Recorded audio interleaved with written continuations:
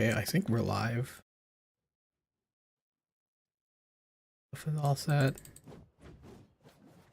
Okay, I think we're good.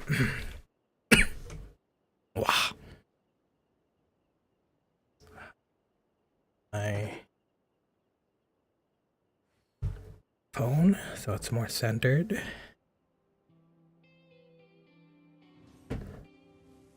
Hopefully it tracks better right over here. Calibrate.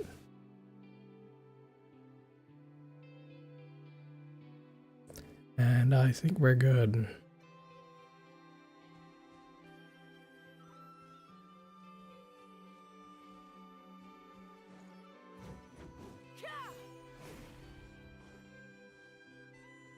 Okay. Earth Miliastra.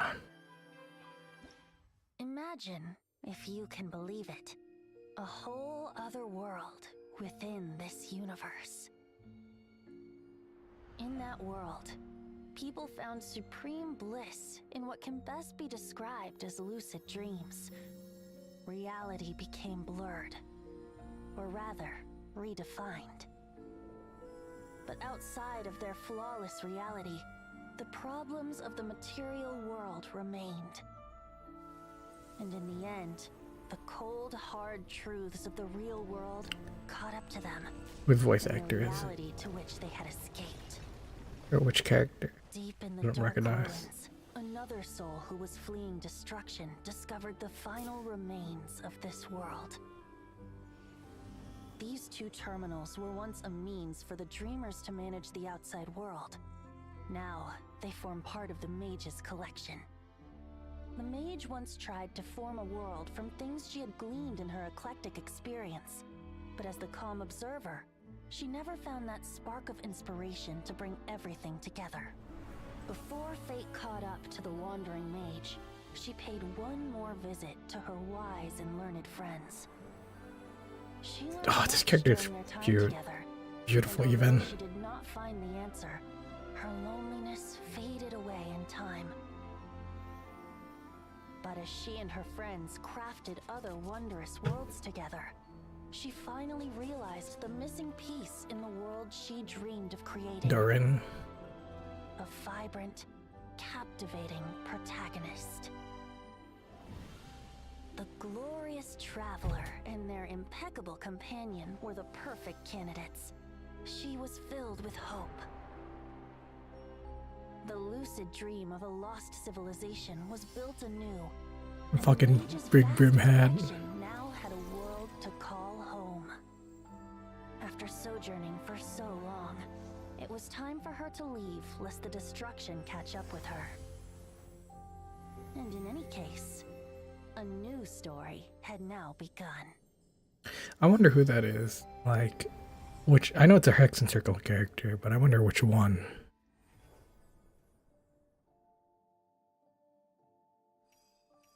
Already got a guy.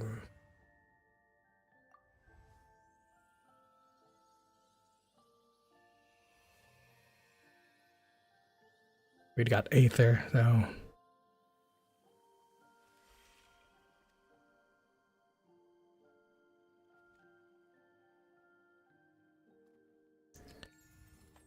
Oh.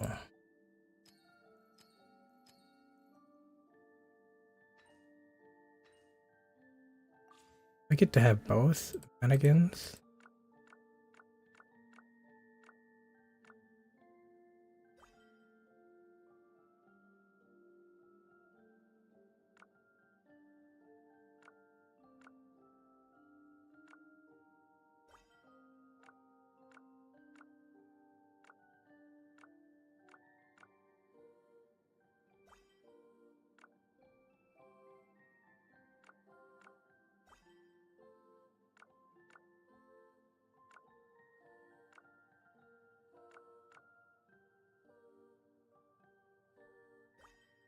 Sincerest greetings, traveler in Paimon. Sincerest greetings, traveler in Paimon. Sincerest greetings, traveler in Paimon. Sincerest greetings, traveler in Sincerest greetings, traveler in Paimon. Sincerest greetings, traveler in Paimon. I really like the first voice, but I don't fit. Sincerest greetings, traveler in Paimon.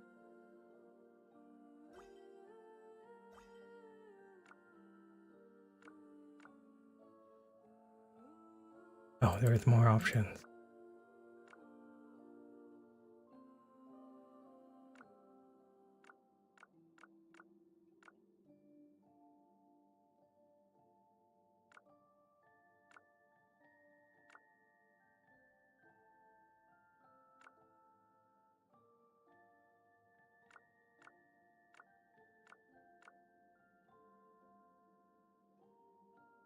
We'll probably get more outfits. Go for it, I guess.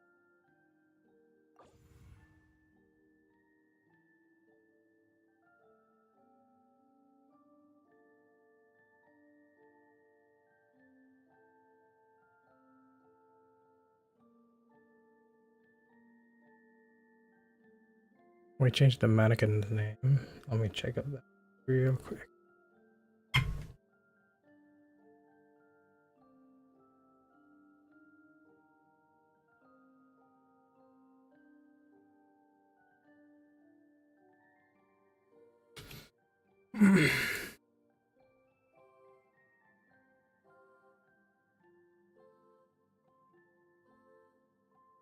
No, we can only change it once.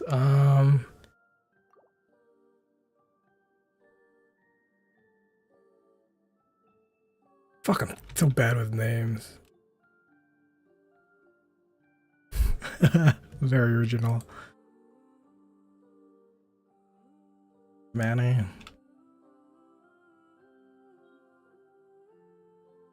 Kina.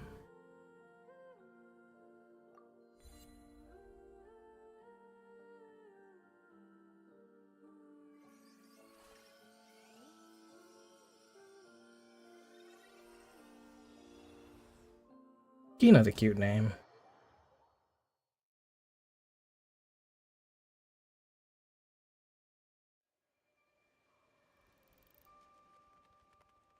Aether. Oh.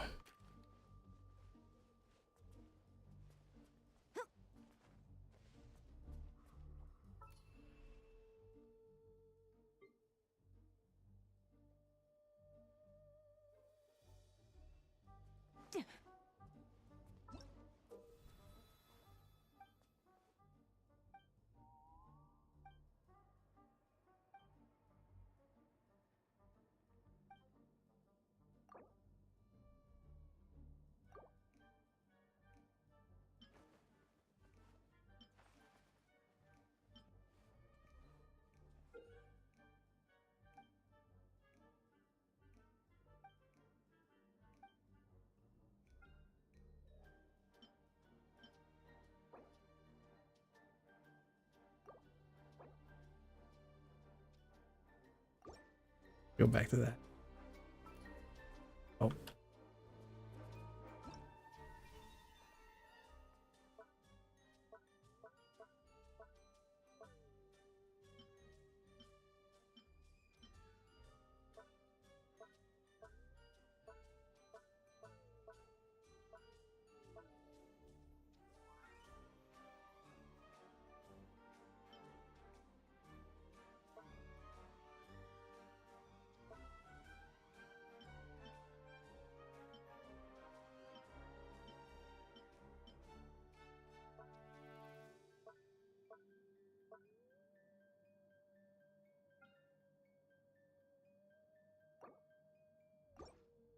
Okay, let's check these all out. Oh, complete an objective.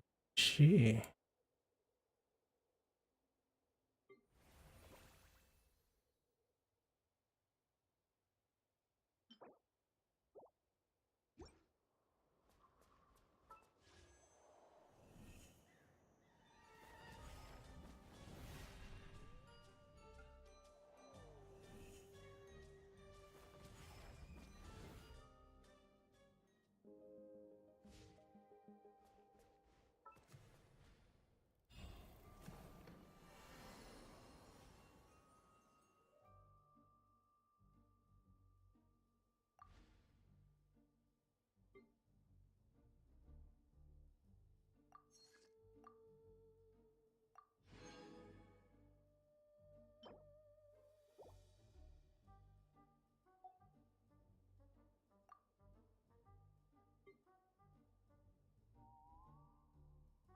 Hmm.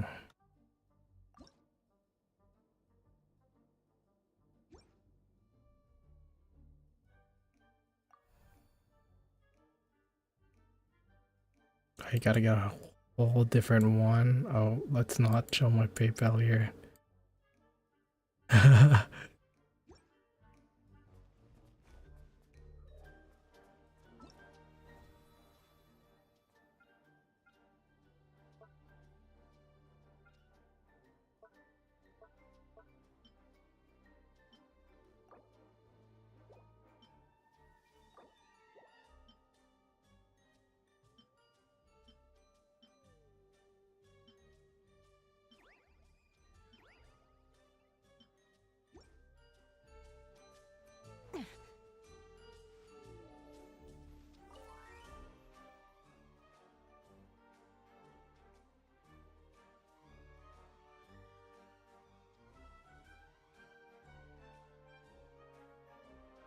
Fucking troll face in 2025.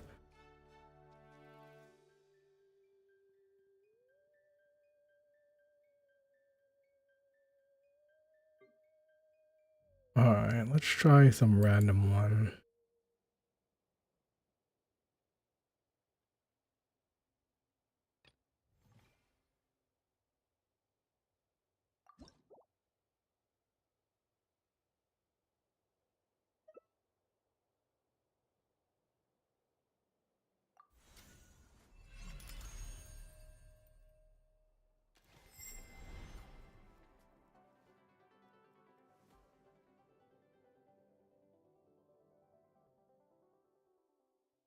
Who knows, maybe I'll get into this.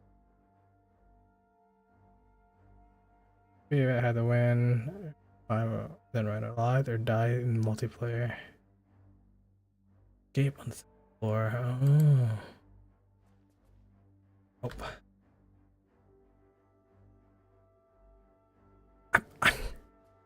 First person. Oh.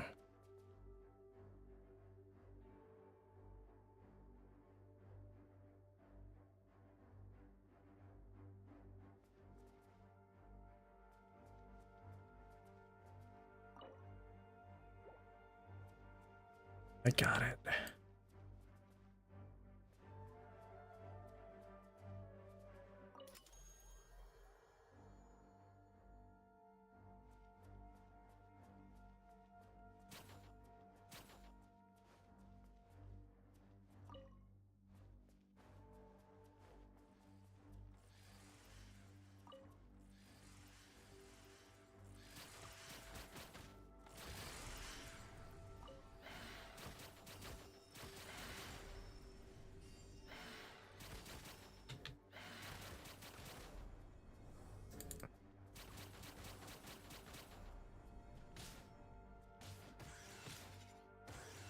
Oh. Yeah, I don't know about that one.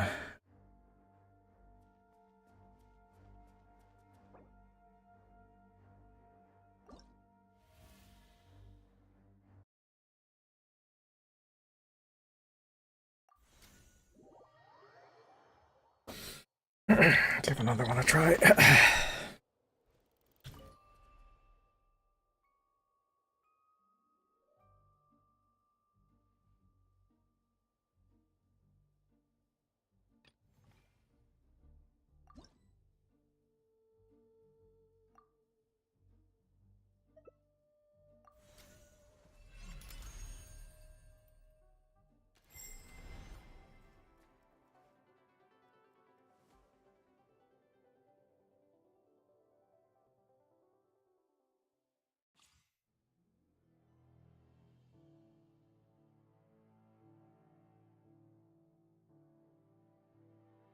Excels in aerial combat. Let's try that. Oh.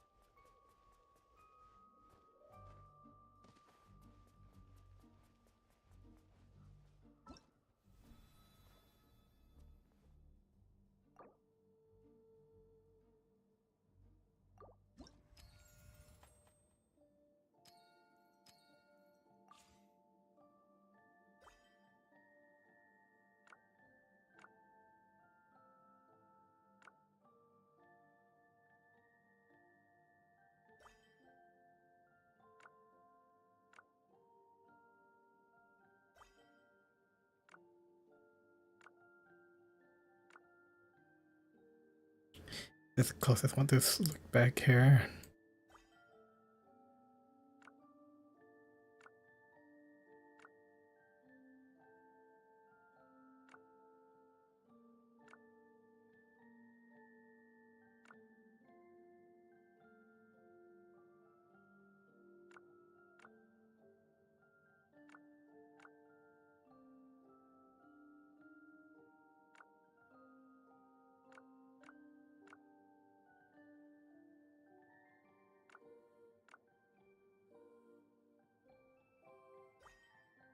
Sincerest greetings, traveler. Sincerest greetings, traveler in Paimon. Sincerest greetings, traveler in Paimon. Sincerest greetings, traveler in Paimon. Sincerest greetings, traveler in Paimon. I don't want to name him, I don't care.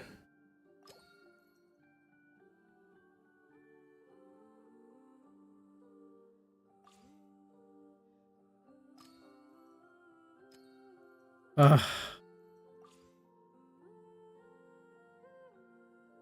I exit the game and rejoin.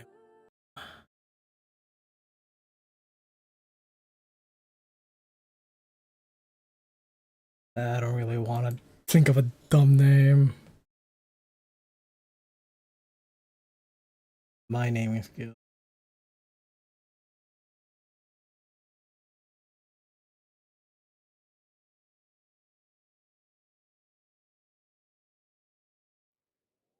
Why do I think my mouth open when I'm... Oh, it's because my mic's the mouth.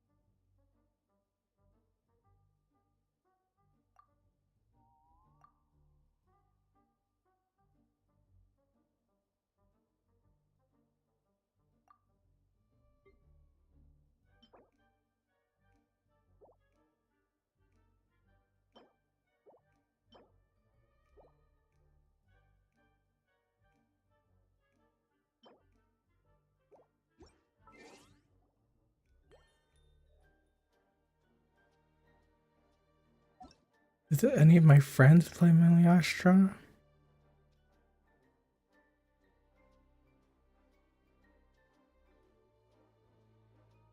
I got these three.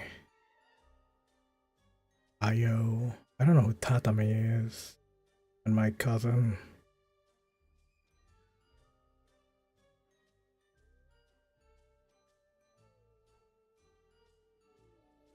Fellas haven't been in such a such a long time. Oh, Meliastra shop.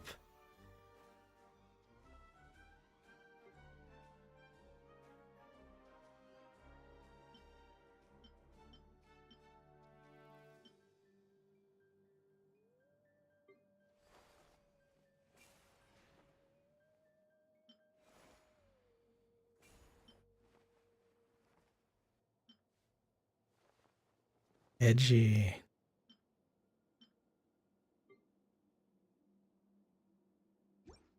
Okay, how the fuck do I get out of here?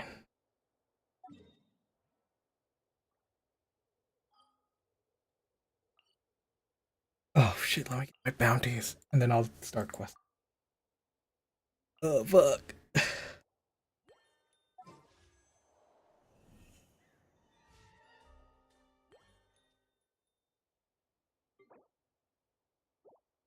Get out of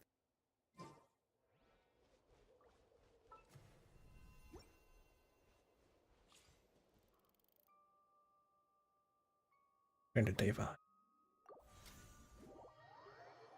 5. Blinding.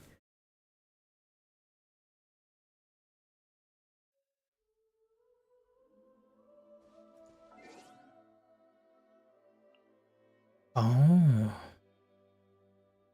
I have her in my party now.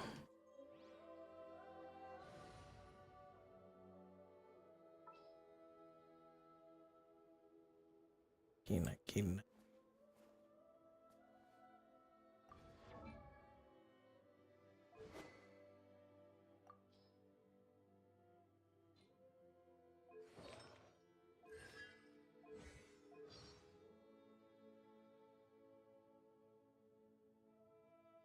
Octavia.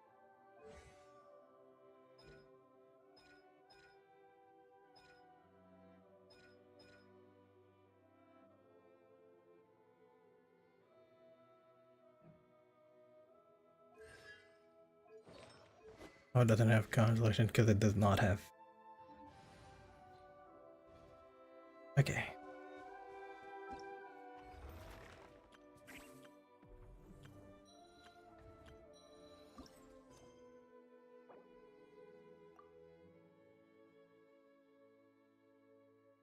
Yeah.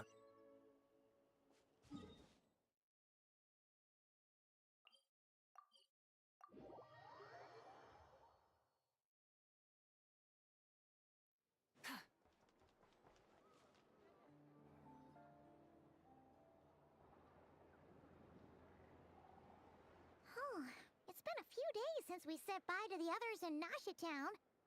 Still no news about Rarer, though. Where could he have slunk off to? If only he was gone for good. But with all the trouble he stirred up before, there's no way we've seen the last of him. Hello, you must be the traveler in Paimon? Yes. Mr. Flint has been looking for you. Unfortunately, there's been a serious wild hunt attack over at the quarry. He thinks it's time to regroup and figure out a plan. The Wild Hunt? Oh, uh-oh. Come on, let's go!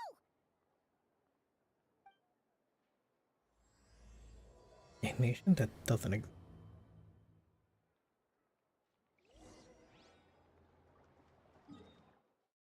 Oh, close by.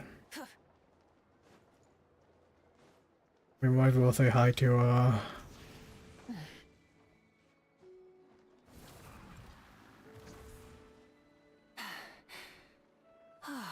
Nefer while we're here. Rev the engines!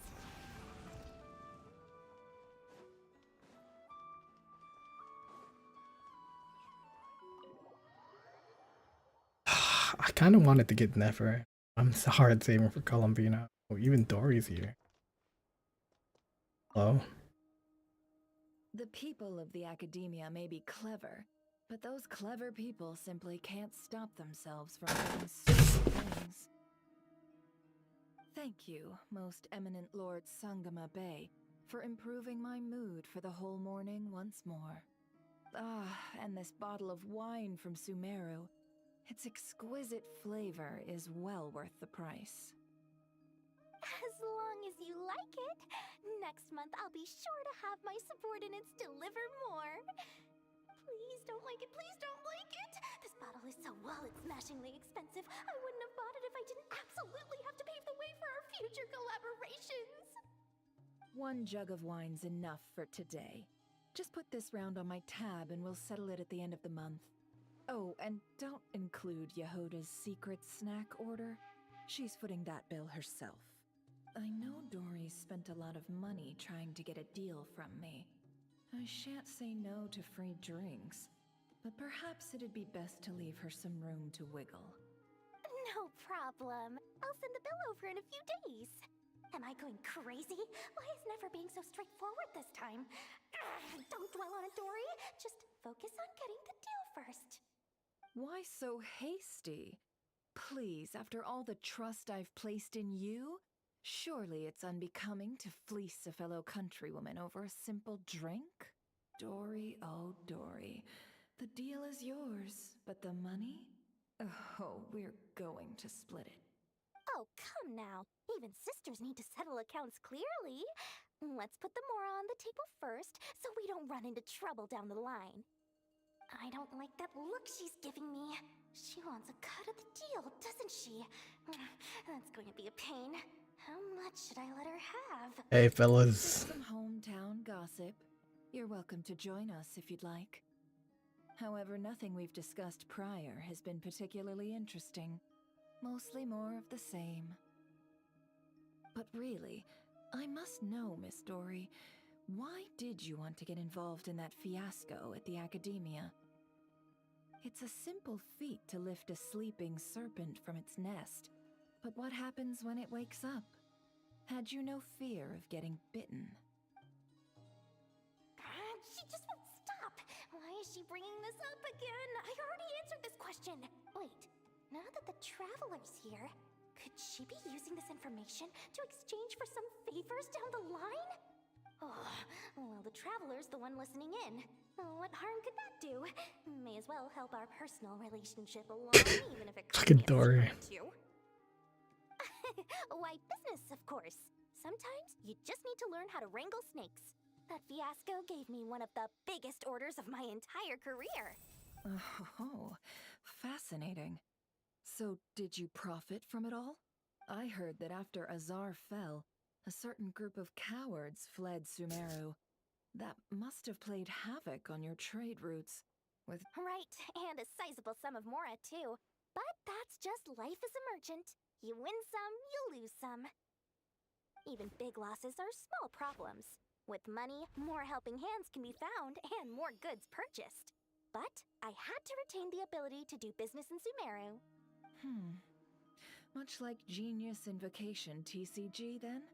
It doesn't matter if you win or lose, or how many cards you... That's right. As long as I can still do business, I can recoup my... But I'll never leave the card table I sit at. Sumeru, that is. If I did, I'd really be left with nothing. My. I didn't know you loved your homeland so much. Well, I love Mora, and I'm the best at earning Mora in Sumeru. Your senses are certainly sharp when it comes to business, Miss Dory. Even now you prove yourself worthy of the title you claim. And those cowards who fled will never be able to play at your table ever again.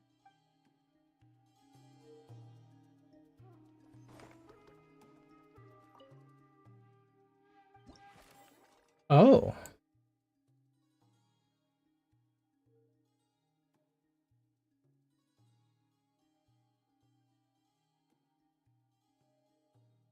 Just change.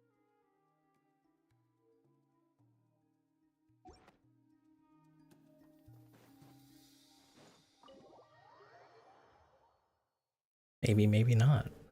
I'll check on it occasionally. Go help out our friends.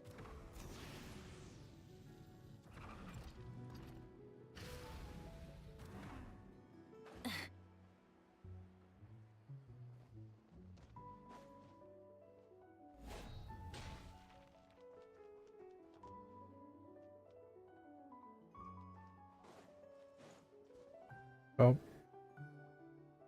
Yeah, just a side mission. Oh, that's new.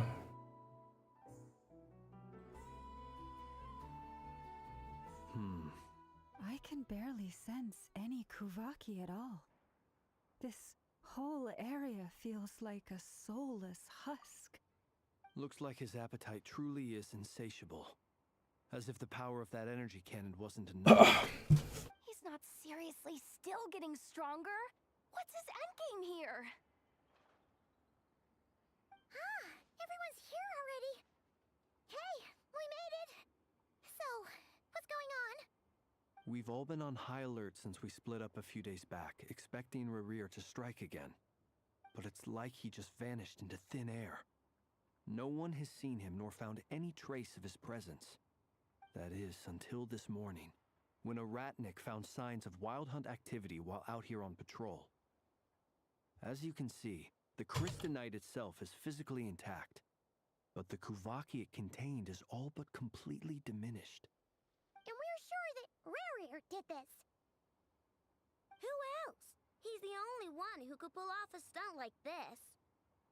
Kuvaki loss has reached critical levels. Ray cure of Solnari set to maximum threat level. Warning, unless de-escalation measures are taken soon, he will pose a threat beyond our ability to contain. The consequences could be catastrophic. Traveler, do you remember when we encountered Rerir just after regaining his body? There wasn't Yes. a shred of sanity left. Nothing but madness and rage. I remember. Yeah, didn't he shout out a bunch of names? Then he started raving about how nothing in this world mattered to him. Oh, Paimon gets chills just thinking about it. Oh, but the thought that he's still out there, hiding somewhere and not cry, waiting for his chance to strike? Oh, even chillier. Last time we fought, we were already at a disadvantage. If he has such overwhelming strength, why would he suddenly go into hiding? Yeah, if I were him and I wanted more Kuvaki, I'd just take it by force. No point staying in the shadows. Unless something went wrong. His whole resurrection thing didn't exactly go smoothly. And we didn't let him The fully other thing is, recover. how does someone who's completely lost their mind still have the wherewithal to cover their tracks so perfectly? Beats me. According to certain medical studies, insanity does not always entail a complete loss of rationality. It may be that he is simply living in a world of his own. That actually sounds about right. He was ranting away to himself the whole time, like he had zero interest in talking to us. There are many unanswered questions here. He could be right under our noses, and we'd still be in the dark. Besides his name and title, we know little about him. Certainly nothing about his past, or what he might be hoping to achieve. Exactly! And we wouldn't even know where to begin looking. Even Boss hadn't heard of the Rahir of Solnari before all this. I'd be willing to bet that even if we gathered together every scrap of intel in Nodcry, we still wouldn't find more than, like, 3 useful facts about him. So, if we do nothing, he'll just keep getting stronger. And if we want to investigate him, we have no idea where to look. Last time we had Marionette and her big robo-buddy to help us, and we still barely held our ground. If we had to face him alone... Oh, Paimon's head hurts just thinking about it. What are we supposed to do against a threat this big? Well, I do have a little hunch about his next move. Given that he attacked the quarry, I'd say it's likely he'll target other places rich in Kuvaki, somewhere like the Eye of Krati, or the Pillar of Embla. A perfectly reasonable hypothesis. However, it is worth noting that these two locations are quite far apart.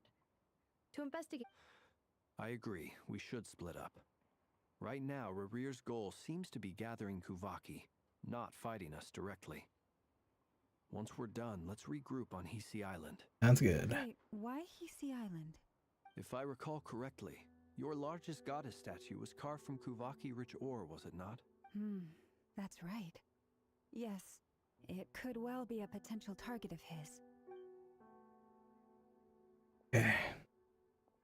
How are we splitting up? I want to take the whole Splitting up's always gonna be risky. But I guess we don't have much choice, right? We're in a race against time here. And if we do run into Rerir? That's when you follow the third rule of treasure hunting. Run like the wind. Didn't you say the third rule was go with the flow? I don't know. Did I? Anyway, whatever. In this situation, go with the flow means go find backup. Agreed. If anyone finds so much as a trace of Rerir, do not pursue him. All right, we'd better get moving. Come on, Anefa, let's go.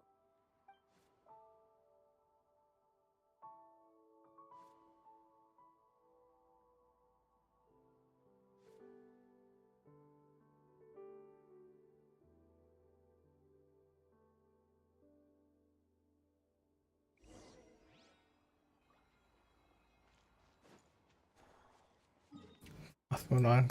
Okay.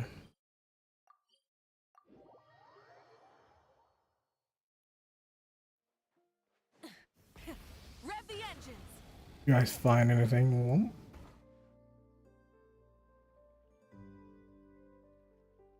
Any leads? Nope. Diddly squat. No clues to where he might be hiding. It's like he's a ghost. It feels like we're sitting on a powder keg that could go off at any second.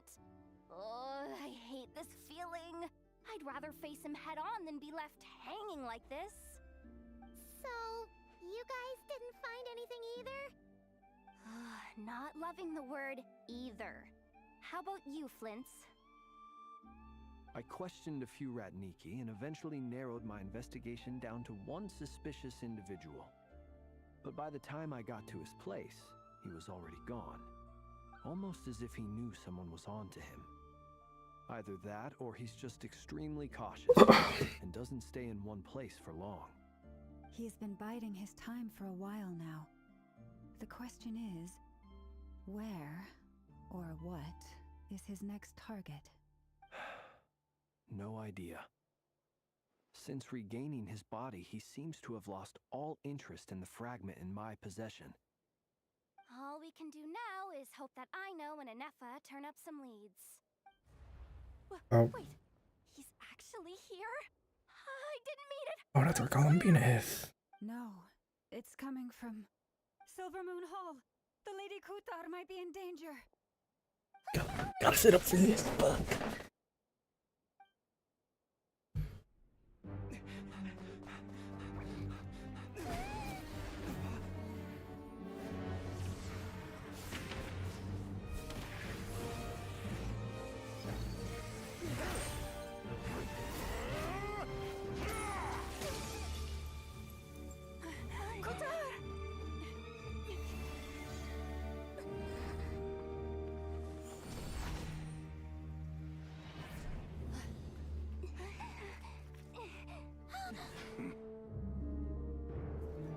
Why is he attacking the damselette? What's going on? No time for questions. Stop him!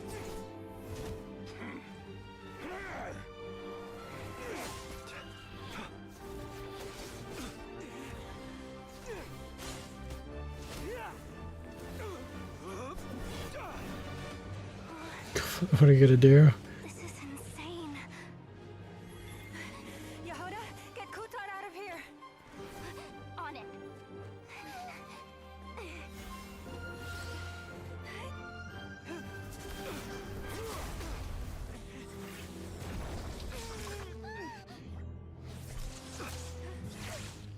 Look where your feeble light has gotten you. Thank you, Paimon. You shall plunge into darkness. Thalindus, soon I will find a way. Watch out!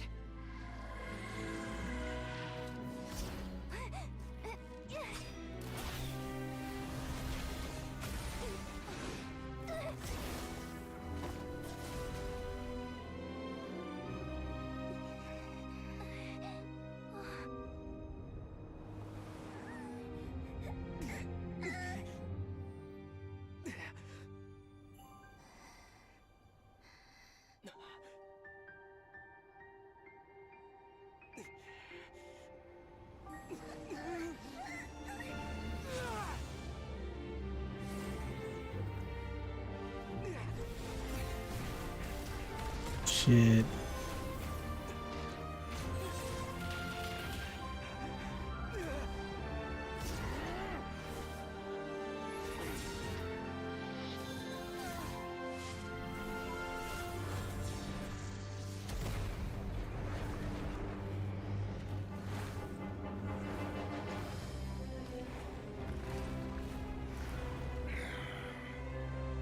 Find them, even if it means turning this place to ashes. I wasn't expecting such a cutscene to happen so early on. Usually happen at the end of the act. That was too close. Oh, we barely made it out of there alive. What's that guy's deal? How'd he get so crazy strong? One of the 5 sinners, and it probably wasn't his full strength. He's a threat to this entire nation. I doubt his strength could even be measured by conventional standards. I have a question. When me and Anefa showed up, we saw him chasing after this lady like he wanted her dead. What was that all about? We weren't there for the whole thing either. They were already duking it out by the time we arrived. Yeah, we didn't see how it all started. It all escalated so quickly, we had no choice but to step in. Kutar, can you shed any light on the situation? Kutar. Cross-checking database. I see. So you're the one that the Frost Moon Scions refer to as the Moon Goddess? Oh, she's so pretty. Wait, she's the moon goddess? Oh, no wonder she looks just like all those statues. There are many reasons why people might worship the moon, and just as many why they might despise it. I've never met that person before, but there was no mistaking his deep-seated hostility towards me. Why he holds me in such contempt, I cannot say. But since he hunts the power of the moon, it's no surprise that I am a target. Kutar. There are many potential motives. For instance, you help the traveler escape his grasp. This could be his way of taking revenge. It is also possible that he covets the Kuvaki inside you, and seeks to take it for his own. The list goes on. But, right now, devising a counter-strategy should be our #1 priority. The likelihood of this location being discovered is close to 100%. A counter-strategy? But we don't stand a chance against an enemy like this. Surely our only option is to run. He's not gonna chase us to the end of the world, right? So as long as we can sneak out of Nodcry undetected... We are at the end of the world, technically. Come on, Yehoda. This is serious stuff.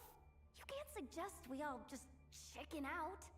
Love Jehoda. That's our only option. Huh? You seem surprised. But what other choice do we have? Huh? We are facing an enemy we cannot possibly defeat in battle. Well, I mean, yeah, but still. It's not too late. I can distract him, so you have plenty of time to make your escape. Wait, what? You're gonna act as bait? Doesn't that make sense? I'm the one he's after. There's no need for you to risk your necks on my behalf. A coyote doesn't stop for bypassers while it's howling at the moon.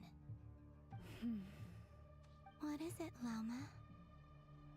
The Frost Moon Scions have already grown accustomed to life without their goddess. My presence here is no longer essential, and this is not my home, so you needn't ask me to stay. We can't just roll over and let him get away with this. That's not our style. Yeah. We can't just call it quits after everything we've been through together. Besides, she pretty much saved my life back there. If I just ditched her now, I'd never forgive myself. We can't overlook that you have saved our lives multiple times now. To talk of returning the favor would be a little crass for my liking. But suffice to say that we are friends, and friends look out for one another. Rira's true objective remains unclear. Even if we were to sacrifice Miss Kutar, there's no guarantee he would stop. Anyway, we won't solve anything. But... Kutar, I know why you left the Frost Moon Scions so long ago. It was because people started treating prayer as a form of trade. They would make self-centered wishes, force you to accept meaningless offerings in return, and then expect you to perform miracles for them, as if that were their entitlement. If it were me, I might have walked away too. But I believe that time can change everything, and that sometimes it takes losing something precious to appreciate its truth. After much reflection, I've realized that this was never about whether the Frost Moon Scions need you. Any relationship based on need is purely transactional. What I truly hope is that you'll choose to stay, not out of obligation, but as part of our family. You were born here, and now you've returned. Who knows? Perhaps it was the moonlight that guided you home. Thank you, Lauma. But my power is on the wane. I'm afraid I will be of little use to you now. Our turn to help you now. Well then, I'll do as you say. Both times you saved us, we were transported across great distances in an instant. Is that one of your powers as the moon goddess? And why did we touch? But I find it very draining. I barely managed to pull it off just now, and it will be some time before I'm strong enough to do so again. Rejected by the world, my power is dwindling.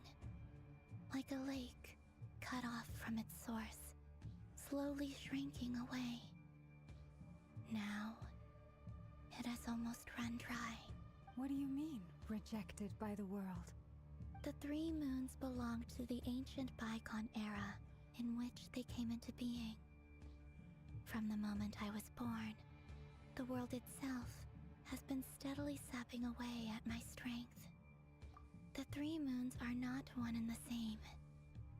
As the goddess of the Frost Moon, I cannot wield the powers of the other 2. Yet moonlight has a way of blending together. Each can reflect the other's glow. So when our fingers touched, I was able to restore my strength by drawing Kuvaki from the eternal moon's marrow. But this method of recovery is painfully slow. If only we could find the... Oh. It's the Wild Hunt! It's wild. Even faster than we expected. We'll have to finish this conversation later. See how those wild hunt creatures are running away from us. They're likely just a scouting party, which means Rerir won't be far behind. Then what are we waiting for? Let's get the heck out of here! Alright. Like a trial party? Hell yeah. Be silent. Go Claw! Ding dong! Cleanup sequence initiated. Annihilation mode. I don't know how any of these characters work. Just keep coming! This is driving me nuts! Rerir's closing in on us. We need to pick up the pace. There's too many of them! And this time, we can't fall back on Futara's house to escape! This goes on much longer.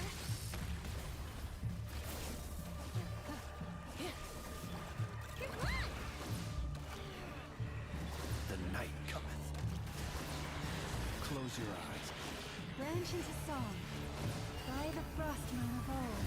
Oh, I like how the music's actually picking up. Flash attack! Annihilation mode.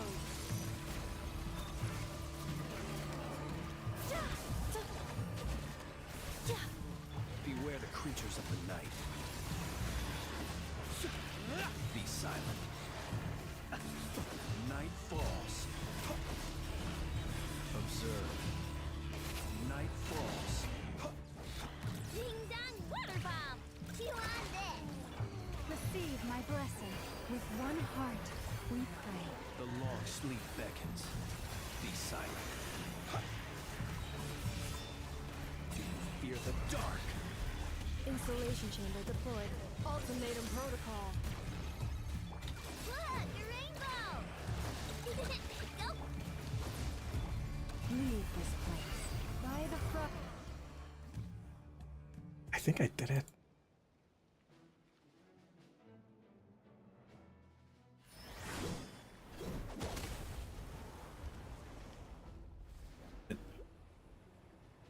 The boy.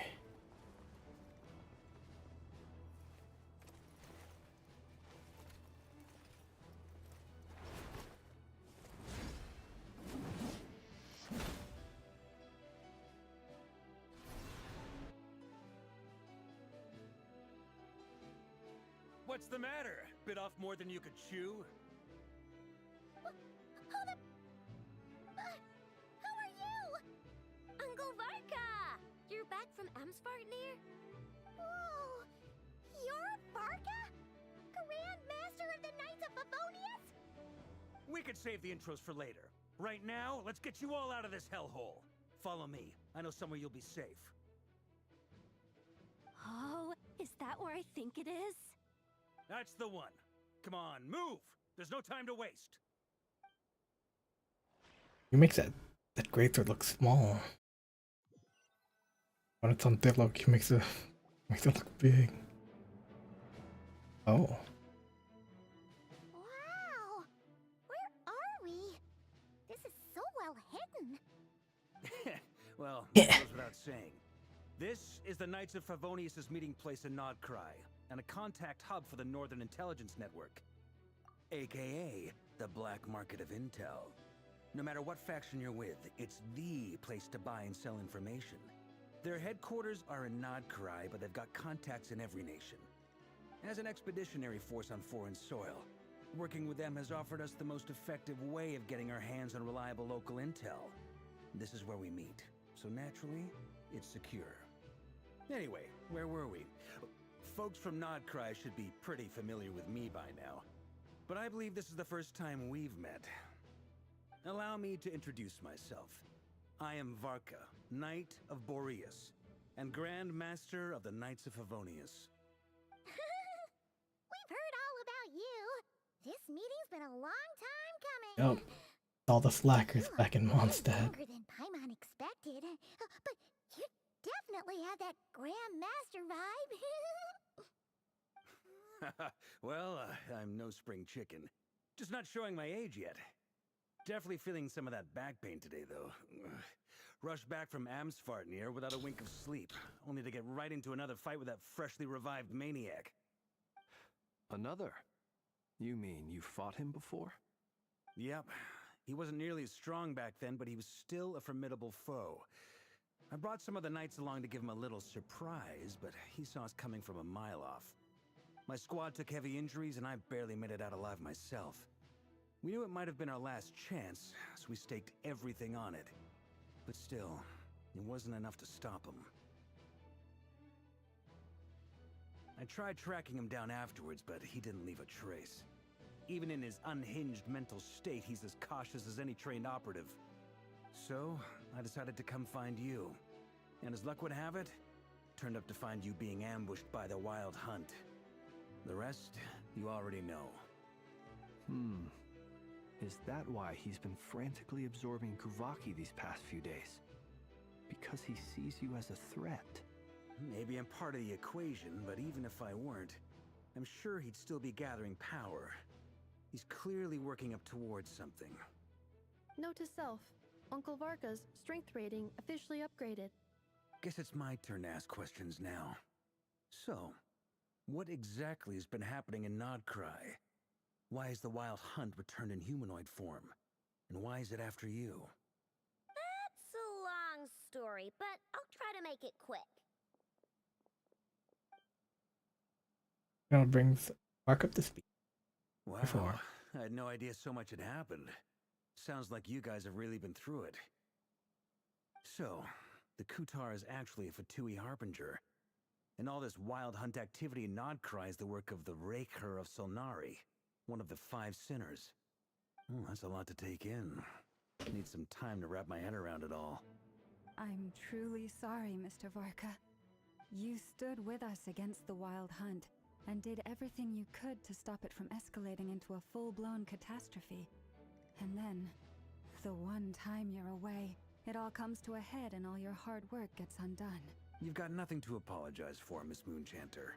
You can plan 100 steps ahead and still slip up. That's just life. No one knows what tomorrow holds. And, to be perfectly honest, I can't say I'm surprised. For all the times we've defeated the Wild Hunt in the past, we've never been able to completely wipe it out. But now that a new variable has come into play... A new variable? You mean... us? Yeah, we got the purifying power. And in a strange way, I think his resurgence might not be an entirely bad thing. The Wild Hunt is like an unrelenting force of nature, but Rerir is an individual with an agenda. He's gotta have a weak spot somewhere. That said, while I was explaining everything just now, some of the points that Mr. Flint's added caught my attention. You mean about our mystery ally? That's right. From what you've said, not only did they lead you straight to some key files, they also shielded Hisi Island from a lethal Kuvaki blast. I don't know who or what could pull something like that off. Heck, even Miss Columbina doesn't have a clue. I hadn't heard the story about those files. Would you mind repeating their titles for me? Wild Hunt Phenomena Log, a Nodcryan Ratnik's Field Journal, and Kuvaki Survey Log. Oh. No. Still doesn't ring a bell. Another dead end. Guess all we can do now is hope that our mystery ally keeps showing up when we most need them. Still, it's safest to assume they won't be intervening again. From here on out, we'll have to resolve this crisis by ourselves. Your intel also explains something else I've been wondering about. The reason I led my team to Amsfarnir was because we'd had reports about a possible source of the Wild Hunt showing up there. But once we looked into it, it turned out to be a red herring. I don't know who was behind it, but clearly, it served its purpose. I doubt it's by chance that he happened to make his comeback while my attention was diverted. And from everything you told me, it sounds like his scheming began well before his return. So maybe luring me away was all a part of his plan. But is it even possible that he orchestrated all of this by himself? The Moon Maiden and the Raker of Solnari. Nodcry of all places. The way everything is unfolding, it can't be a coincidence. So, what do we do now? Got any ideas? Right now, we've got at least 3 things to consider. Let's go through them one by one. First, we need to figure out how to take down Rarier. If we can't beat him in a straight-up fight, the rest won't even matter. To my knowledge, the bulk of Nodcry's fighting force is already gathered here. But even with everyone united, we're still no match for Rarier in his current state. What if there was a way to tap into a new power of our own? How so? Have you thought of something, Columbina? 3 moons once watched over this world. The Eternal Moon was the largest. The Frost Moon was the brightest. And the Iridescent Moon was the most mysterious. They say that back then, the 3 moon goddesses wielded immense power. Enough to shape the workings of the world itself. I now bear the Frost Moon's power, and the Eternal Moon's marrow resides within the Traveler. Hold on. Are you suggesting? The iridescent moon, the last piece in the puzzle. That's right. If we can find the Iridescent Moon's marrow, I will be able to regain my strength much more quickly. The 3 moons are said to stir the tides and illuminate all things. Perhaps they hold further secrets beyond our understanding. According to my analysis, the solution is feasible. However, it is subject to one major condition. How do we locate the iridescent moon's marrow? I know a way, but we will need to visit the Fatui's Experimental Design Bureau. The Experimental Design Bureau? Are you saying we need to involve Marionette? Yeah. I must speak with Sandrone. It's a long way from here to the Experimental Design Bureau. There's a high chance you'll be spotted. I'll go with you. Then that's settled. Next up, our second priority. Somehow, we need to figure out Rarier's end goal. As you saw for yourselves, when he was still in his Wild Hunt form, everything he did was for the sake of recovering his body and resurrecting himself. His first act since then, people's obsessions often reveal their greatest vulnerabilities. There must be a reason why he despises the moon so deeply. The Wild Hunt has plagued Nodcry for centuries now. If we want to... It's true. We still know very little about him. If Kutar hadn't given us that lead, we wouldn't even know his name. But where would we even start? I doubt even the Intel Queen of Nodcry has a clue, and she has info coming out of her ears. Oh? Oh? That's a rather hasty conclusion for someone who's so painstakingly meticulous when it comes to dealing with machines. Ah, she heard me. No. Boss! What are you doing here? They're really creepy out. Asking myself the same Going question. right towards I received a Jehoda. letter from a humble knight of Favonius, requesting a meeting to discuss a major business deal. But it looks like this humble knight had something else in mind. Details, details. Miss Sneffer, the important thing is that you've arrived at the perfect time. Since his failed ambush, I've been racking my brains trying to come up with a plan to fight Rarier. Given the severity of the situation, I think it's fair to say that our only chance lies in uniting as one. And I'm talking all the factions in Nodcry. We can't do this without the Curatorium. But I knew it'd be a tough job to win you over. So, I took the liberty of reaching out for a little chat. Wait a sec. How did you even hear about this place, Nefer? Didn't you say this is meant to be the Knights of Favonius' meeting spot? And a contact hub for the Northern Intelligence Network? You really think he could have gotten settled in Nodcry without my help? Besides, I'm the one running Or the this. Northern? Allow me to introduce the current head of the Northern Intelligence Network. If it's intel you're after, she's your woman. Pretty much seen and heard it all. Please spare me the flattery. Let's cut to the chase. Seems like you've run into some trouble, huh? Well, this certainly qualifies as an unforeseen crisis. On behalf of the Curatorium of Secrets, I wish you all the best of luck. So you're just going to sit this one out? Why should I get involved? What could possibly be in it for me? What if we told you we can't do this without you? Oh? Then I'd say, you'd better make it worth my while. I don't work for free. I can't put a price on something like this. It's just not in my nature. But then again, you and I have always been polar opposites in this regard. So I can't exactly say I didn't see this coming. If you insist on compensation, I will pay you. Consider this a formal commission. Sound fair? You just don't give up, do you? Too bad. I know you well enough to know you can't afford my prices.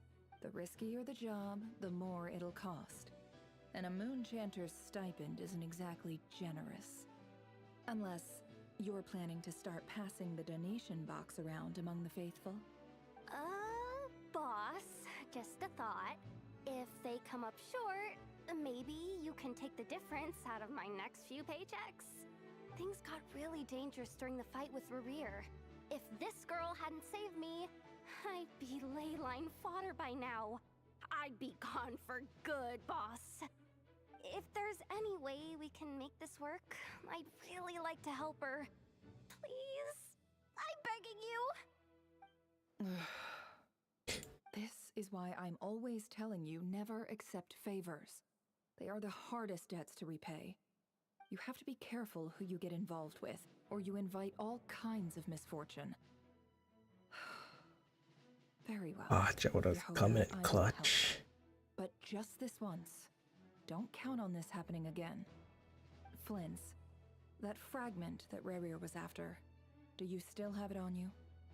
Of course. Let me borrow it. I need it to follow up on some leads. Wait, you actually have some leads? Shh. This is top secret information. I get it. We all have things we'd rather keep to ourselves.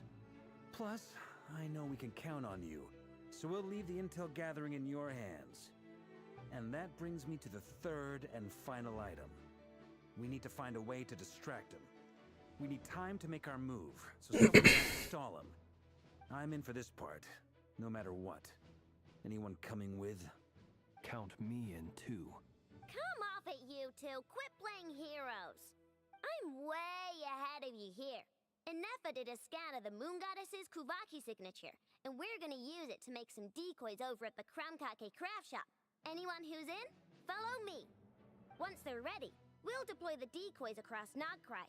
So as long as the rest of you keep moving, he won't catch on to your scent and won't be able to track you down.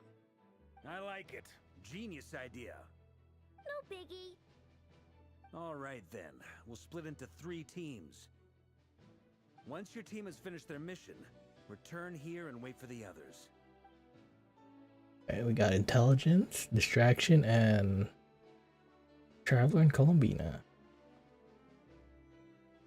Are they gonna do a cool transition? No, they're not. Oh, kind of.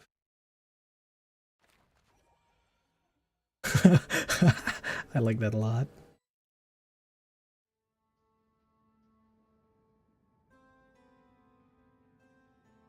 Lady Damselette. Wait, and you two? What are you doing at the Kuvaki Experimental Design Bureau? We've been doing our best to mind our own business lately. But if you're just gonna waltz up here like this, you're serious. You really think that's gonna scare us off? We're not looking for any trouble. I just want to see Zandrone. Do I need to remind you that you're still a wanted fugitive for deserting us? Out of consideration for our former ties and the crisis we're all up against, we'll let you leave in one piece. But don't even think about trying to get inside. Let them in. Oh. But... Are you going to make me repeat that? No, my lady. Zandrone seems to be in a good mood. Must be maintenance day. The NPCs look really nice too. Is this Andronic theme?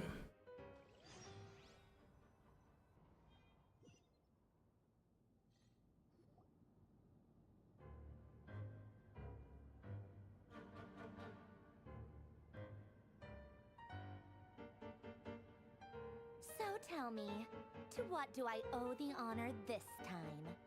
Actually, before you answer that, just so we're clear, we're not colleagues anymore, Columbina.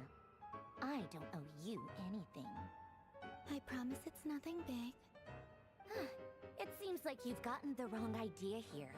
The only reason I let you in was because I was bored. It seemed like a way to kill some time and satisfy my own curiosity. Whatever miscalculations I may or may not have made in the past, I haven't lost the plot enough to even consider sticking my neck out for your sakes. I'd like to speak with Arlecchino.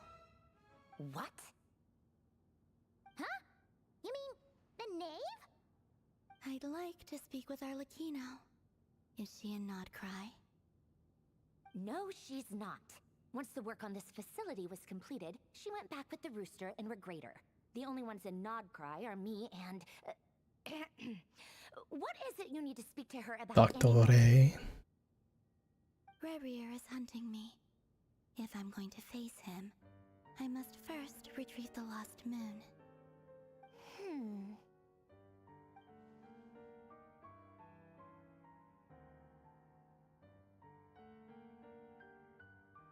Looking for Tui. Up the dope. Dotto. Don't understand what Arlecchino has to do with the iridescent moon. It's like she yells it every time she does her attack. Her alt. That's what's going on. Columbina's plan. Is that a no then? You saw it before too, I'm pretty sure. He's our common enemy. I need reminding. I was this close to settling things with him before someone decided to whisk me away to their weird little garden. Have you held any tea parties lately? Tea parties? Yeah, obviously. You don't seriously think we'd pack it all in just because you aren't here. If anything, they've been more eventful than ever. Just me, Arlecchino, and a bunch of insolent and sensitive guests who won't stop asking where you've gone. Oh, they've been a real joy.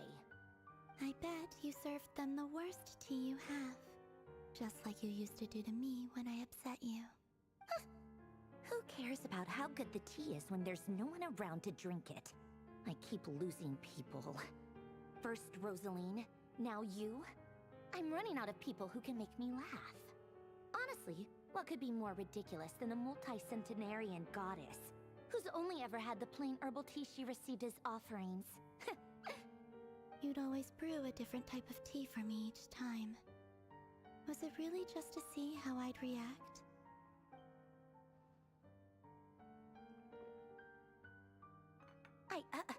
Well, duh. Why else? Watching you squirm was practically my only form of entertainment. Was she generally trying to introduce Colombians to new flavors? Be all that coldness isn't and they actually get along. Oh, yeah. And Capitano sometimes used to bring Tartaglia around too. But I guess I won't be seeing him. I miss my boy. Well, I guess we are overdue for a get-together. Polonia! Have Febronia pass a message to Arlecchino for me. It's time for tea. Will suffice. Pass along a message for me, too, if you would. My body cannot contain the marrow of 2 moons, so I'll be leaving one of them in her care. Excuse me? Who said you were on the guest list? If my tea meant that much to you, maybe quitting the Fatui wasn't your brightest move. Back when you were under the Tsaritsa's protection, no one would have dared come at you so openly. But that protection didn't come for free. In fact, I paid dearly for it. At the end of the day, it was just another transaction. I just got tired, that's all. I never wanted any part in their grand ambitions, and I've had enough of being treated like a bottomless supply of power. It brings back memories from the old days, when I was still worshipped as the moon goddess. Centuries on, it may be a different group of people, but I see the same greed in their eyes. I figured you'd leave eventually. You didn't have as much of a reason to stay as I do. The Tsaritsa gave you shelter and protection, but that was it. Nothing more, nothing less. Meanwhile, the Fatui demanded everything from you in return, until it was more than you could bear. I get why you left. And frankly, I have no interest in dragging you back just because the higher-ups told me to. But if you keep hanging around with this riffraff, the next time we cross paths, we might be enemies for real. But you're the one who caved in and agreed to help Colombina. Guess Yeah. those are cute to leave. That might be your plan. But it sounds like someone else wants you to stay a little longer. Who knows? Huh? What do you mean? Listen. Oh, where Bug Boy came over. It's the Wild Hunt. A horde of monsters is headed straight for the facility. Another uninvited guest trying to crash my tea party. Clear the area. I'll handle this. Wait, what?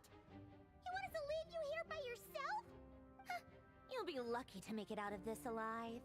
You really think you can afford to worry about me? Go on, get out of here. You may have stopped Polonia from crushing him last time, but I've made sure that won't happen again. The entire Experimental Design Bureau is rigged for war. Lonia looks so fucking cool. Stay and watch if you want, but it'll be at your own risk. You're not flagged as friendlies in a weapon system. Be careful, okay? Don't tell me what to do! Look, if you're leaving, make it quick. Or you'll just get in my way. There's a secret passage on the 2nd floor. It'll take you right to the plains out back. Stare all you want, Colombina. You're not getting another invitation to my tea party. I know. But thank you anyway, Sandrone. This is exactly why you shouldn't hang around with those people. All their melodrama and sentimental nonsense is rubbing off on you.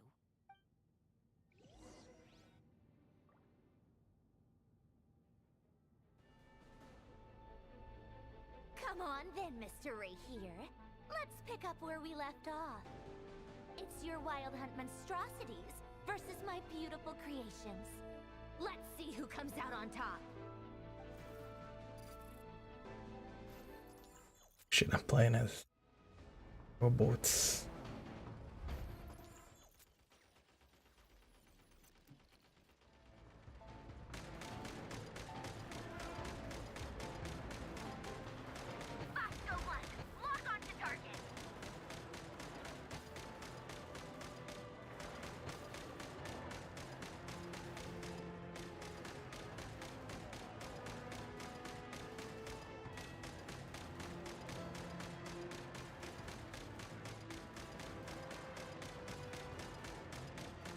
Music's so fucking cool.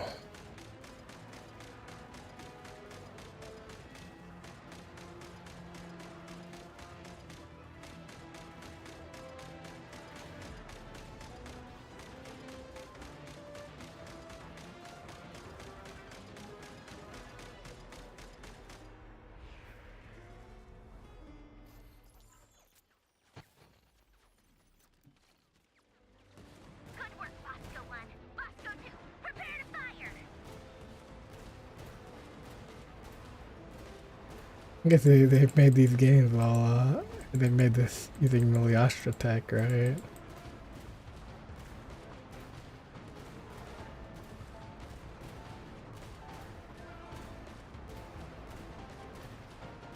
Spawning in front of me is not.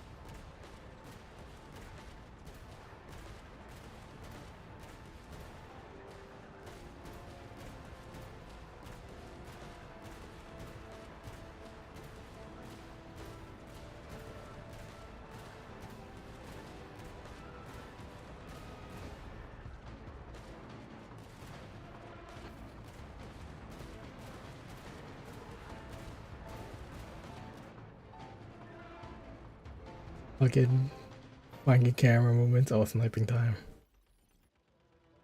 That's it. Keep them pinned down. Don't let them get near.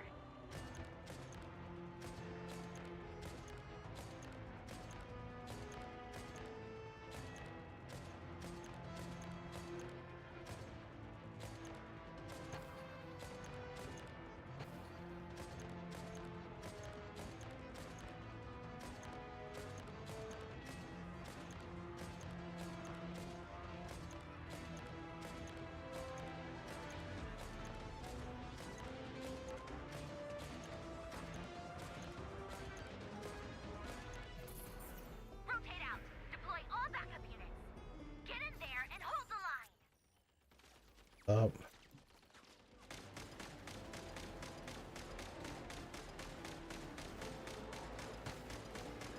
They're more tenacious than I thought. Whatever. This is where the real fun begins.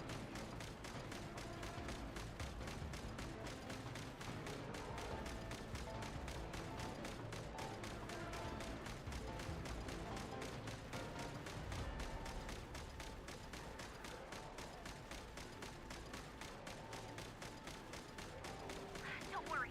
Once this is over, I'll put you all back together again. I promise.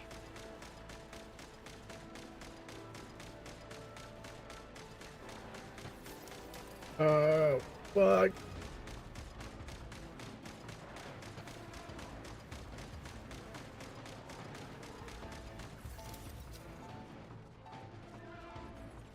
Finally, the Ranger himself.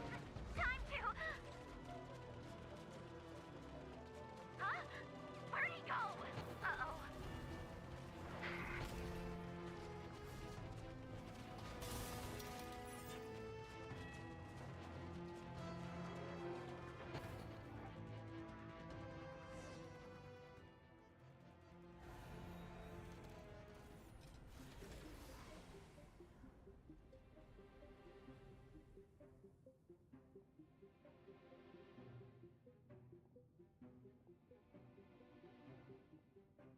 Junior Part 2. Polonia, get him! Bologna.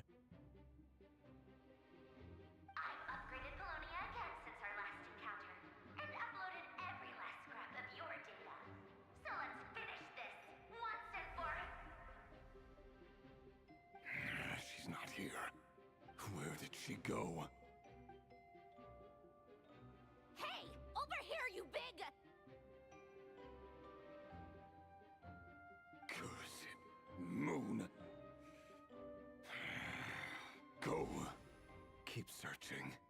She cannot have gotten far.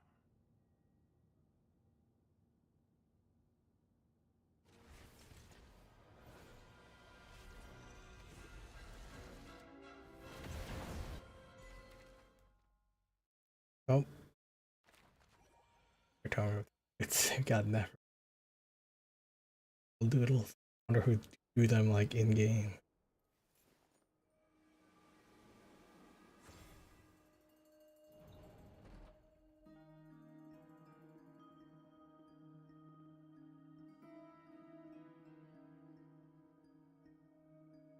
So this is your method for investigating Rarir's past.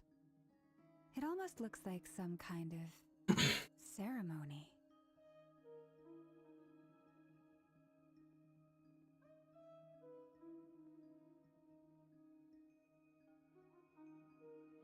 Good deduction.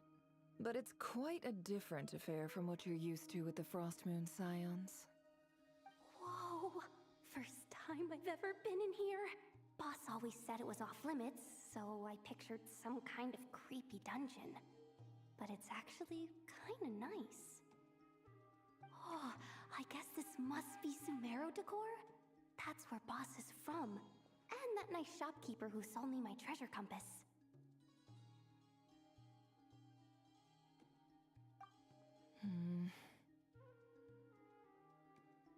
I'm not sure exactly what you've got planned, but it looks like... Whenever we wish. But for some reason, I've got a feeling this isn't going to end well. I've never faced Rarir myself, but from what you've told me, his power is beyond anything I could imagine. I, on the other hand, am just an ordinary businesswoman. Our paths should never have crossed, yet here I am, forced to make an enemy of him. If you ask me, you're about as far from ordinary as it gets. So what are you... Once I take a job, there's no backing out.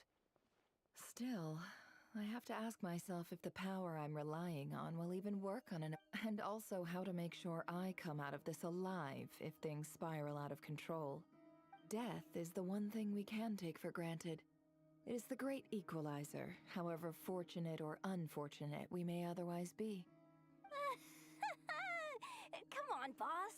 Lighten up. Quit talking about death. It's bad luck. For once, I agree with you. When you're up against a foe like Rarir, there's no such thing as being too prepared. Is there anything I can do to help? That won't be necessary. I've already made up my mind. Time to cash in a precious favor I've been saving for a rainy day. Yehoda. Eh? Find who? That shady merchant who sold you an overpriced treasure compass. Sangamo Bay. Come on, boss. You're pulling my leg again. In what way is she shady?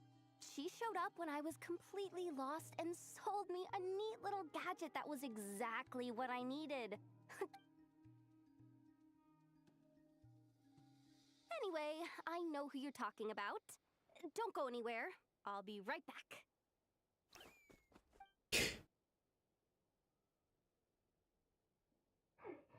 Quit dragging me.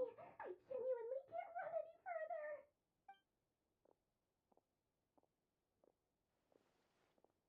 Hey, aren't you... What is it? What's the big rush? You dragged me out of a dream where I was literally swimming in Mora. I'm charging double my usual attendance fee.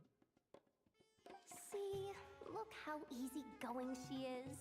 After that rude awakening, she could have completely snapped at us. But instead, she kept it together and just asked for an extra fee. Dori Sangama Bay? I never would have pictured you two doing business together. If you want to make it big and not cry, it's all about connections.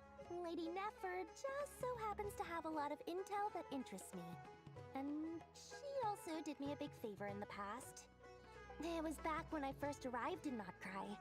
My trusty assistant, the genie in my lamp, had an adverse reaction to the Kuvaki, and when you know it, that's when I suddenly find myself in a life-or-death situation. I've been giving her a 30% discount off all of my goods ever since. Now, so that no one here feels left out, I'm willing to extend a 20% discount to fellow friends of Boss Nefer. Plus, any other friends you send my way will enjoy 10% off. What can I say? The great Lord Sangama Bay is nothing if not generous. So, let me guess. You've run into some trouble? I've got everything you could possibly need, and the more you buy, the more you'll save. You guessed correctly. What have you got in the way of survival gear? The one type of gear I've never been short on. What are you looking for? A jetpack fresh from the Academia's labs? An ancient suit of armor dredged up from the bottom of the sea? At the very least, I need to know what kind of opponent you're dealing with here. If even you're worried about staying alive, it must be pretty serious. What if I told you it's someone with the power to bring a nation to its knees? Is that so? Then we really are talking top-shelf treasures. I don't have anything like that in stock right now. I'll have to ask my supplier. Your supplier? A powerful woman, make no mistake. I can't reveal her identity, but luckily for you, I hear she's planning to visit Notcry in the near future. Alice. If you're willing to wait, I can ask her when she's here. Can't say exactly how long that'll be, though. Then, let me put it another way. What would you do if you encountered an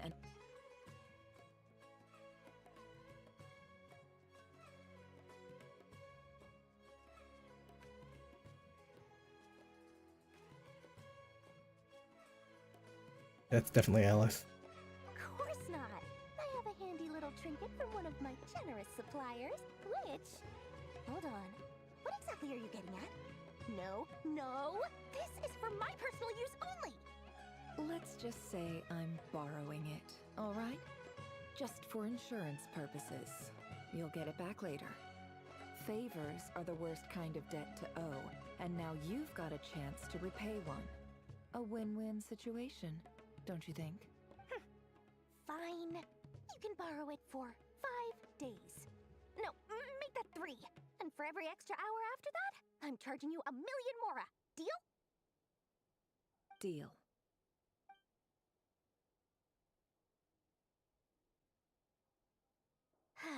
What a way to start the day. Now, was there anything else you wanted? Or can I go back to bed now?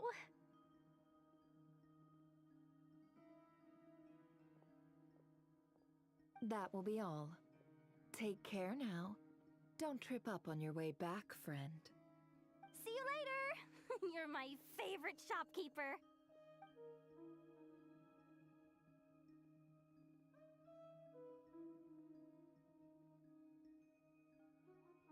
Excellent. Everything is well and truly ready. The ceremony can now begin. After initiating the ceremony, your minds will follow me wherever I go. You will see many strange things in your mind's eye. So remember, don't be frightened, and don't make a sound. Now then, let us peer into the Raker of Solnari's past.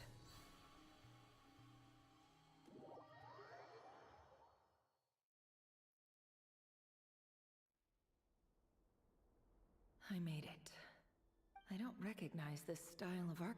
Simple furnishings, table and chairs. It's a more ordinary house than I might have expected. Looks like the fearsome Raker of Solnari came from surprisingly humble beginnings. Unless this passed for luxury in Conria. Unlikely. It was said to be a very prosperous nation in its heyday. Anyway, I'll keep exploring.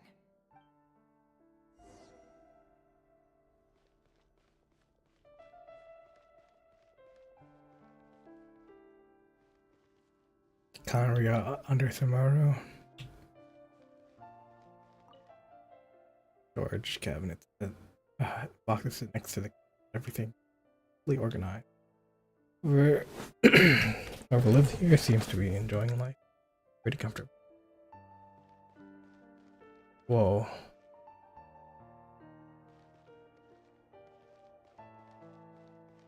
Interesting.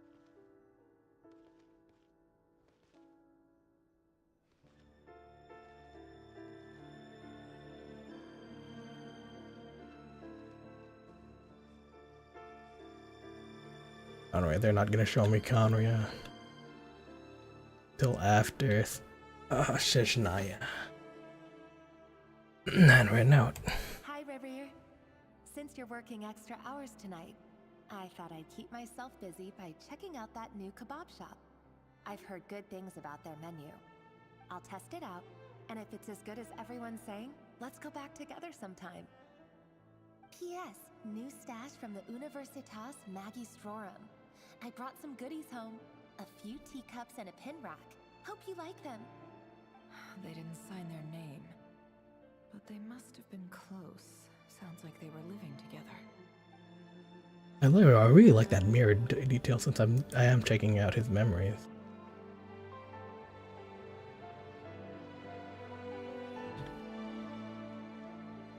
It's kinda janky.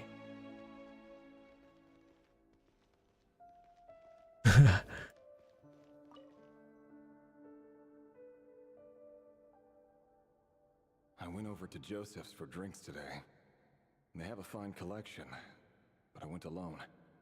Felindis was tied up with something and couldn't make it. Joseph asked why I came alone, but I didn't really have an answer.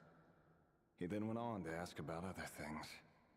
If you ask me, someone who asks that many personal questions is too nosy for their own good. But if he invites me again, chances are I'd still go. Felindis. That's the same name Rerir mentioned. Crane and Another sinner? If things don't pick up, we'll soon be back to meat and mushrooms only.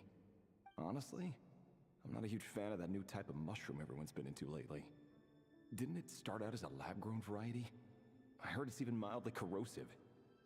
Seriously, why would you even eat something like that? Spicy I don't care food. if it's an impressive feat of alchemy.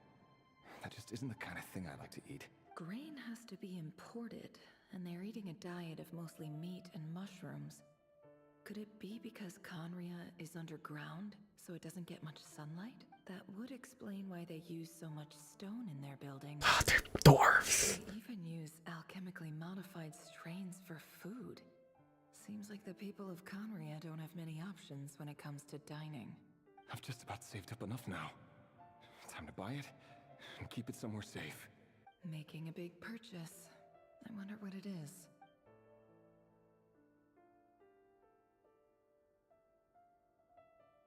Ordinary Conria.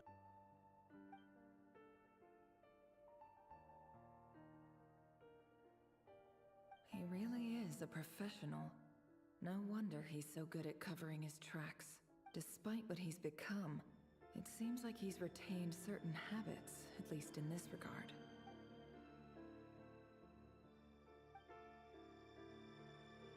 Did Rary rip it out himself?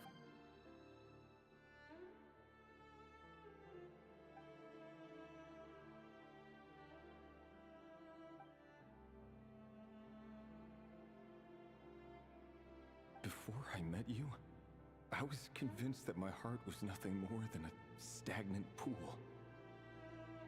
The burial place of a fallen moon. A withered, windless grove where the waters rested forever unrippled.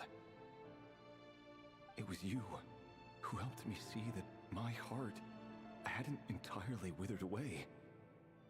That it could still beat to the rhythm of love. This is just trivial sentimentality from the looks of it. Why would he go to the trouble of hiding? 'Cause he was shy. The burial place of a fallen moon.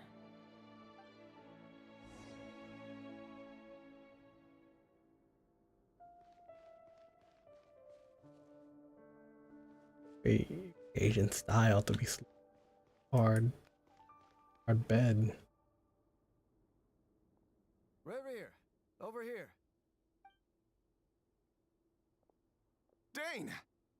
Oh, and... Dane's leaf. Veniflnir? Veniflnir is also a Hello there, Rerir. sinner. You need not address me so formally outside of court. He doesn't get that much free time, so I invited him over for a drink. Even the court prophet deserves a break every now and then, right? Well, I'm flattered. So, what are we discussing today? Hey, don't look at me. As far as I see it, we don't need an excuse to have a few drinks. Come on, don't give us that. Didn't you say you were about to pop the big question? How's that coming along? Who'd have thought the great Twilight Sword was an even greater gossip? I just didn't expect you to be the first one to settle down and get married, that's all. Yeah. If you told me that a few years ago, I wouldn't have believed you either. So, are you planning to come clean about your job then? I'm guessing you still haven't told her. Sure, I'll have to tell her at some point. But I'll need to pick the right time and place. To be honest, I have no idea how she'll take it. Come on, stop being such a pessimist. For all you know, she could be thrilled. I bet she'll be much more impressed by your actual job than the one she thinks you're doing now. A member of the King's Guard. Quite the cover story. Does the king himself even know? Of course he does. Anyway, enough about me. How have you been? Me? Same old, same old. Nothing much to... Huh? What's up, Fed? It's nothing. Vedifulnir, Daneslif's elder brother. Renowned throughout the court of Conria as the Visionary, and said to possess a wisdom far beyond the reach of any ordinary man. And yet, despite the gulf between us, he seems to have something to say about me. Does he even know me? Does he see me as a friend of his brother, or just another of the Vinster King's blades? Why did he react so strongly? Was it really to do with what we were talking about? Brown, curly hair and brooding blue eyes. So this is what Rare looked like back in the day. Perfectly normal. No different from anyone else. As frightening as this monster is in the present, there's something even more unsettling about seeing the human he used to be.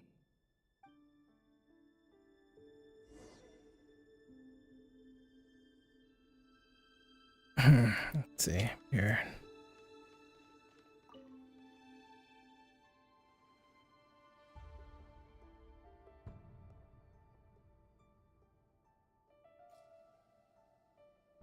Damn, we got a patty. Felindis? You're back early? Our equipment's being serviced today, so I got off earlier than usual. How's your day been? Aw, why the long face? Is something the matter? Has your boss been giving you a hard time again? Went for a drink with Dane and the others after work. Isn't that a good thing?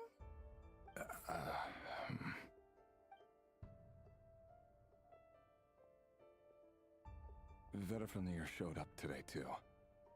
You know, Daneslif's older brother. Ah, Mr. Vedifulnir. Yes, I've heard of him. They say that everything he says ends up coming true. He overheard Daneslif mention that I'd recently proposed, and seemed to have an issue with it. But when I asked what it was, he kept it to himself. So, you're worried? You could be such a child sometimes, Revier. We're nobodies. Why would the Visionary be concerned about us? I'm sure someone in his position has much bigger fish to fry. Maybe you're right. You worry too much, Revier. We've been together for ages now, and everything's been going so well, has it not? You've even proposed to me. So, you do remember. Tell me that. Like I said, I need some time to decide. You can't just rush into things like this. We may be nobodies in the grand scheme of things. Damn. But if we want things to work out, we've still got to plan ahead. All right. Take your time. Just don't keep... Holy fuck, his hands are huge. Nobodies. Sounds about right. In the eyes of people like Vedifulnir and Daneslif, what do we matter? Can someone whose gaze is so fixed on a far-flung future even see the present clearly? Besides, the dynasty's fate rests with the king and his inner circle. Whatever I do, it won't make much difference. Meanwhile, every idea they come up with and every decision they make, it affects everything. These days, the king is lost in his research, and the purge of the Crimson Moon bloodline grows ever more intense. The opposition tried to speak out, but nothing came of it. And I'm under no illusions as to why. Because we eliminated them and got rid of their bodies. A man can have 1,000 reasons to carry a sword, but there are few good excuses to use it. Yet the king has never even considered a gentler approach, and he never will. What becomes of someone who kills on another's behalf? Can he ever find true peace?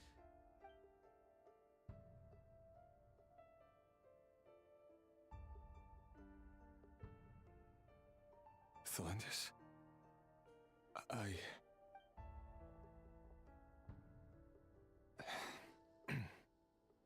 It's nothing. You were right. Fate has never smiled upon nobodies like us. But by the same token, it's unlikely to bear a grudge against us either. There's no reason we can't keep living happily together, cherishing the simple joys of each day as they come. See? You just need to stay positive, Revere. I can feel your warmth, your breath. You're right there, right by my side. Just seeing you makes me happy in a way I can't explain. And that's something that no one could ever take away from me. We're getting a lot of close-ups. Smile, my love. Let go of that frown. You're right, Thelendis. I've just been overthinking things. That's better. Getting caught up about things like this will only ruin our evening. Speaking of which, all set for the ball tonight? I need to go get ready. You go ahead. I just have a few things to take care of, then I'll come join you. Even busier than the big shots, huh? Fine, I'll go get started. But don't be late. If you keep me waiting too long, I won't be a happy bunny. Relax. I'll be there. Seriously, though, you drive a hard bargain. You're really gonna leave my proposal hanging and still expect me to take you to the ball? Well, that goes without saying. I already told everyone I'd be coming with a dance partner. Besides, they're two completely different things. Let's take it one thing at a time, all right? All right. White outfit it is. It seems like Rere was deliberately hiding his ties to the intelligence services by giving the impression that he was just an ordinary member of the Venster King's Guard. He clearly doesn't want his would-be fiancée to know about his other life. Then again, that's hardly surprising. People in the intelligence trade rarely do. Who'd have thought we were in the same line of work? Let's dig a little deeper. Oh, can we actually see Conria?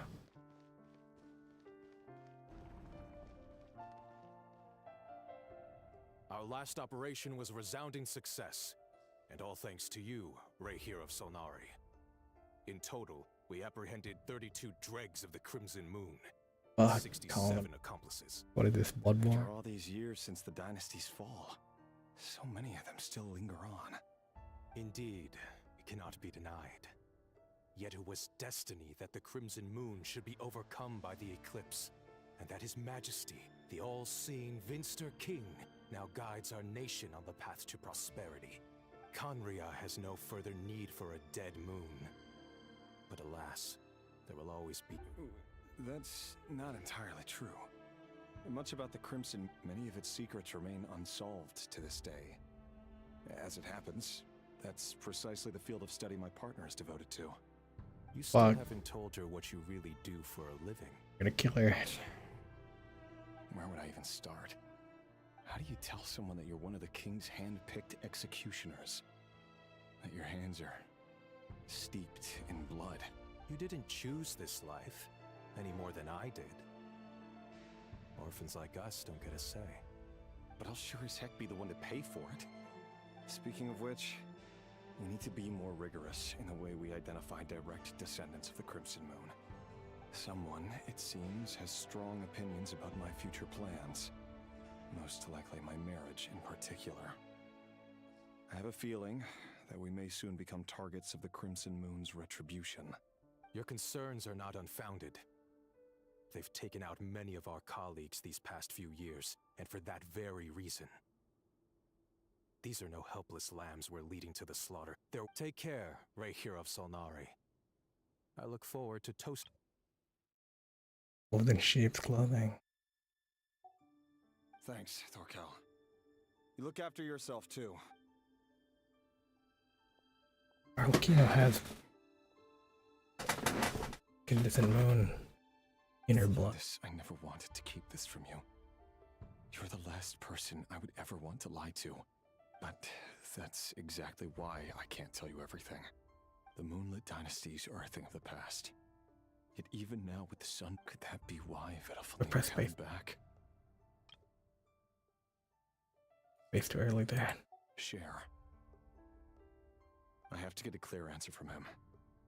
No matter what happens, I will protect the Lindis. Rarier seems to be very concerned by Vedalfalina and Dainsliff, the Visionary and Twilight Sword.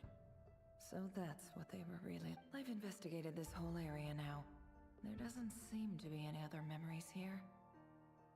Should I try somewhere else? Wait a second.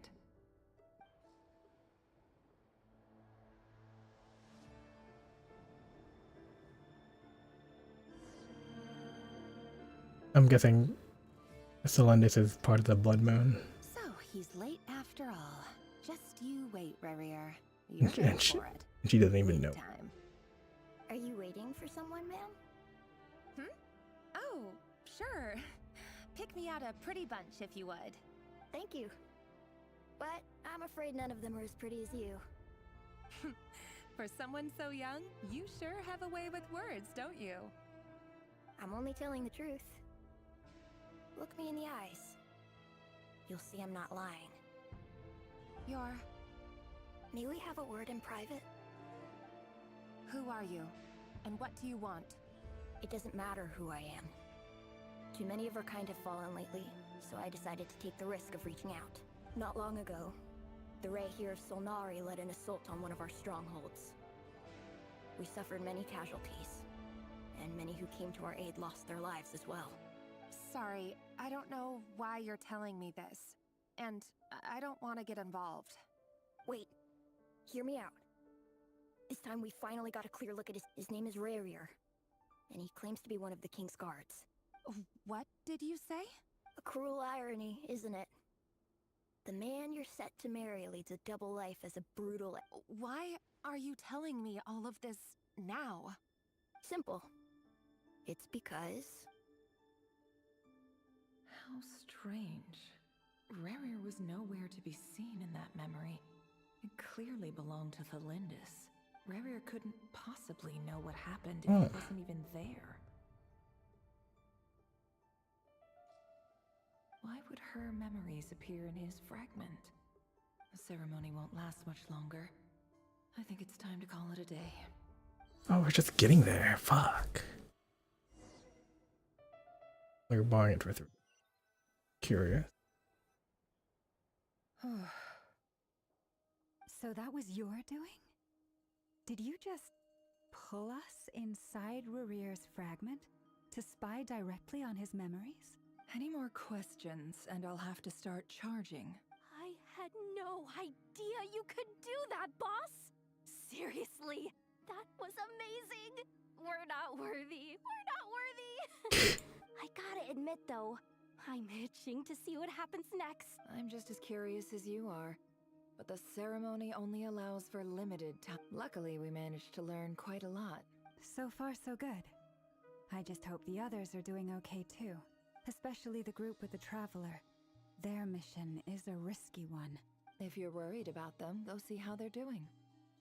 If I know boss, she's gonna need some time to write up all the details and make sure it's all coherent. I'll stay behind to... That's definitely not... Oh. Me and... Can't wait to get her. Oh, they've been prowling around for nearly 2 days now. These things just won't quit. I'm start questing so I get Primos like a crazy amount because I want her weapon. I want to get her like see-through. Oh, that's never gonna work. One little slip up and it's game over. If they spot us, they'll run straight back to Rarier. And once he knows we're here, it won't be long before he's breathing down our necks again. Oh, guess you're right.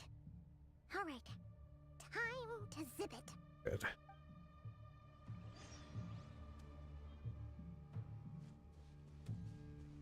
Quick, hide! We almost got spotted.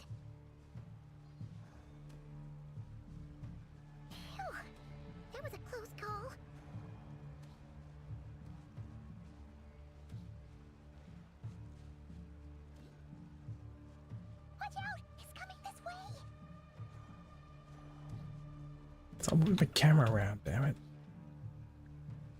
It doesn't seem like I could jump for something. Keep going. We're nearly there. This is the final hurdle.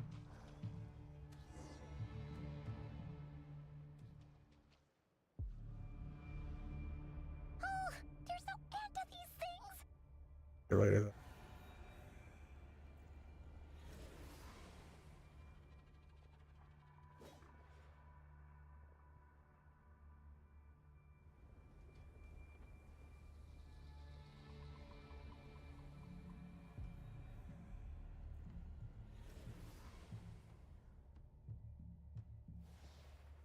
Fire. Fire? Wait, what's that smell? Parlay? Okay, now.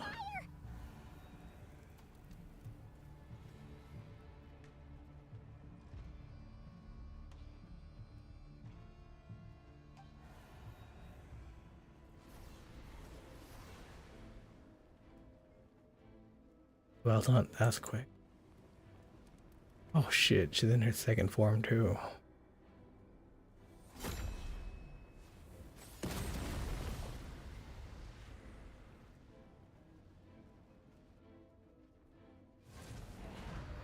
Sandrone was right. You look weak, Columbina. Fuck. The old you would never have let such lowly creatures Stop harm war you. farming, jeez. Word has it that you did something for the Tsaritsa, and that's why you've lost most of your power. Freedom comes at a heavy price, doesn't it? It's Arlecchino! You came! Hello again, Columbina. And greetings, guests of the House of the Hearth. It's been a while, Arlecchino. Oh. I would have preferred being Androne.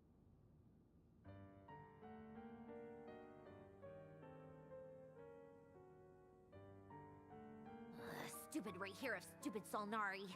Ugh, whatever. I've got all the data I need. Next time we meet, you're finished. He sure doesn't pull his punches. Excuse me, do you need a hand? You can do me a favor by staying out of my way. Can't you see I'm busy? Wait a minute. I recognize that voice. Hello, Miss Sandrone. Father sent us over to help. House of the Hearth. How considerate of her. Hey, Fremine, get over here and help me fix this. Nani, you do your thing. Just keep your sister away from my machines. Nearly every machine that Catgirl touches ends up going haywire. Go put her on cleaning duty or something.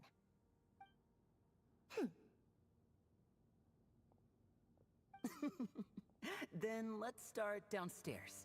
Fremine, we'll leave this place to you. You've got it. Wait a second. Pretty sure there's still some tea in the cupboard. If you want some, you'll have to make it yourselves.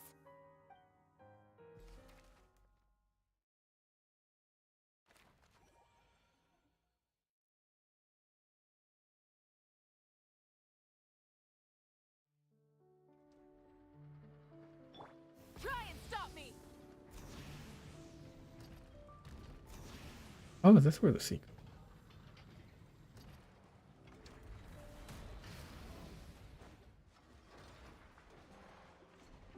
Kill this fucking fella first.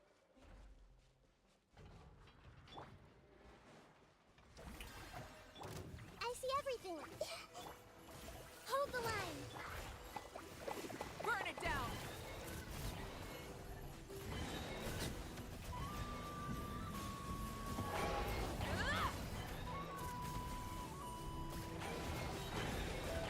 Incinerate! You fucking wheelied on, not wheelied, donut-thon, idiot. The rewards of an adventure worth remembering. Rev the engines!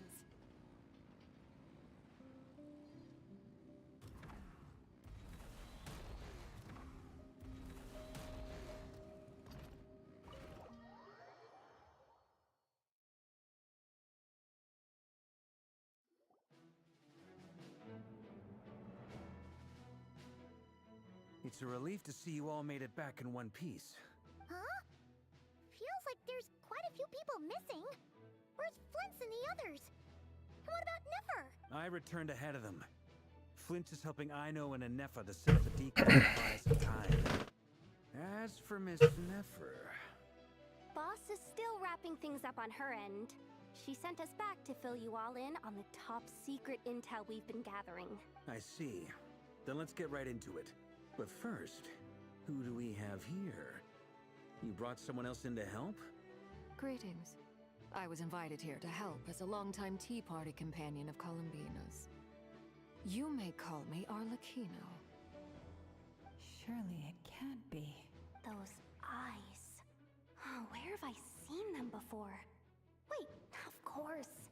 In those memories we just saw. The only Arlecchino I know is the fourth of the Fatui Harbingers. So either you share a pretty uncommon name, or you're more than just a Tea Party buddy. You're well informed, Grandmaster. A man from Mondstadt living all the way out here in Nodcry, and yet the people and affairs of Snezhnaya seem to hold a special place in your heart. Oh, the feeling's mutual. Sounds like you know all about who I am, too. A Fatui Harbinger. The atmosphere in here just got really tense. Guess we can't just start trusting Fatui Harbingers, even at a time like this. I must admit, though, I'm a little curious.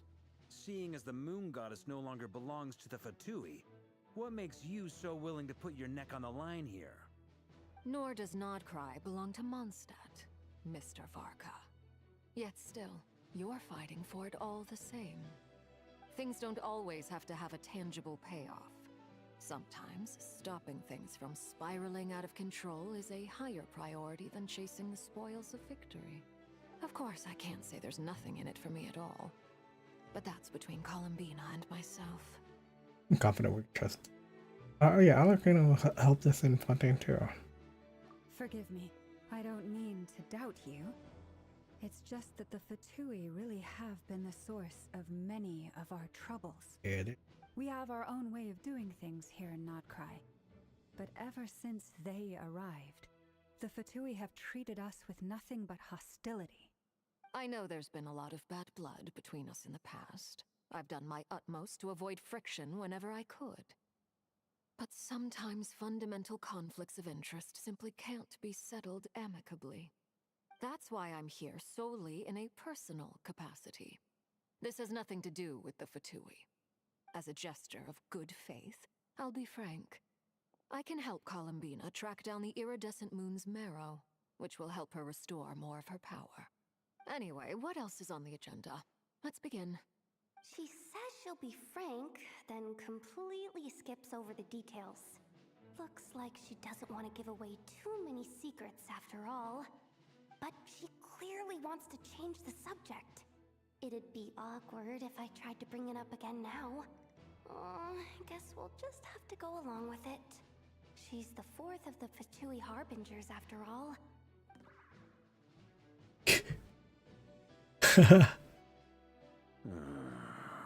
Oh fuck, I really want Jehoda. Since Miss Arlecchino sounds confident in her ability to handle that, we'll proceed to the next topic. Yehoda, time to share that top secret intel.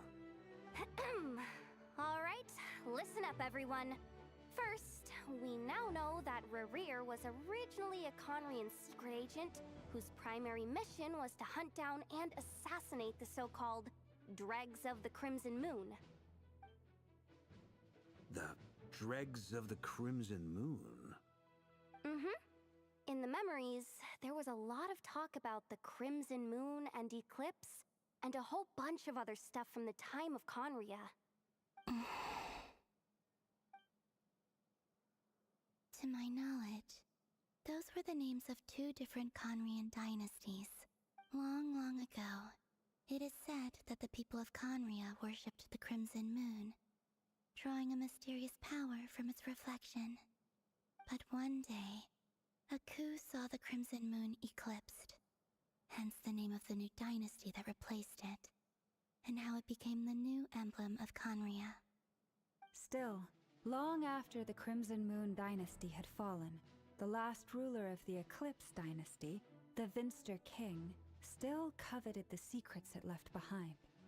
So, he sent the Rehir of Solnari to secretly hunt down the Crimson Moon's few remaining followers. In those days, Rerir showed no signs of madness. In fact, he was as normal as any other person. Oh, what's the matter? Called out that. Oh. Daughter. Flinders.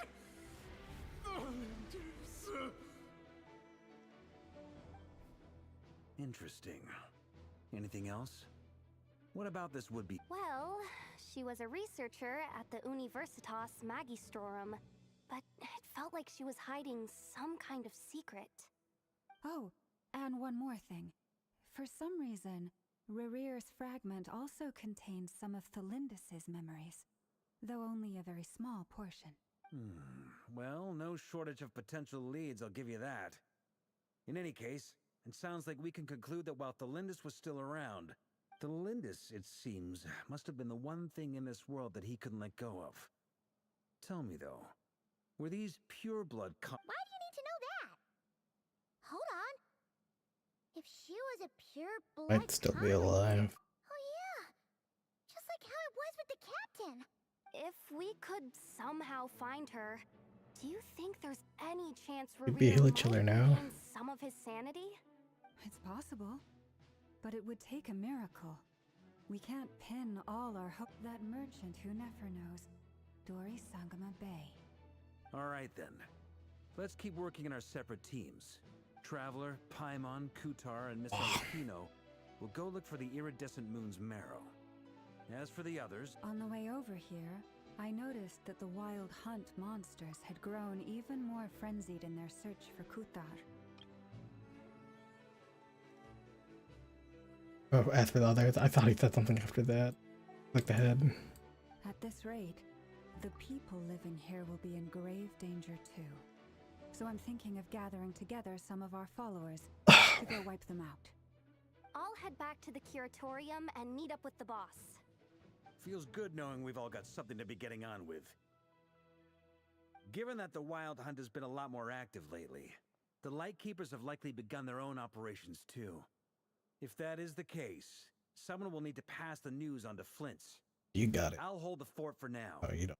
Then discuss our next move with Flint's, Ino, and Anefa when they get back. All right then.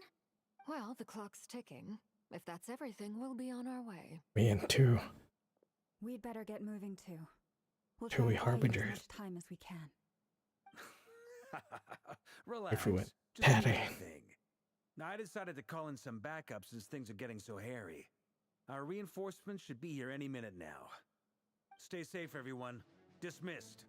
More of the Knights of Favonius, maybe.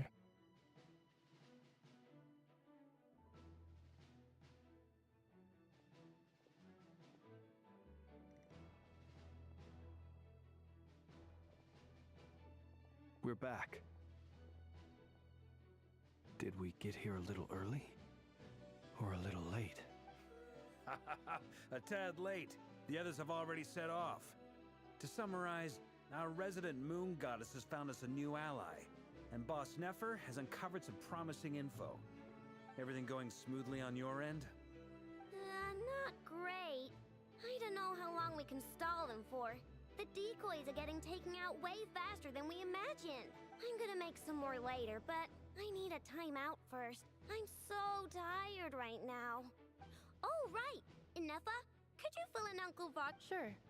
Uncle Varka, you previously told us about how when you went to investigate a source of the Wild Hunt in Amsvartnir, but according to Flintz's intel, several outbreaks of the Wild Hunt had already occurred in Nodcry in the period leading up to that. That was before Rerir had regained his body, when he was far from regaining his full strength. Flint's. With everything that's been Oh, that happening, might- the that might Lightkeepers be across rare. Nodcry are rallying to fight back against the Wild Hunt. I know, I'm sure you're capable of coming up with something far more effective than decoys. But for now, you should stay here and get some rest. And Effa and I will head back over to Amsfartnir to see if there's anything I missed. I told you Uncle Varka would say that, didn't I? A deal is a deal. Not a database updated. Reliability of Aino's predictions increased. What does that mean? They were betting on how you'd respond after hearing their intel.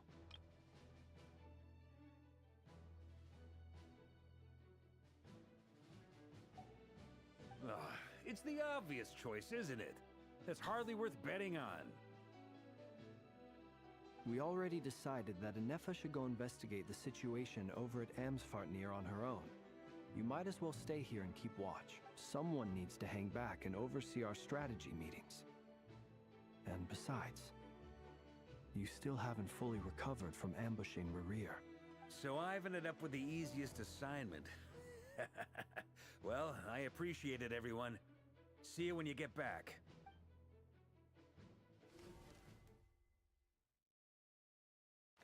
Okay.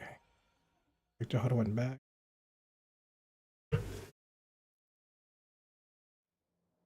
Movie cheat now. T. Oh. He's the island. Yeah, he's yeah. Here, this will serve as a good spot to cross over. Cross over? Arlecchino, hold up a second. Since you brought us all this way, would you mind telling us what you've got planned? We still haven't got the slightest idea what's going on here. And if even Columbina doesn't know where the iridescent moon's marrow is, how do you? Simple. Because I am an inheritor of the royal bloodline of the Crimson Moon. And one of the last surviving embers of the Two Worlds' flames. Huh? Are you serious? Isn't you're a descendant of that Crimson Moon dynasty we were just talking about? The one from— Your surprise is understandable. I was also taken aback when I first learned of it. But the more I thought about it, the more I realized the signs had been there all along. When I was young, I discovered I could wield a very special kind of fire. It coursed like blood through my veins and smoldered away inside my nerves. What's more, whenever I experienced strong bursts of emotion or drew too deeply on this power, it was like some kind of presence within the fire would begin to gnaw away at me, consuming me from the inside out. Exactly. That is why my hands are like this, too. At first, I saw it only as a curse, but once I became a harbinger, the jester apprised me of the truth. Wait, if you're Conrian, why aren't you like a hilly chili churl? Together with my own investigations, over the past few years, there are several things that I have gradually come to understand. For instance, take the so-called Crimson Moon. In truth, it is nothing more than the shattered remnants of the iridescent moon, fused with the abyss to prolong its lifespan. Oh, what? Interesting.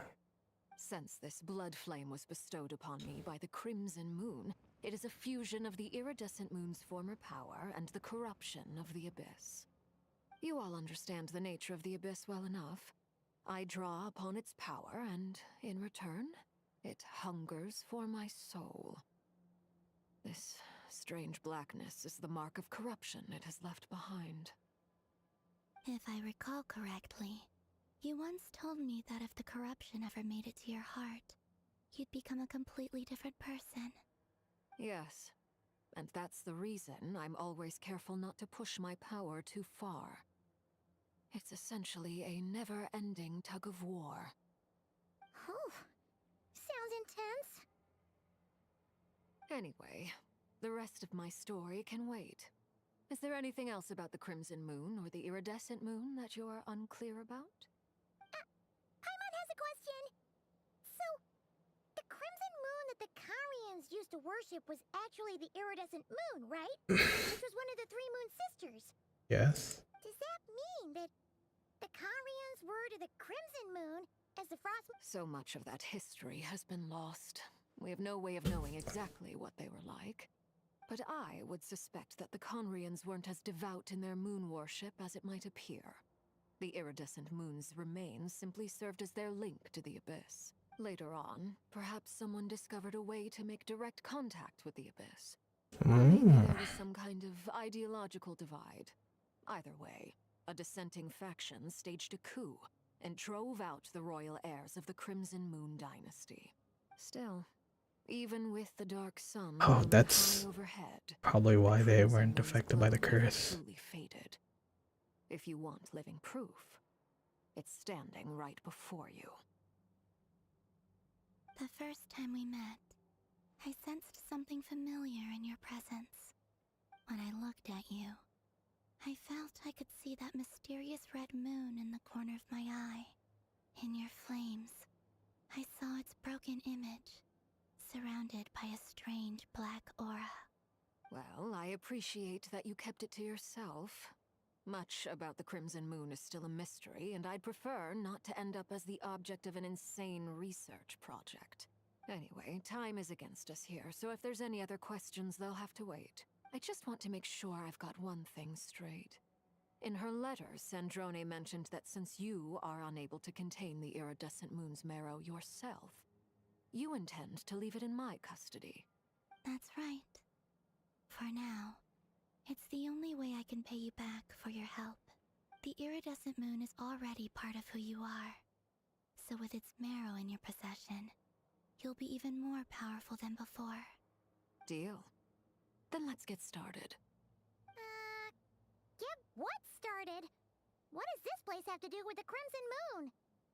When I first became a Harbinger, the Jester gave me a book called Parenheri, also known as Leobranto Inamorato. Parenheri. That's the original name, was it not? Perware? You should be able to buy a copy next time you're in Fontaine. It's a love story set in the Crimson Moon era.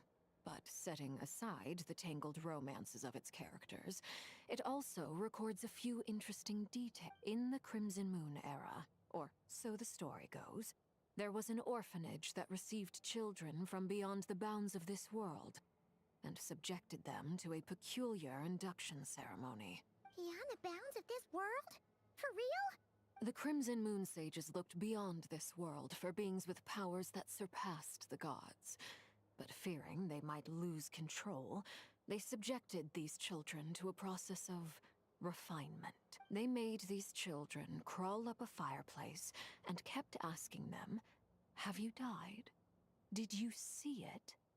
Until they finally admitted to having died and seen a crimson moon. The adults embraced the children who passed the ritual, telling them, "Within the fireplace, you have traversed the flames between two worlds. Here and now, you are born anew." The book leaves much unsaid, but I suspect that this was their way of branding the children they had enrolled, leaving an indelible mark upon them so that they would forever live in the Crimson Moon's light. That explains why I can't sense the Crimson Moon's marrow in this world. It makes sense that it would be sealed in a special space that can only be accessed temporarily through some kind of ritual. There's no fireplace here. Do you see a chimney anywhere? Oh, are we supposed to build it ourselves? Okay, fine. Paimon, please. That won't be necessary. The fireplace is purely symbolic. The key to the ritual is crossing the flames between two worlds. In other words, the flames that burn within me. Those burned away by such flames leave behind a kind of ghostly afterimage in the world. In the days of Conria, people believed they could be used to bridge the gap between the two worlds of life and death. Okay. In short, I can open a passage to that space for you. That's the easy part. The catch is I'll need to stay on this side to keep the passage open. So I won't be able to come with you. We got this. Very well. Then I'll open it up. Traveler, spare me a little more moonlight if you would. I may need it. Please make Halloween unplayable. Thank you. I feel like I've recovered some of my strength now. It should be enough to move us across short distances and confront whatever dangers might await.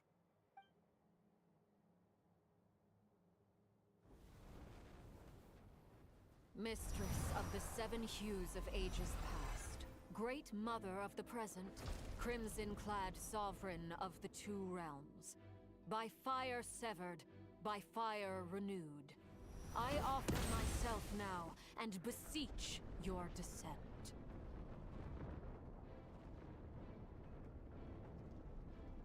It's not what I was expecting. Shit.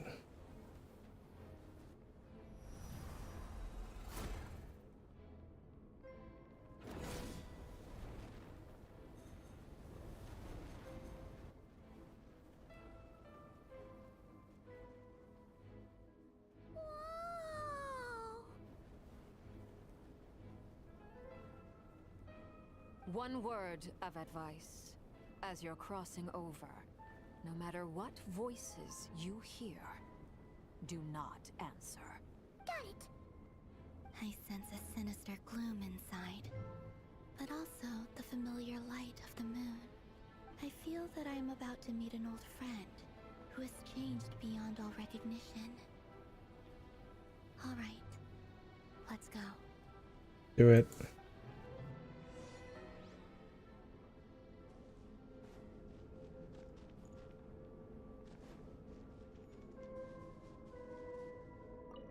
Seismic changes often begin with small windows of opportunity. Seismic change. Okay. Fuck. Water effect.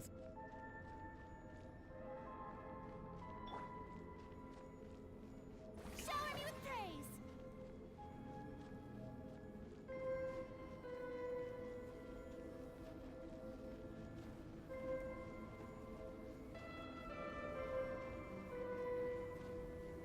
Got the music.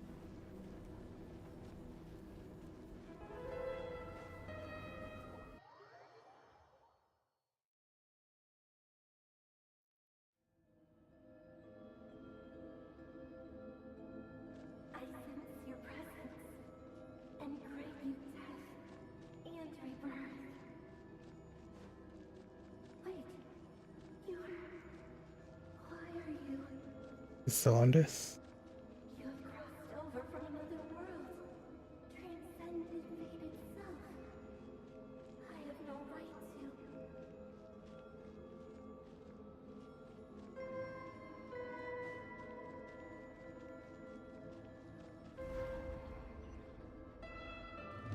Hey, look up at the sky! A red moon! This must be the spot, right? Is that the abyss? It's practically filled the entire place. What? What a tragic sight.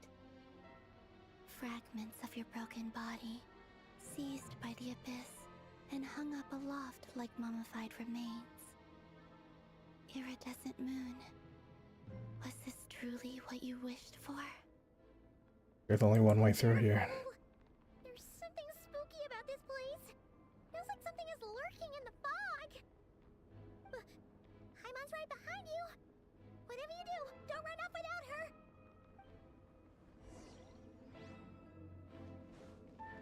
By the way, Columbina, didn't you tell us that the iridescent moon had shattered into pieces? The moon up there looks pretty whole to Paimon. How is that possible?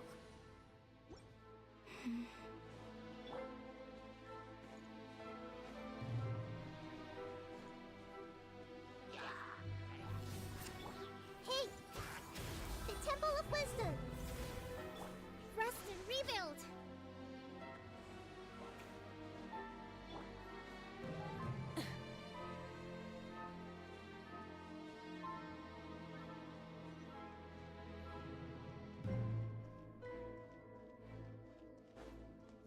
Oh shit. I thought it was only a facade.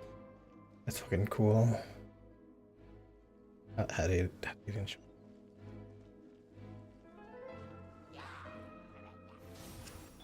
I see everything. Time to shine. Oh, but didn't make it all. Allow me. Let's move out. Covenant of the Deep.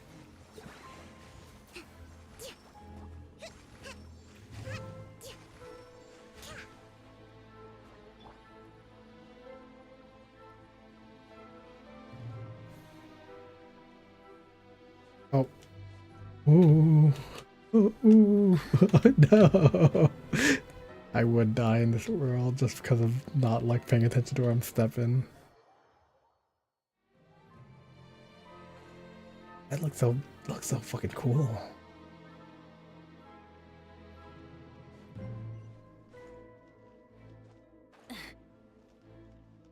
Full throttle. Chest. Everyone hold hands. Yoo-hoo!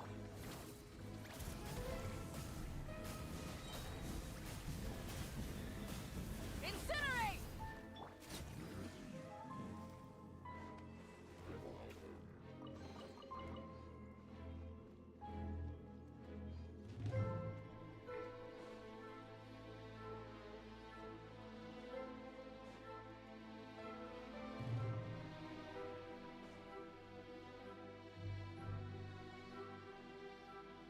Huh?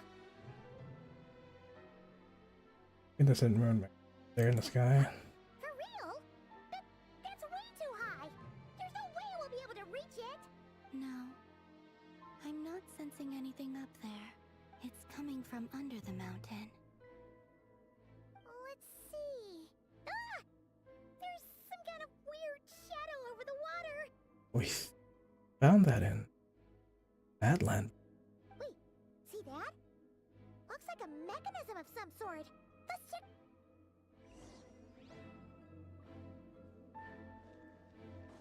I fly this. Oh, I might have pressed play too late.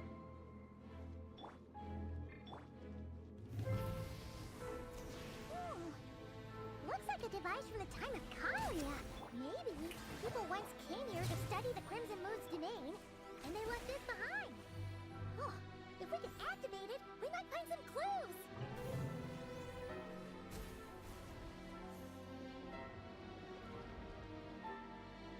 All right.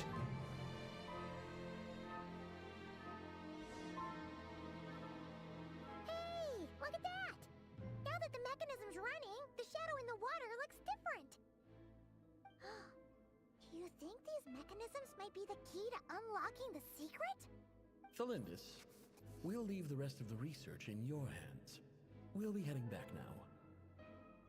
I hope this isn't ruining date night. Ugh.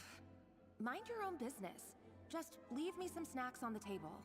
Thalindis? Hmm. Rear's girlfriend? Oh yeah!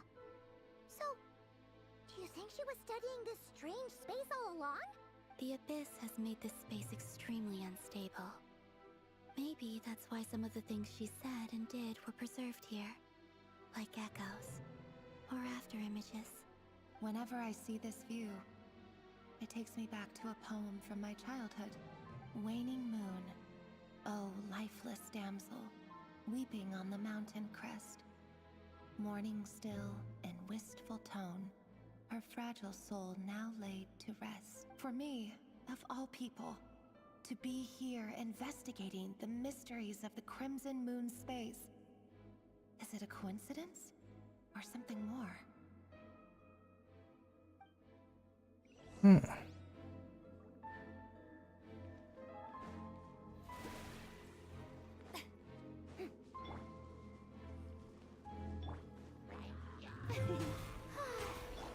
Hey!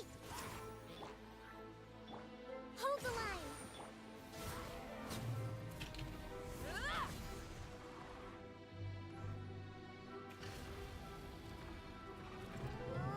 Looks like the abyss has messed up this mechanism. We need to find a way to get it working again. Let's see if there are any other devices nearby. I see everything. Let the world come alive!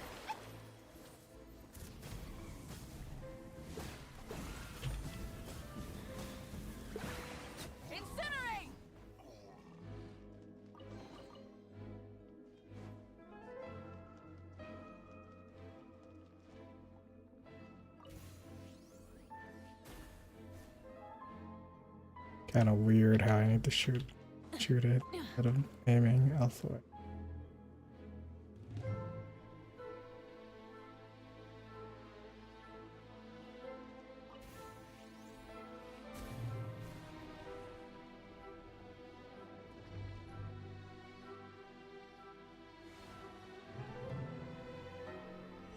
Oh, the moon is the reflection.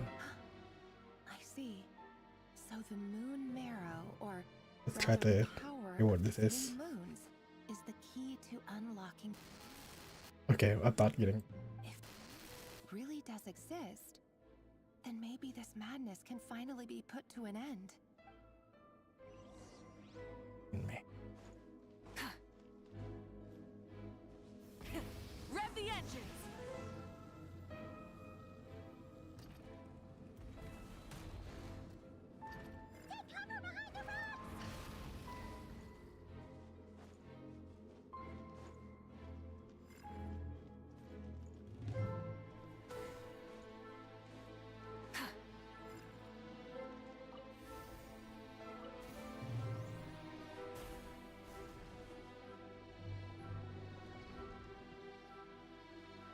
There's our moon.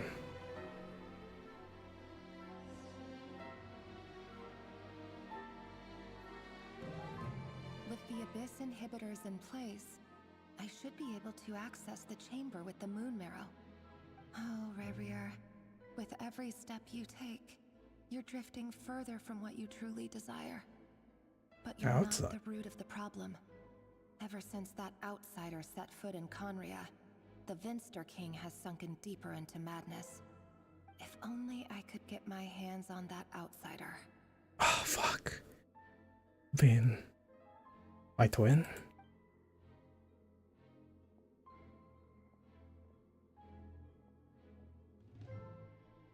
Hey look! The moon's reflection is back to normal! Elendis' voice mentioned a chamber with the moon marrow. It must be. For within it, I sense the fragile aura of a dying soul. Then there's no time to lose! Let's go!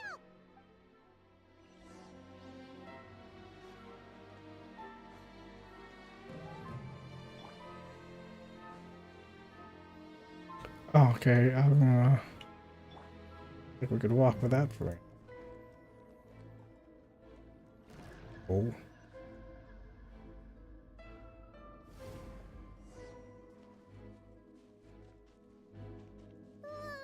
These things are so creepy! Looks like we'll have to destroy them if we want to get to the iridescent moon's marrow!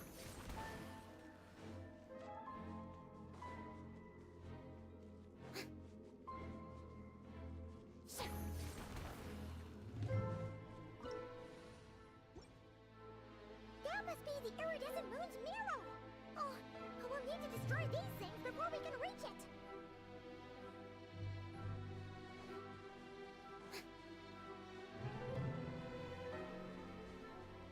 I'm so excited to go to Con. Hey! Make yourselves at home! Yoo-hoo! Burn it down! Torrent, bring refuge! Let's move out.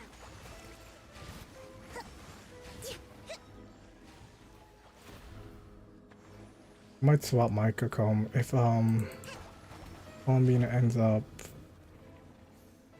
being Hydro. I might Cocom.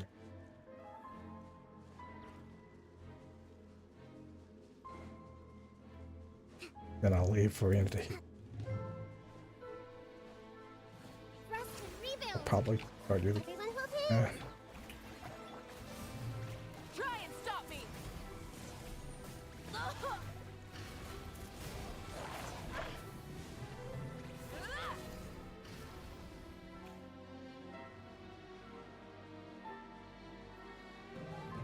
Rise with the sun!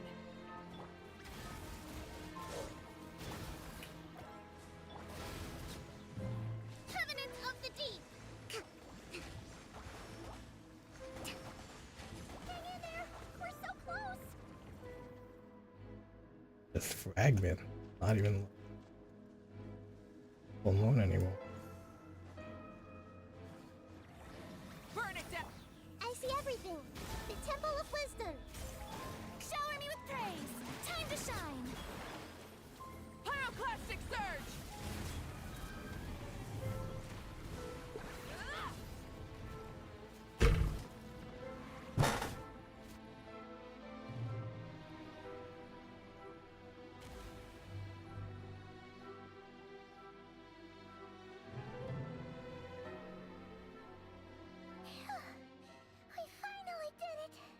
the iridescent moon's marrow, still burning away like an undying flame, yet now contaminated by the abyss.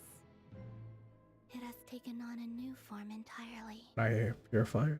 If we can purify the abyssal power within, we should be able to obtain its untainted essence. Can I even like taint it?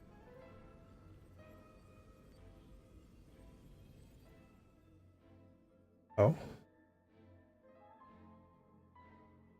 It's so cold. Yes. Is it you? Are you here? Huh? Are you talking to us? At long last, I can see you once more. Our fates have crossed, and I am finally free. I'm sorry, I lied to you. Even knowing what was to come, I still couldn't let go of the fear in my heart as death drew near. The moment the moon shattered, my body began to split apart piece by piece. Like I was being cut into pieces by 1,000 blunt blades.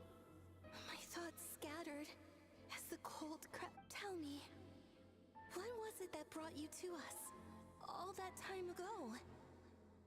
If Got by my twin. possessed your courage, then I might have been spared this torment more painful than death. You look so puzzled. That's how I felt too when I first saw you.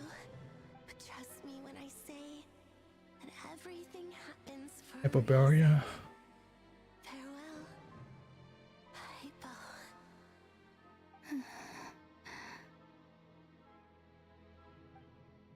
What was that all about? Was that the goddess of the iridescent moon? It sounded like she was speaking to a long-lost friend. But none of us have ever met Probably her saw it. before, right? Almina's mother. Perhaps. She took me for the goddess of the frost moon she once knew. For a fading soul like hers, our auras must be too similar to tell apart. But anyway, we've got the iridescent moon's marrow now. That should help you regain your strength, right? Alright. Time to leave this place and meet back up with Arlecchino. How do we do that?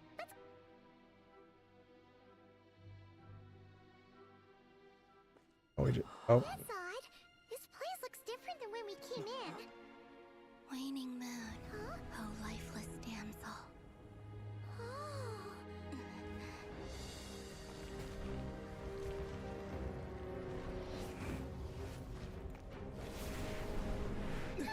Hurry! The place is collapsing! It wants to trap us here. Who's it? The abyss? Now we've taken the moon marrow. All that's left here is a dark will. It will show us no mercy. I like how graceful she was.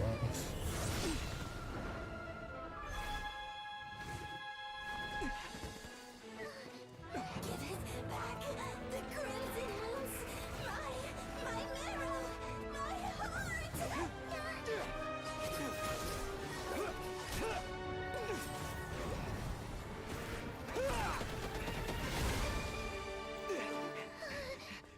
Finally! Huh? Oh no! The exit's blocked! They're back! Now what do we do? This is where you fall. Witness my rise. What are you waiting for?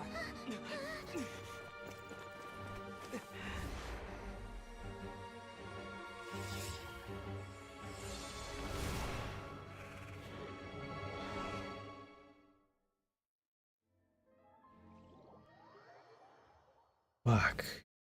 So many cutscenes. That's only at one act.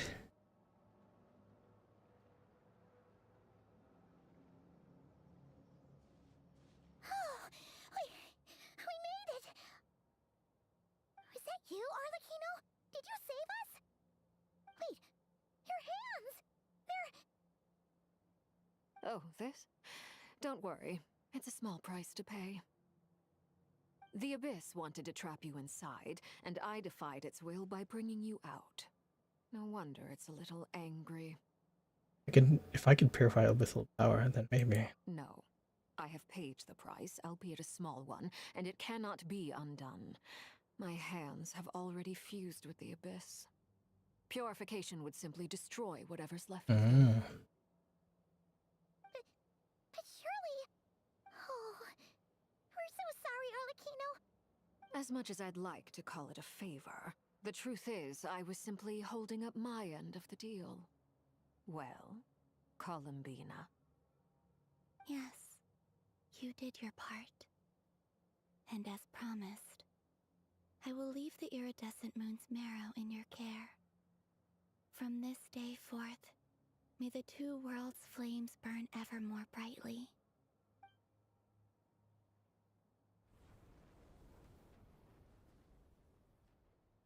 I'll take that as a blessing.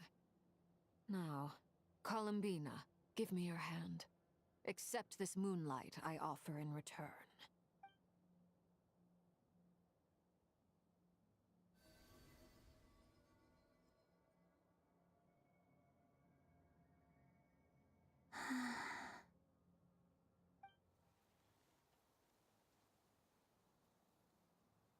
Feeling stronger? Hey, Columbina, are you okay? I'm fine. Our powers are a little at odds, that's all. By the Frost Moon's authority alone, wielding the power of the other moons was always going to be a stretch. Still, I think it's fair to say that your strength has returned, at least to the level it was at as Third Harbinger. It's still not enough. There's no way I can hope to challenge Rayrear like this. Just one more ray of moonlight. Don't push yourself too hard. It's okay. I can take it.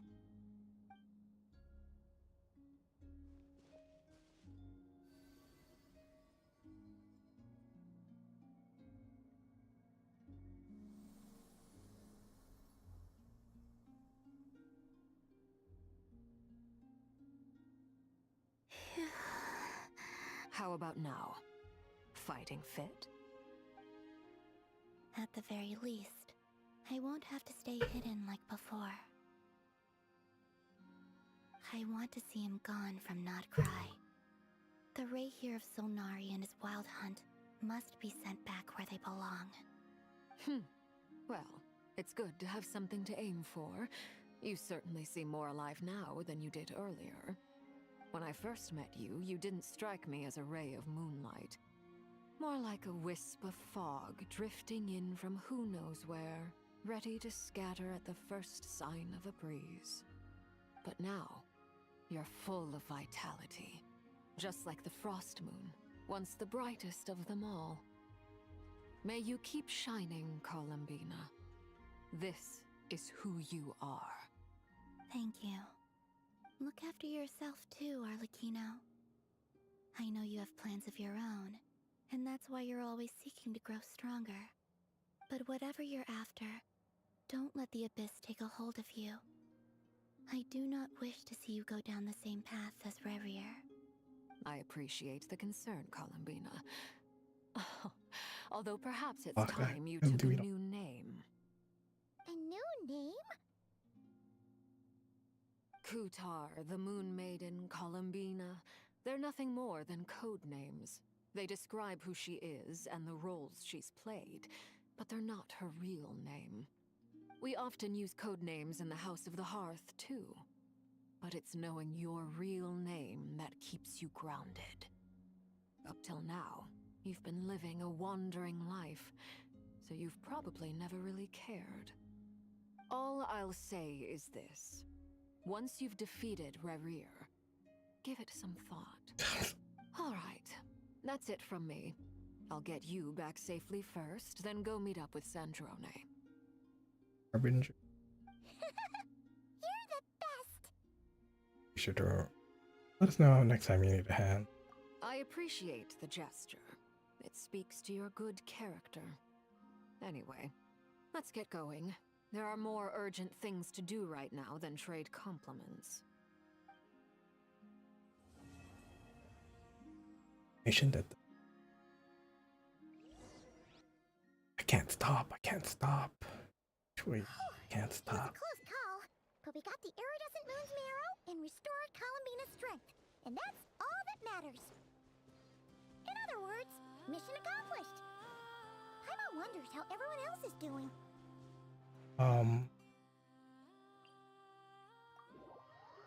One person.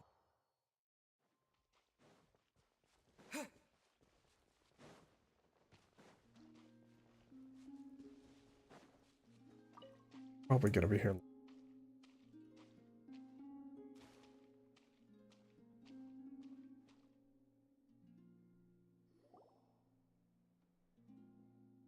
I'm gonna. Looking for me? You really have to pop up After like that. sensing your arrival, I wanted to see how close I could get to you from behind. Because you had nothing better to do? Or...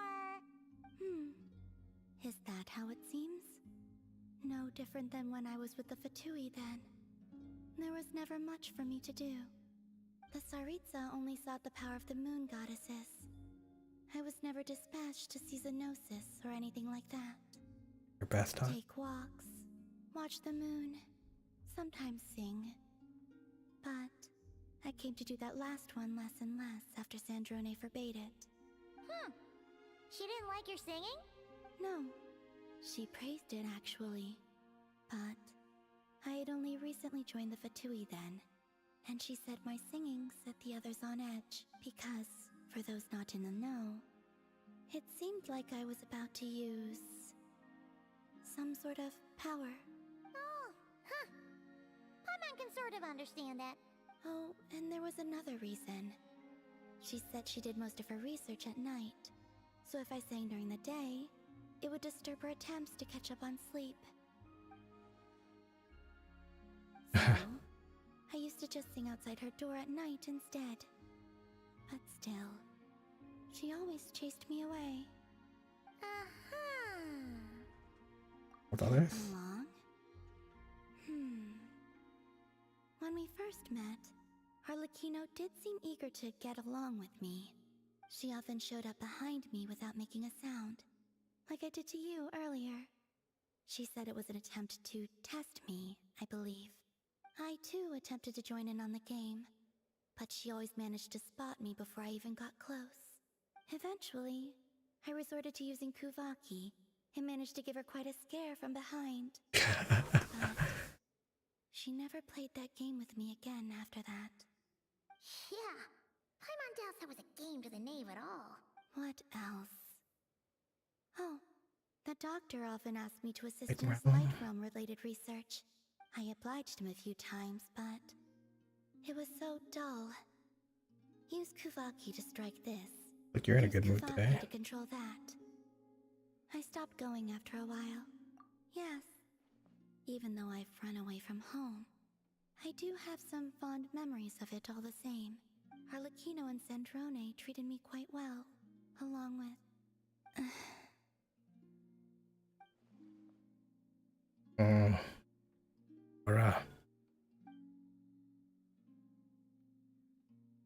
Give me your hand. Singing taught me it's important to always express gratitude to others. So, thank you for listening to me. I believe that's enough for today. Whoa, that was sudden. Remember you clear anything fast, I Yeah, guess you're right. Well, let's not bother her then.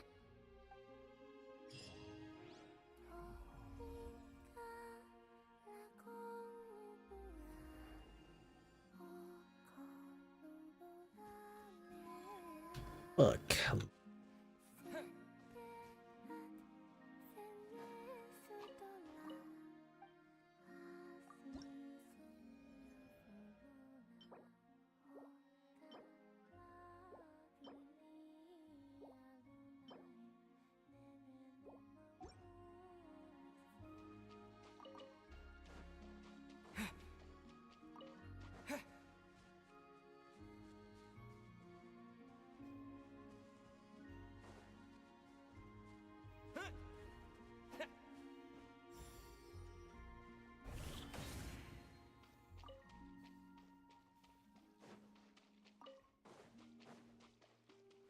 Red Columbia.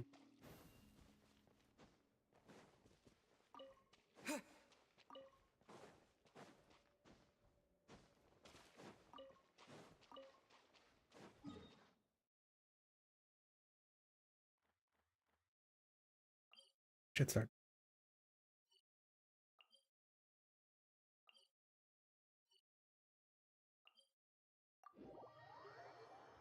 Full throttle!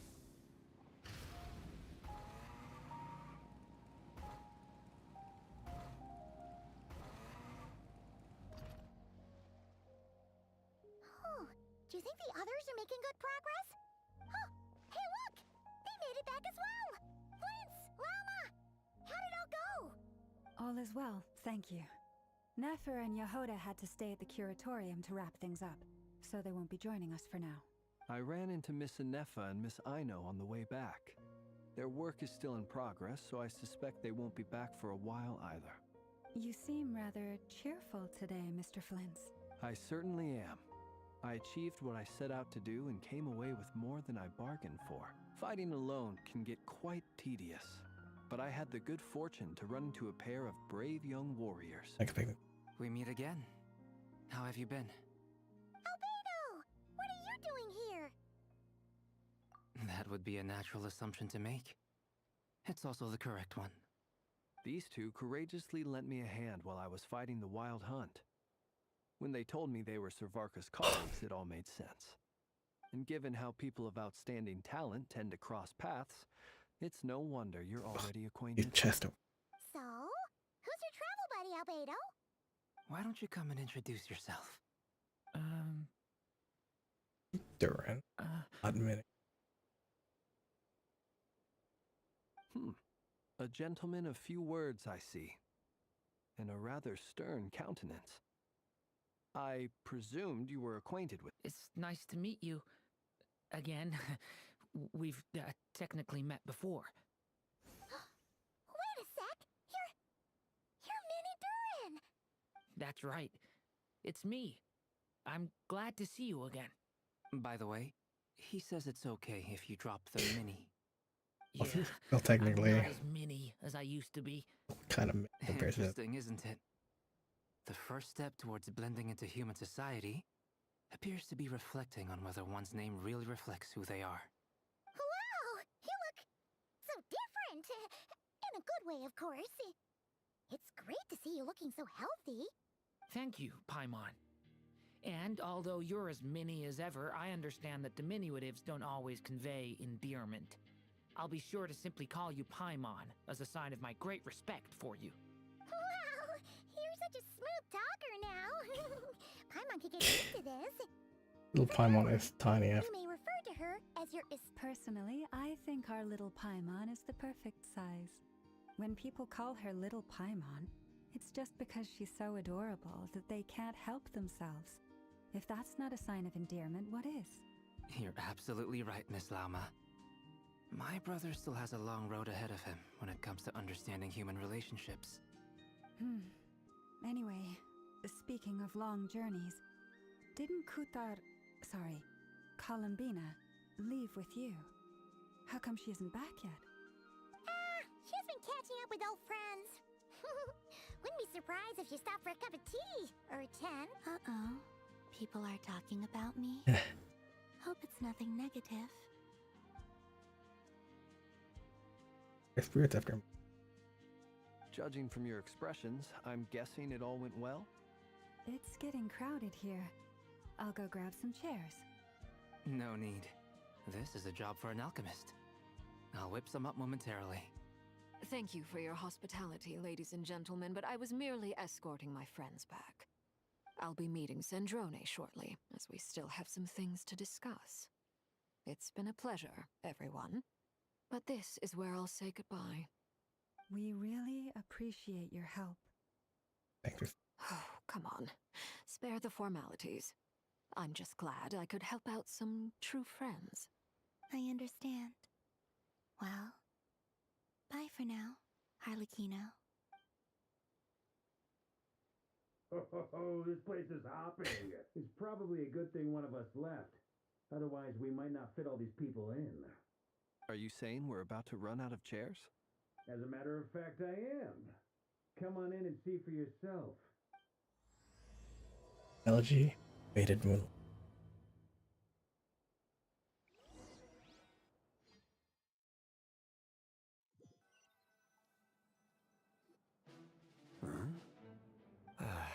Oh fuck, left too.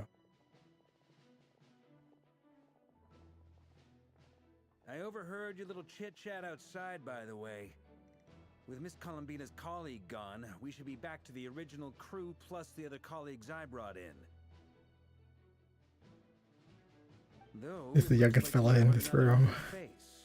Someone else managed to rope in a colleague too? He's probably here for us. Frankly, you and Paimon are the only people I know here.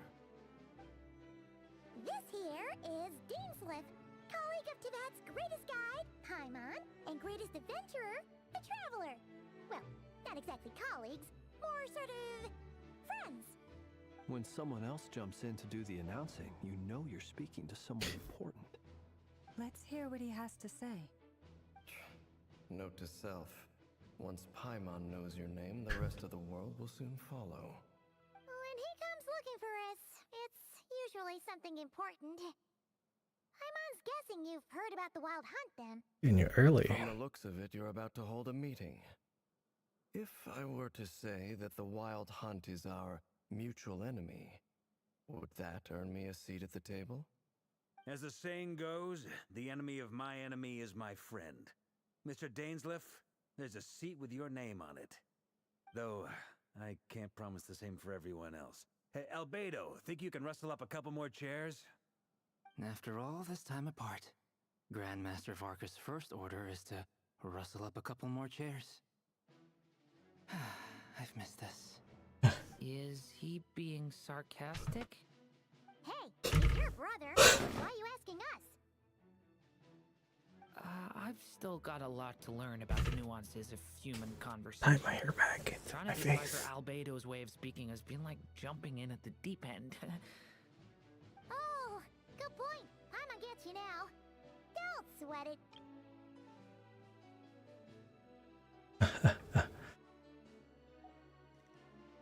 Look at you. Read the art of encouragement. I wonder what's taking Nefer so long. Perhaps you should go and check in with her. If anyone can hurry her along, it's you. I just got back from the curatorium. Besides, aren't you curious to see what's taking her so long? Why Miss did you Nefer get doesn't her? strike me as the type to share secrets. And since gathering intel is her specialty, I'm guessing she'd prefer to keep her methods confidential. Under such circumstances, would it not be tactless for me to impose? Oh, but it's fine for me to impose. What can I say? You have an unrivaled ability to garner people's affection, Miss Moonchanter. Besides, you have far more in common with her than I do. All right then. It's like, yeah, please, I don't want to go all the way over there. Impressive. She barely fought back at all. I admire your powers of persuasion, my friend. As I'm sure Miss Lauma will realize soon enough, the trick in life is to always pitch in with other people's responsibilities so that you can be selective with your own. Another trick is to simply hide in the background. Spoken like a true sage. Anyway, looks like we've got some time to kill before the meeting. Let's Well, take a look before around, folks. what was all girl party, now it's all bro party. And feel free to chat amongst yourselves. We'll get down to business once the other two arrive.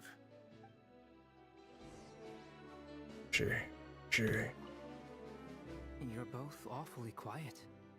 Why don't I start us off with an icebreaker? Much obliged. Have either of you ever had your portrait painted? If not, I'd be glad to help. A fucking statue. That sounds like a lovely idea. You know how to paint, then? I dabble occasionally. He's an excellent painter. Tables, chairs, people, dragons, you name it. He'll paint it for you. I'm flattered. If I ever get the chance, I'd like to give it a try myself. I'll bear that in mind. Anyway, how about you, Durin? What sort of portrait would you prefer? Oh, I'd be fine with anything. Whatever style feels best to you. Very well. Then I'll play it by ear. By ear. You can replicate any style I want? I can try. If you show me a sample, I'll do my best to match. Thank you. In that case...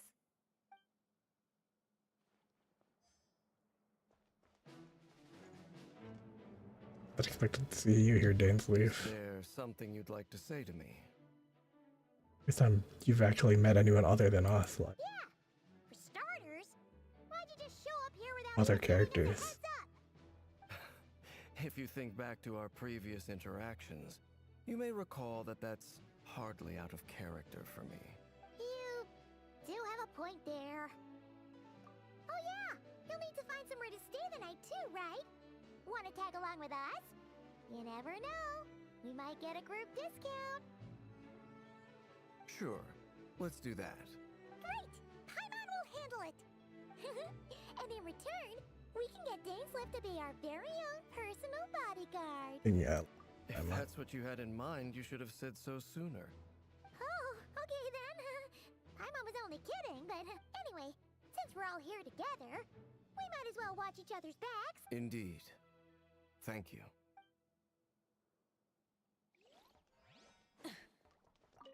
Truth be told, I can't remember the last time I was in a meeting with so many people.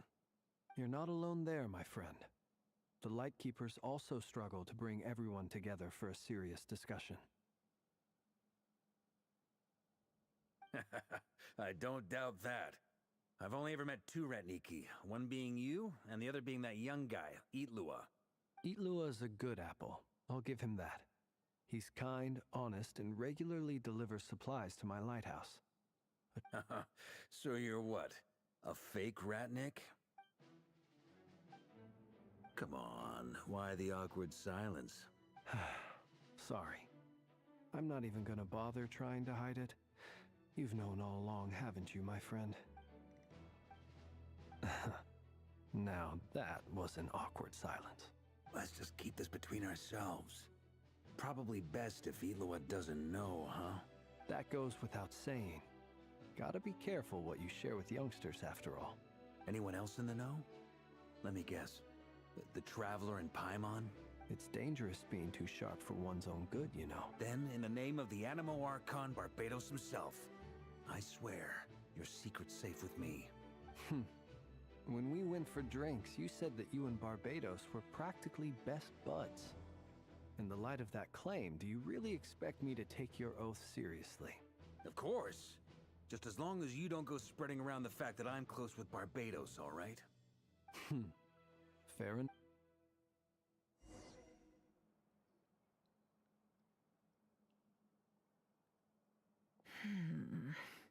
Girl boss is here. So pretty. Fuck. I want a character. Everyone. But I'm hard saving for Columbina. Ah, Miss Nefer. You made it after all. But what about Yehoda? I'm here to give you an update on how things are going on our end. Once this is over, I'll be heading straight back to continue my work.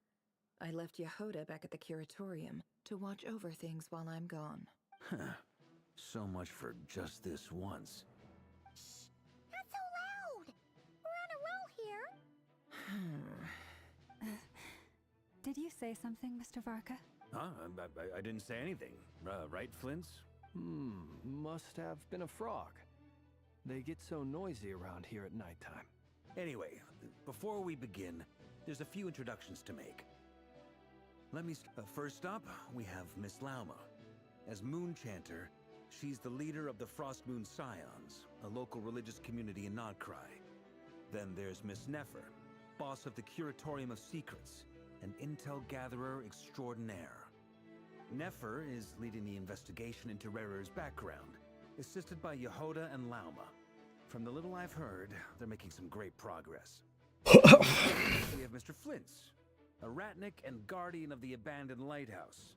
In our last operation, he courageously distracted the Wild Hunt to buy time for the rest of us. For those of you who've never met, this is Mr. Albedo, a renowned alchemist and captain of the Knights of Favonius investigation team. By his side is a new face for us all, myself included, Mr. Durin, who has come to lend his aid. Next up, we have the Moon Maiden and former Fatui Harbinger, Miss Columbina. Then we have the Traveler, who's earned more titles than I could possibly hope to list out, so I'll spare you the rundown. And Paimon, the ultimate travel companion and quite possibly the best guide in all of Tevat. Wow! That's a lot of people! Great turnout! Miss Neffer, it looks like you might have another job coming your way, so, congratulations on the booming business, I guess. You think I haven't got enough on my hands as it is? Who's looking for me now? That would be me, Miss Neffer. I have a commission for you. And you are? Who I am doesn't matter right now. What does matter is that I'd like you to gather more intelligence about the Recher of Solnari. Well, it's not as if we never take on anonymous commissions, but in your case, I'll have to decline. I'm gonna take a wild guess and say your job's probably more hassle than it's worth. Something about you seems like bad news.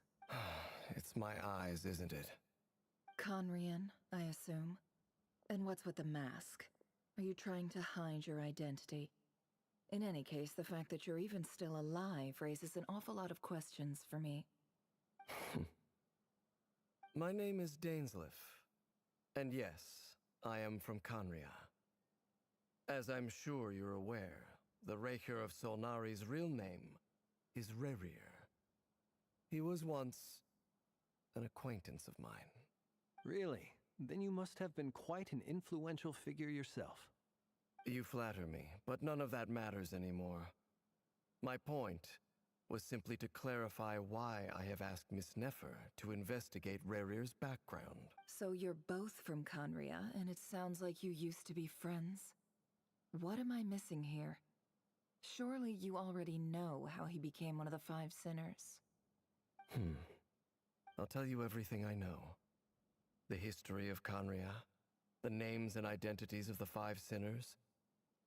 I remember it all like it was yesterday. I have never spoken openly of this before. But the truth was exactly as people say. The Five Sinners were each driven by their own desires, and it was by playing upon these that the Abyss tempted them to their fall, tearing Conria apart in the process.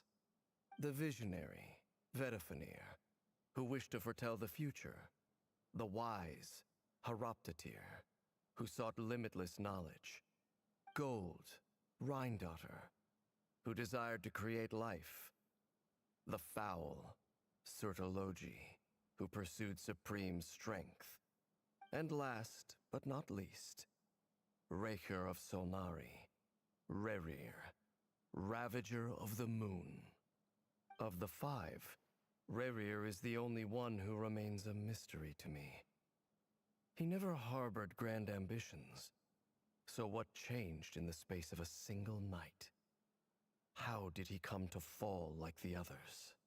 In other words, you're saying that his change came as a shock to you, and you have no idea what actually happened?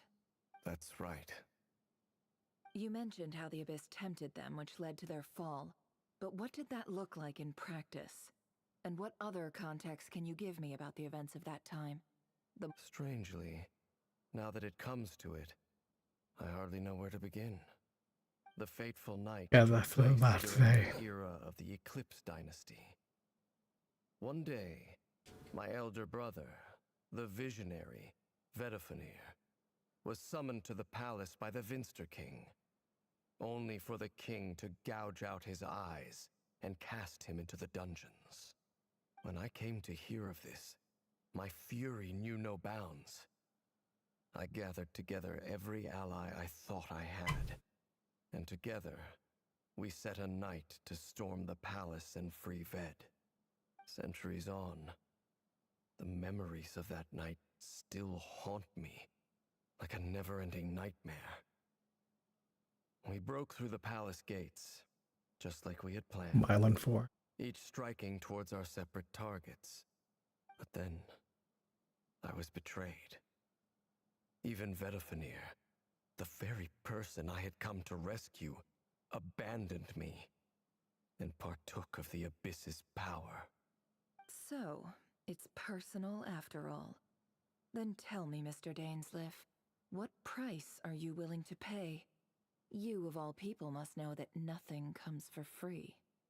I cannot say what price would be worthy of such a commission. But know this. Rerir was not always a madman. Believe it or not, there was a time when he was just an ordinary man, working for the Conrian Intelligence Service. Uncovering the truth of Rerir's past is the only way to unravel this mystery.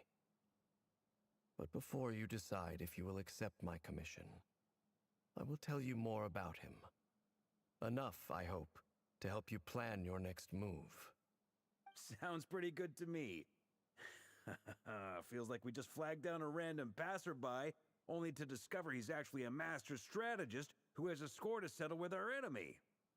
We know having a Conrian his hand. Can I borrow your halo? It could be useful in the lighthouse. Hey, enough with the wisecracks! Besides, isn't that lamp of yours bright enough already? Relax.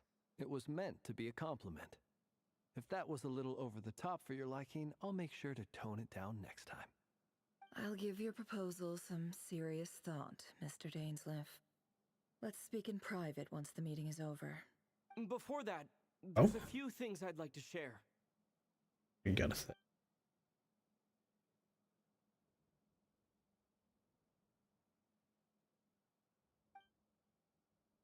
Hear that the knave chose to help you out of her. Then you would reporting how the hearts of the three moons are fight. Now that we've united the hearts of the three moons, your power should be greatly enhanced. But it seems like that hasn't happened yet? I believe it will take a little longer. You've done so much for me, so I want to be completely honest with you all. Even though I'm doing a lot better now, the truth is, my recovery will likely be an ongoing process. From the moment I was born, my power has been slowly ebbing away. And that is because Tevat has never accepted me. Even with the moons united as one, it seems my rejection cannot be undone. So far, I have yet to find a solution. It may turn out to be a problem that will plague me until the day I finally leave this place behind. Even so, I will do everything in my power to help you drive out the Ray here of Solnari. As Arlecchino put it, this is not about chasing the spoils of victory. It's just a gesture of heartfelt gratitude. Kutar. There's a lot more positive. Defeating the Ray here of Solnari will be no easy task. While my strength slowly recovers, we'll also need to gather more intel. Naturally. We should take all the help we can get if we hope to defeat him. We've considered several viable plans now, but our choice hinges on the answers to a few key questions. Is it even possible to kill Rerir? What experiences shaped the person or monster he became? And what's he really after? Given Albedo's expertise in alchemy, I think we should leave him to try and answer the first of these questions. Understood. As for the other two, I'm afraid we'll have to count on you again, Miss Nefer. Believe me when I say it's not my wish to burden you. But right now, relying on your skills is our only option. So you're placing all your hopes on me, huh? Yep. We can't thank you enough for agreeing to help us. Honestly, I can hardly believe how lucky we are. You sure have a talent for changing your tune, Miss Moonchanter. Timid like Yehoda one moment, then flinches insincere flattery the next. Ladies, please. I must object to your portrayal of me. That's all. Feel free to keep bickering. Just pretend I'm not here. I almost don't want to leave this room. I'm curious to see how this plays out. I have faith in you, Miss Nefer. Something tells me you'll stand by us until the very end. Oh? And what makes you so sure of that? What if I suddenly decide that my compensation is insufficient? This isn't about the money. I can sense that you've got a deep-seated distaste for Rerir, and knowing you, that alone is motive enough. Look at them getting along so well. Like two peas in a pod. And I'm the one they accuse of insincere flattery. There is no justice. Miss Lauma, you have to understand something. Unlike you, I don't actually enjoy having everyone's hopes on my shoulders. Is that right? Well, maybe the fact that I'm willing to put my hopes in other people says more about me than you. But the fact is, I also trust you.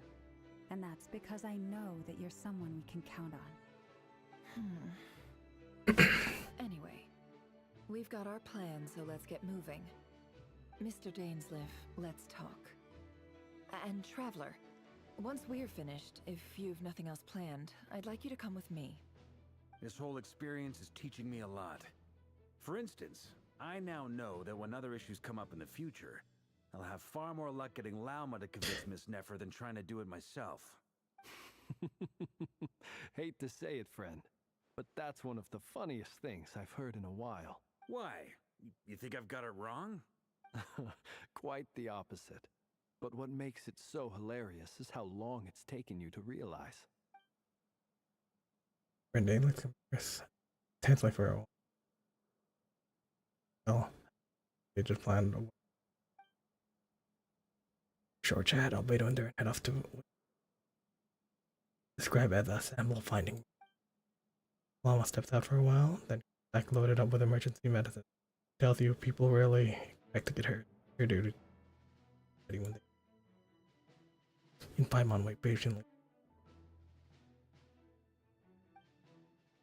Once Never is finished, you follow her and walk to the auditorium.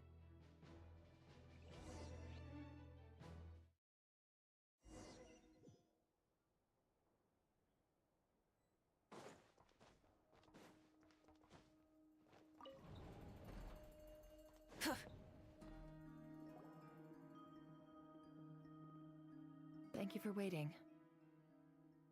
It's okay. We actually used the time to help Dainsleif get a room at the hotel.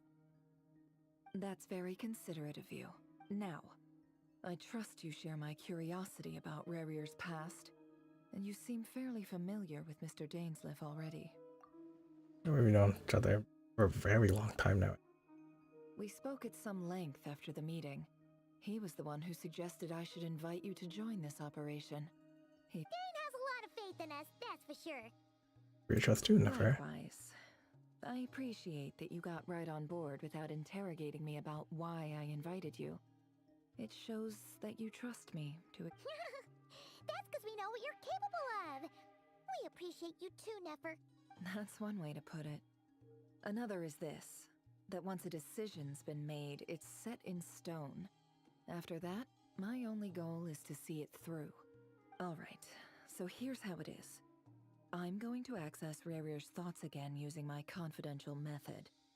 Now, I'm sure you've seen things like this before on your travels, so you're sure the reason I've gathered you all here is to ensure my safety during the proceedings. I plan for us to enter the fragment of his consciousness together, and once in... Think of this as a diving expedition into someone's brain. If I'm the diver, you are my safety equipment, tasked with keeping me alive while I'm under the surface. Once the ceremony begins, we will all be spying on privileged information. But in the interests of safety, you must remain absolutely silent at all times. We will discuss our observations after the ceremony has concluded. Lastly, any individuals of a weaker constitution are advised not to partake in the ceremony. In any case, Paimon has her own job to do, which requires staying in the room but not joining the ceremony.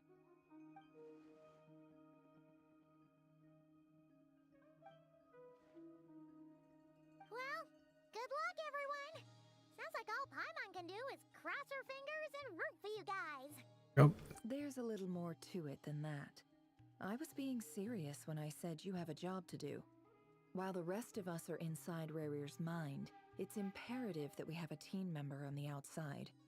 In the event that something goes wrong, you will be our first responder. I don't anticipate any issues, but the extra level of safety will be greatly appreciated. I second that.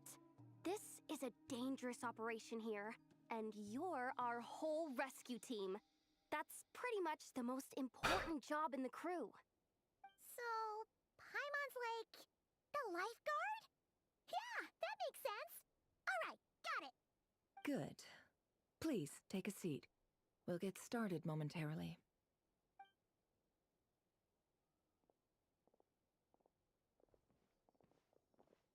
So, did Mr. Dainsliff tell you anything else? He told me that he believes Rarear kept some big secrets in his life. He's not sure that they were the cause of his eventual downfall, but he's asked me to uncover what those secrets were all the same.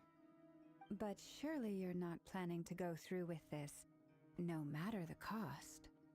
If you think that, you'd be overestimating me. I'm a businesswoman, not a mercenary. But I do have my own professional reasons for taking this job.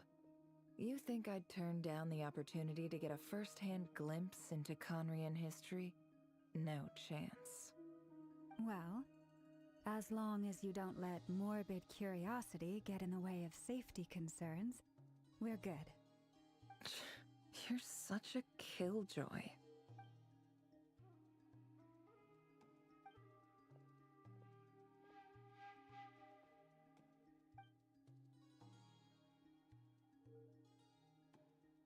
All right, I'm good to go. All set over here, too. Promise, Paimon, you'll be extra careful. All right. Let your whole body relax. We're about to begin. Close your eyes.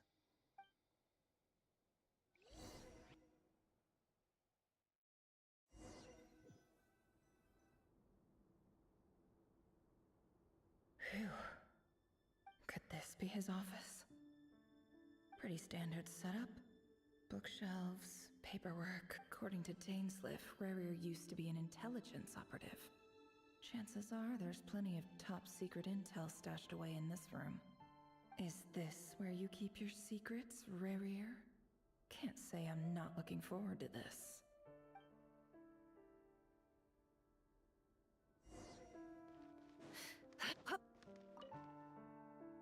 Bookshelves full of documents. Looks like these are all files, packed with the personal details of individual Conrians. The Crimson Moon Dynasty preceded the eclipse.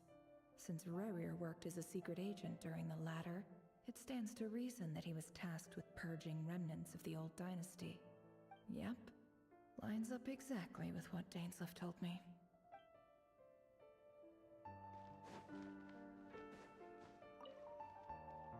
A file tucked inside a folder. It's a list of names, but at this stage I have no idea who any of them even are.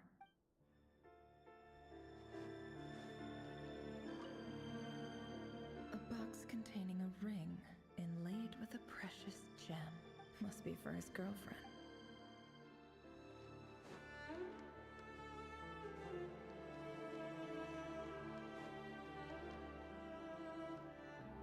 He looks even gloomier than last time.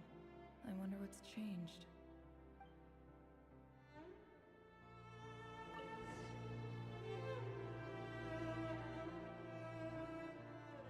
Today's files are in. Time to wade through them, just like usual. Male, 51. Occupation, cook. Confirmed Crimson Moon descendant. Has maintained frequent contact with other descendants over the past year. Poses a threat to the dynasty. Neutralized.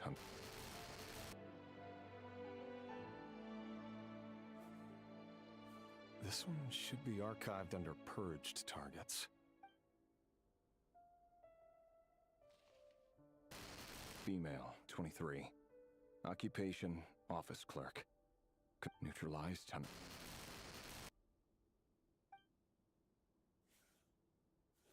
Another one for purged targets. Sounds like she was that other man's daughter. Never mind. What's it got to do with me?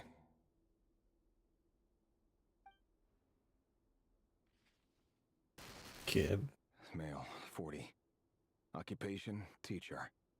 Confirmed Crimson Moon descendant. Has been observed making contact with other descendants during the past year. Poses a threat to the neutralized on...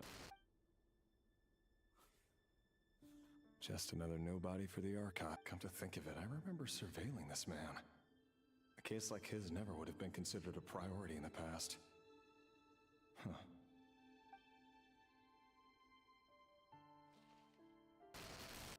Female, 16.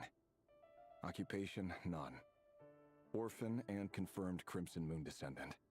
Has been observed making contact with other descendants during the past year. Poses a threat to the dynasty. Neutralized on... Filed. I have no recollection of this girl. None whatsoever.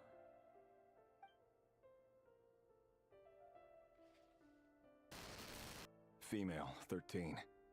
Occupation, none. Orphan and confirmed Crimson Moon descendant. Has been observed making contact with other descendants during the past year. Neutralized on... Filed.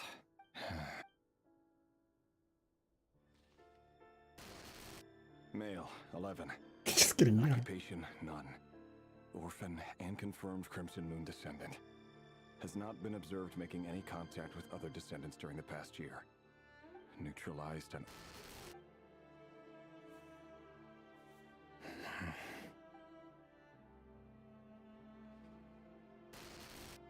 Male. 6. Occupation, none. Orphan and confirmed Crimson Moon descendant. Poses a threat to the dynasty.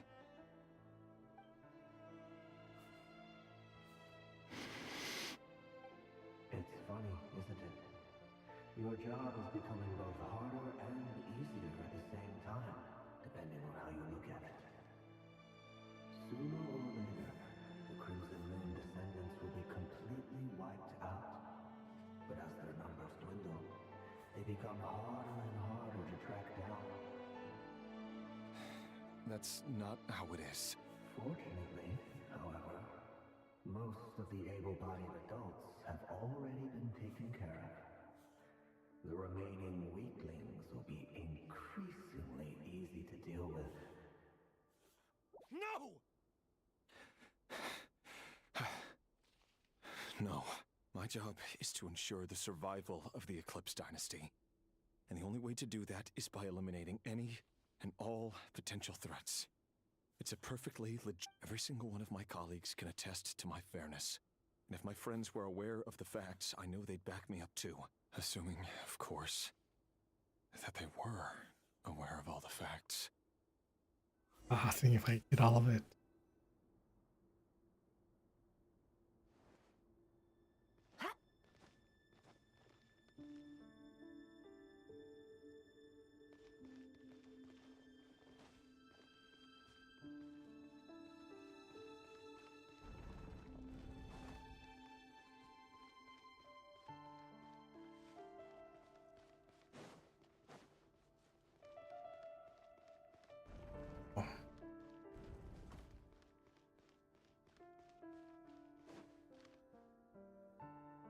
Mr. Vedifalnir, it's been quite some time since we last met. Rerir, I trust you're here because you have something important to discuss. Forgive me. I wasn't tuning out, it's just, I noticed you didn't even phrase that as a question. As if you knew I was coming. Tell me, does someone in your position ever feel the need to ask questions at all? It is indeed within my power to foresee certain things. Things like your arrival. I was just thinking. It won't be long before I'll be inviting both you and Dane to my wedding. That isn't a lie, but nor is it a fact as such. It's a wish, isn't it? No fooling a prophet, is there? Ever since that day we met for drinks, I knew it was only a matter of time before you came looking for me. Does it feel good? Knowing how the future will unfold. I'm afraid the notions of good and bad fail to capture the complexity of what such a power entails. Once you've seen what will come to pass, it can be all too easy to succumb to fear and melancholy. You fear my silence. I long to hear the words I left unspoken that day. That's right. You must have noticed my reluctance to broach the subject. And the reason is simple. Because the truth could never have lived up to your hopes. For both our sakes, such words are better left unsaid. The burden of prophecy was never meant for your shoulders. So who exactly do you deem worthy to hear your prophecies? None but our exalted king? Or rather, our king as he once was. You're closer to his majesty than I am.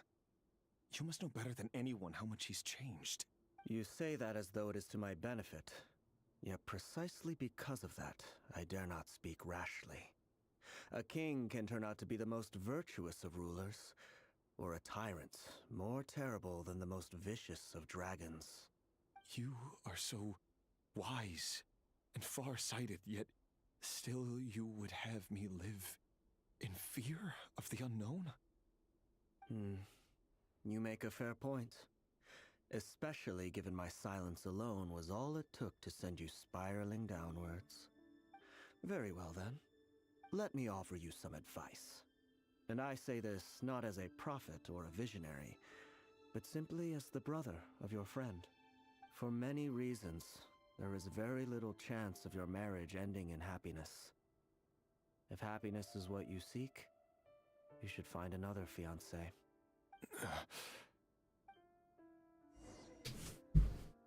Hold on. There's that same black fog again. Could this memory belong to Thelindis? Guess I'd better tread carefully. Treading carefully. Wait. Hear me out. This time we finally got a clear look at his face and learned his true identity. His name is Rayrir. And he... What did you say? A cruel irony, isn't it? The man you're set to marry leads a double life as a brutal executioner. Why are you telling me all of this now? Simple. It's because I want you to kill him. You are the only person he would never suspect. No, absolutely not. I would never dream of doing such a despicable thing. So you'll just stand by and watch him slaughter us to the last. Do not forget that the blood of the Crimson Moon flows in your veins too. The blood I knew of the it. Crimson Moon? What does that matter now? The dynasty has long been dead and gone. You think that alone is reason enough for me to throw away everything I have? Why wouldn't it be? You two were once a child of the Crimson Moon, just like me. Don't tell me you've never felt so much as a flicker of fury for the way we were trampled into the dust. As long as you promise to abandon this pipe dream of restoring your dynasty, I can try to persuade him. Or have him persuade the Vinster King. Persuade the Vinster King? Do you even know why he's so obsessed with hunting us down? Why he keeps trying to force us to hand over our secrets? Over and over again? Or why we refuse to give up on restoring the dynasty? The Vinster King. A blind fool. His eyes clouded by powers from beyond this world. A petty little man with a miser's heart. And he dares to sit upon the throne? Mark my words. If you can't bring yourself to do it, so be it. Just you watch. It won't be long before calamity descends upon us all. The Rayrir of Solnari.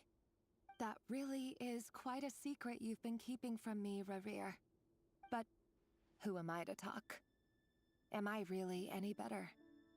I've kept my own past a secret this whole time too. Love should be built on honesty. But ours was born from lies. And yet... He doesn't have Conrad. Is it really so wrong to hide things that would only make life harder?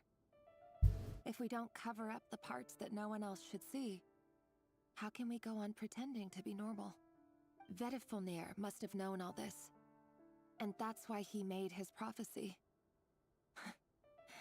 In the end, nothing stays hidden forever. But I won't just sit by and watch this disaster unfold. I'll do everything in my power to protect what I cannot afford to lose, no matter who I have to face.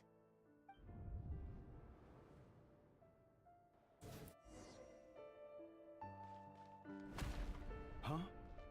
Was that Rerir who just walked past the window? Doesn't it give you the chills that he still takes the same road to work every day? As if nothing ever happened. Those people at the deli. Enough already. They're clearly pretty taken by their own disguises, so just smile and play along. Pull the rug from under beasts like that, and you'll risk having your throat torn out. Deli? Oh. They're talking about those people from the opposition. Right. I'd almost forgotten they used to run a deli. People of no consequence always vanish so easily. And no one even remembers them. But surely you can see he's not the man he pretends to be. So many have died already, and they say that the king's madness grows with each passing day. We're not going to survive this, are we? But why does it have to be this way? Do we really deserve to die just because of the blood that runs through our veins? Felindis, are you even listening? Sorry, Freether. My mind was off wandering. I heard you, though. You're talking about what Rerir said. He's just following the king's orders. He's a secret agent, and it's his job to hunt down rebels and dissidents. By the time you first met him, he'd already taken lives. Maybe he was using you from the very beginning. No. Rerir has no idea I have anything to do with the Crimson Moon. My family are only distant relatives of the main lineage, and besides, my eyes are perfectly ordinary. Truth be told, apart from my teacher, pretty much no one knows I have any connection to any of it. It's been a long time since my family severed ties. But as Orlog said, who could possibly talk sense into that raving lunatic of a king? No one. I'll work something out. Trust me, I'm with you all. But for now, you need to keep yourselves hidden. Don't let anyone find you, anyone at all. Don't forget that Rerir is an Eclipse operative. You need to be extra careful when he's around. And when I am too. For now, don't come looking for me. And if anything happens to me, just act like we've never met. If even you can't escape this, what hope do the rest of us have? But after all this time together, surely he wouldn't I won't speak in his defense, nor can I give you a clear answer to that question. But here, hold on to this. If an opportunity to escape presents itself, take it. You'll be glad you took some spare change. You call that change? But what about you? I've got a job, and there's still money coming in. But you can't go anywhere right now. Please think about yourself for once.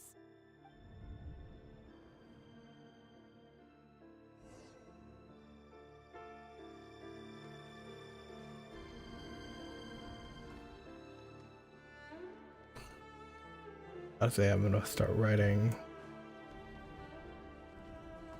Another day, another round of assassination training. Training ground is just beyond this hidden passageway. When you kill a person, doesn't it bother you? I thought he was just like an informant. Are we all just walking blood bags? But not everyone is accustomed to hunting down others like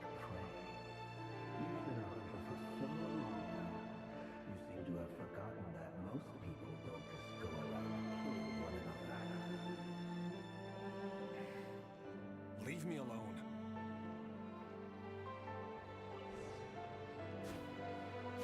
Make sure you have a firm grip on the handle.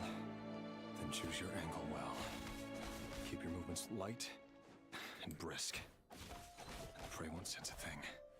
I doubt that. I'll bet no one's ever tried a quiet death at your hands. I work clean. No traces.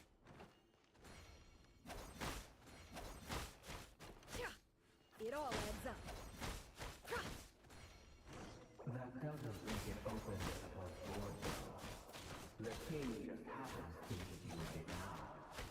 What if suddenly he doesn't? That won't happen. He's changed.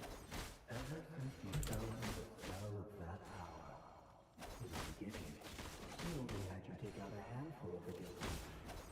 But now... The ones I've dealt with have always been guilty. And I've carried out my work flawlessly.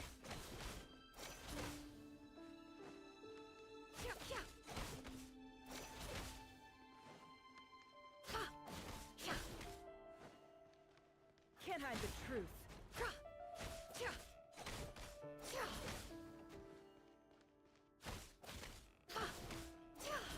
You know why Felinda didn't accept your proposal, don't you? Was it because she didn't trust you? Or something else? Oh.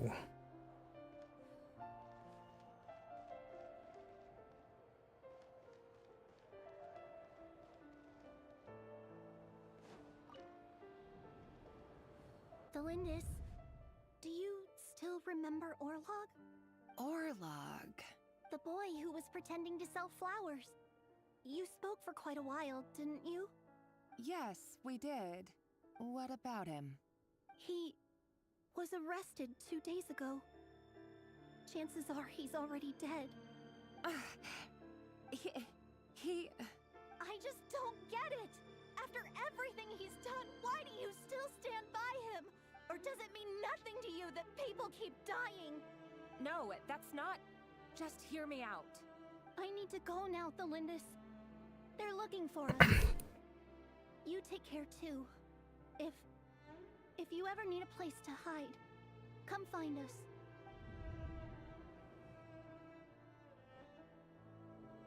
Oh boy. You good. Author Thelindis. Over the course of this week, the research object was subjected to interference for a total of 47 hours for experimental purposes. The results are as follows.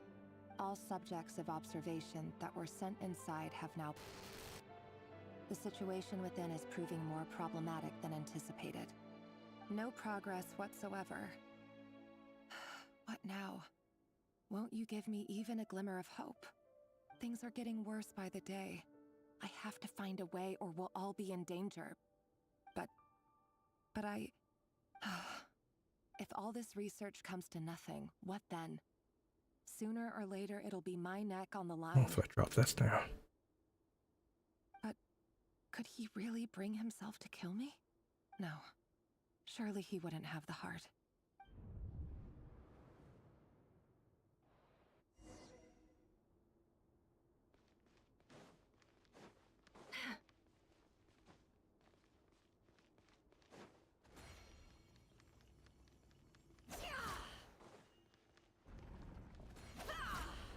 Oh.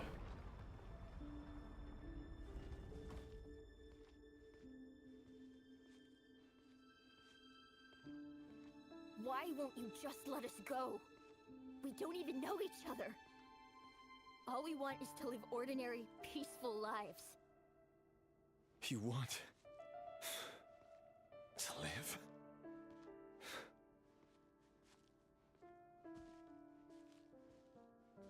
Yes.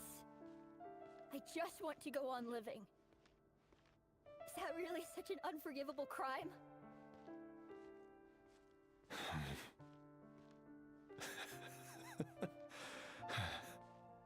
You want to go on living. I want to keep living too. To keep living forever. That's why I have no choice but to continue on the path I'm on. If only some savior would suddenly swoop down and change the way the world is. Too bad that's not going to happen. Imagine that. If there really were such a person, you and I wouldn't be standing here like this, would we?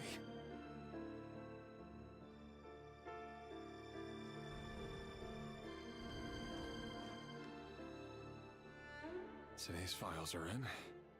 Time to wade through them just like usual. No, I don't get tired of it. It's my job.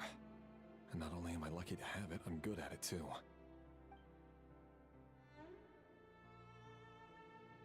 Huh. Wait. That's... Thalindis?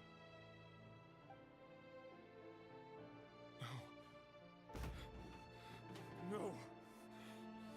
No! Notice that the Why? Crimson Moon fellas don't have Conran eyes. How could you possibly have anything to do with them? It cannot be! A diluted bloodline. Carefully concealed. What a fool I've been. Numbing myself with talk of justice. Even imagining my friends would back me up. But in the end, Erminsul. Finster King!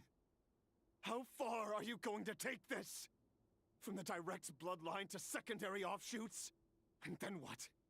Today it's the descendants of the Crimson Moon. Who will it be tomorrow? Will you not rest until everyone down here is dead? No. This cannot go on. This is where it ends. Oh. So he doesn't kill him. His wife will try.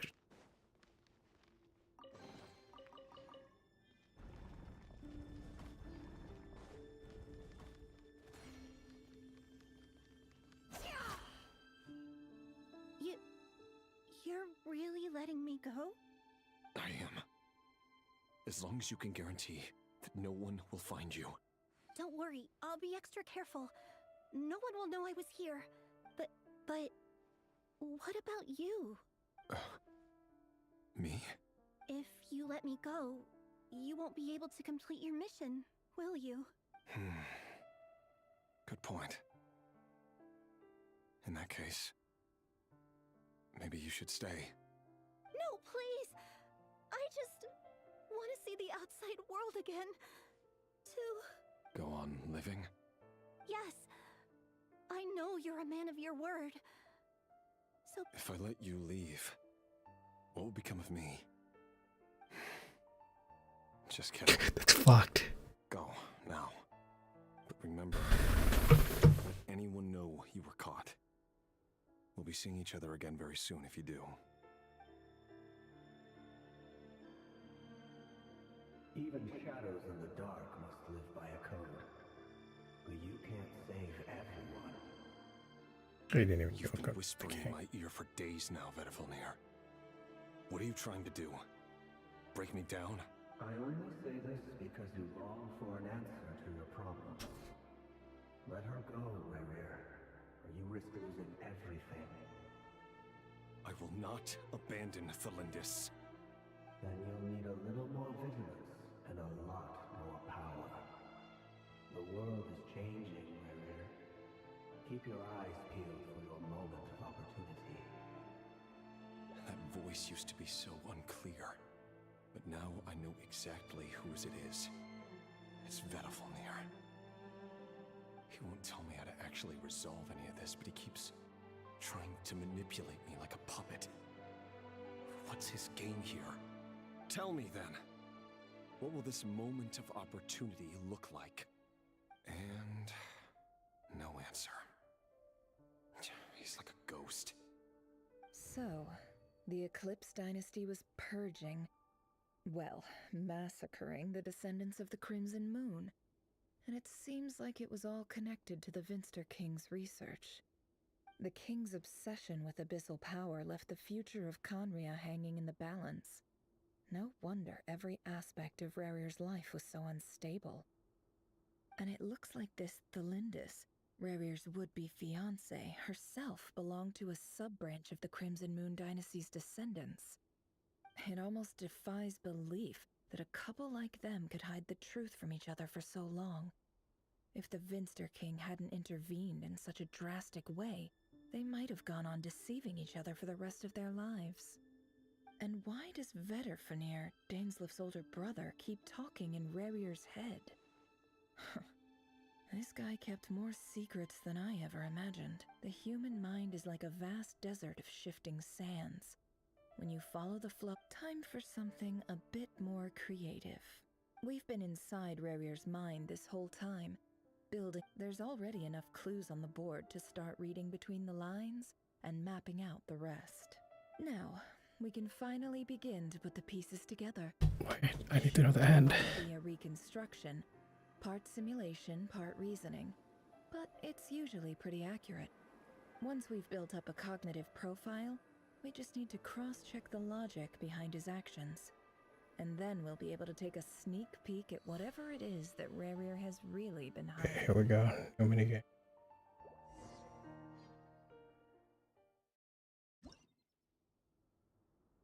It's gonna be the... No. It's Danesley too. Rerir, are you there? Oh, interesting.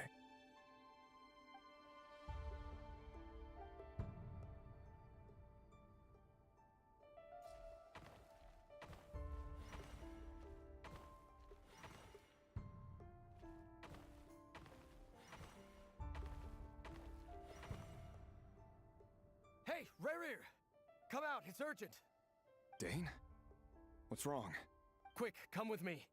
I'll explain everything once we've met up with the others. Okay. I'll come. All right then, but make it quick. I've never seen Dane so worked up before.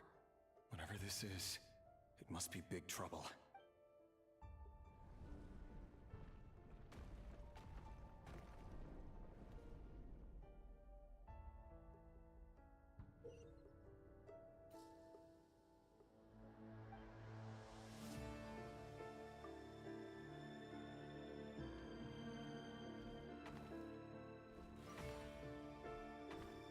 My middle mouth button's kind of jank.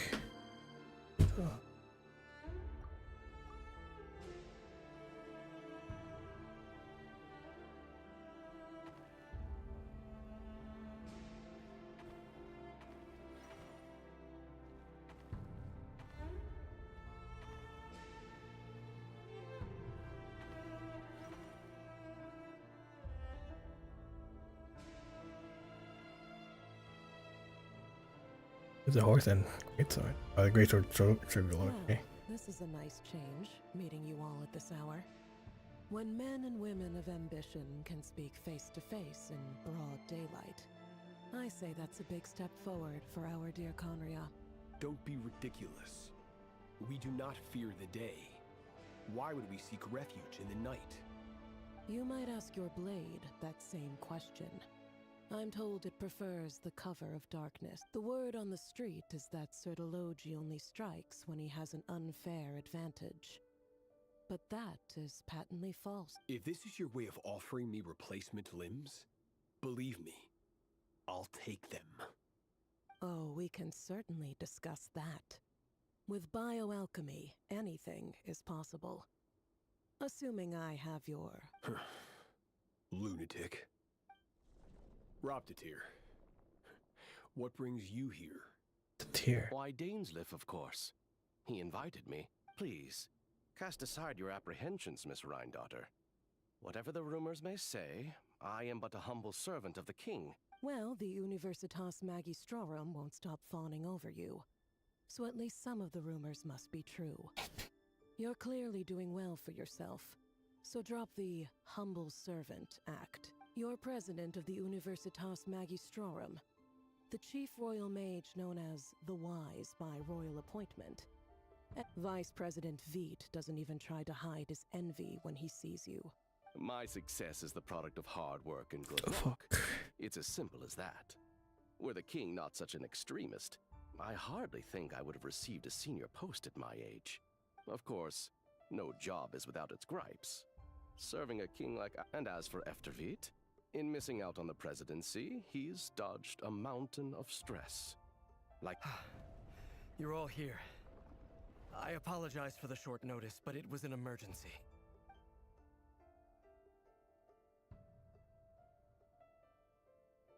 You must be Rarir.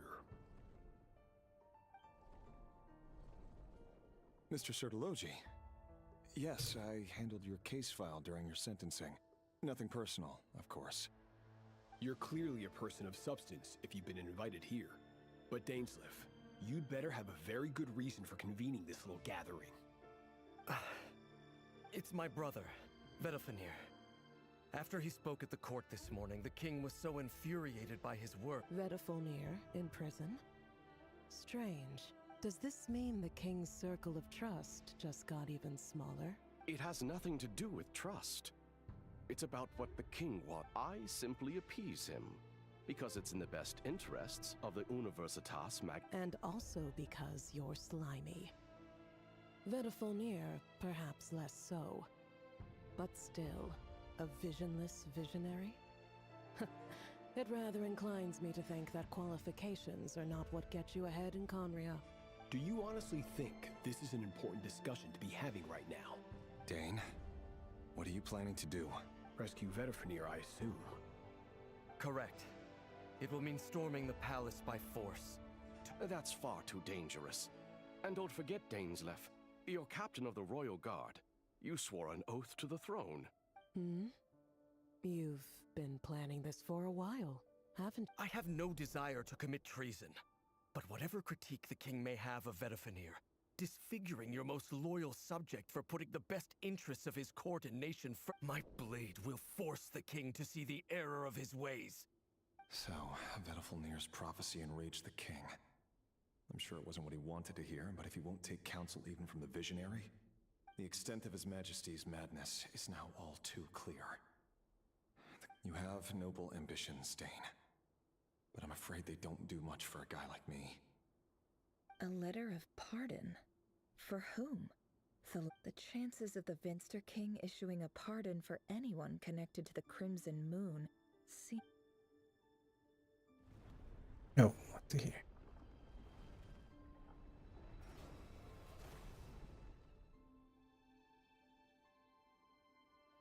This black fog over the board must have some connection to Thelen. Another mystery I'll need to...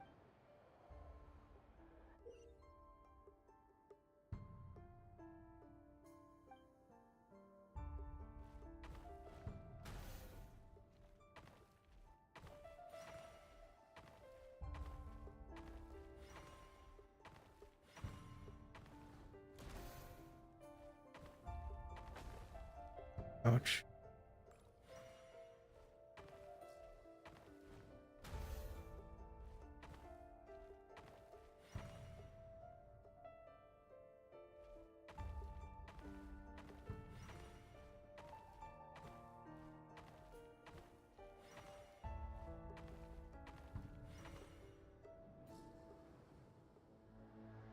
Seems like there was multiple ways to finish that. Over the course of this week, the research object was subjected to interference. Research dating back to the Crimson Moon Dynasty has established 2 points regarding Moon Marrow. Firstly, its origins have something to do with a god's power. Secondly, it serves as a portal to an as-yet indeterminate location. Moon Marrow can thus be defined as a spatial gateway. However, there are a number of hurdles to overcome before we can answer the question of where it leads to. To start with, opening the gateway requires a specific power source, which the relevant literature indicates. An enormous amount of power is then required to keep the gate open. Currently, the total power output of our instruments remains in the single digits. To make matters worse, I am now the only staff member remaining in the Moon Marrow lab. The Universitas Magistrorum recently decided to move most of its personnel into abyssal energy research.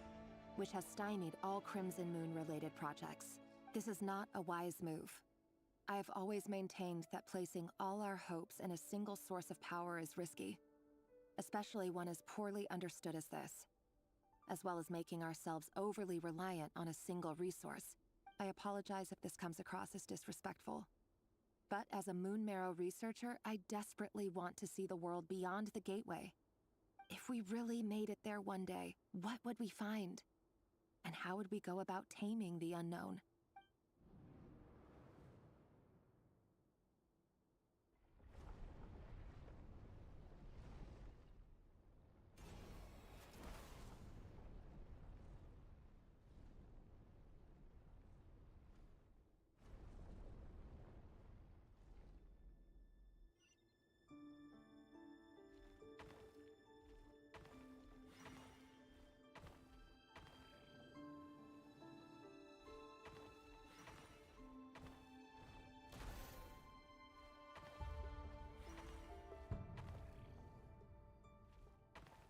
Oh fuck.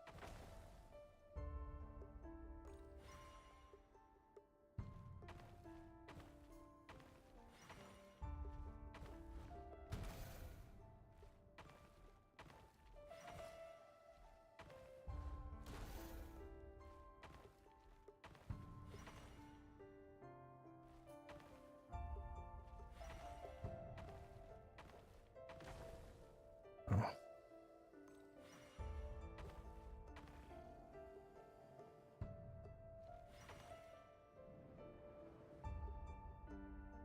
This is for you. I heard you're gonna leave the city with your parents. The Lindis. Did you hear about what happened? I've heard nothing. Rerir got back very late last Friday, and he was acting a little unusual, but he slept pretty well, so... You never saw him, and I don't know what he did. And this conversation never... What if he finds out that you pried into his secret? Don't be silly. I don't know what secrets he does or doesn't have. All I know is... Are you scared of him? I don't know. The Rerir I know doesn't match the person. Logically, I should be scared of him. And yet, I don't want to lose him. But enough about that. You should get going, and be careful with the package I gave you. What's in it? A piece of the moon. All you need to know is that as long as you keep it safe, then in the A red moon? That's right. Our moon. Promise me you'll look after it. I promise, the Lindis. The Crimson Moon bloodline will never die out. Its light, the color of blood, will become like a fire that flows in our veins, no matter how long it takes.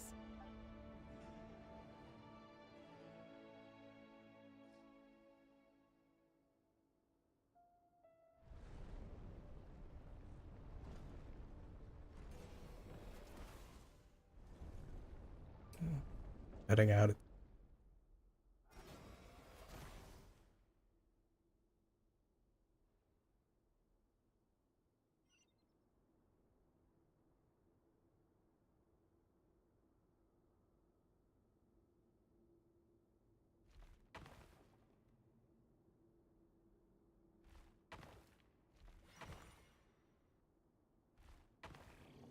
Fuck.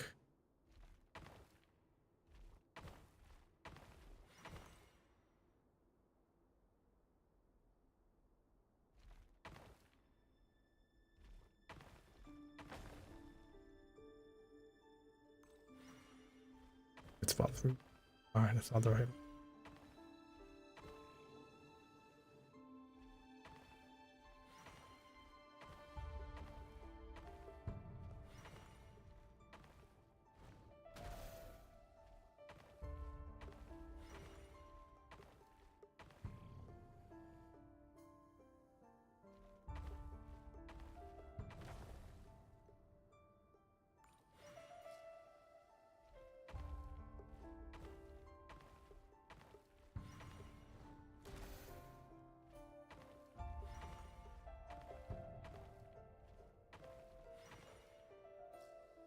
Hurry, everyone, and stick to the plan. Sir Dainsleif, what are you? Is this treason? You know what happens to those who betray the throne.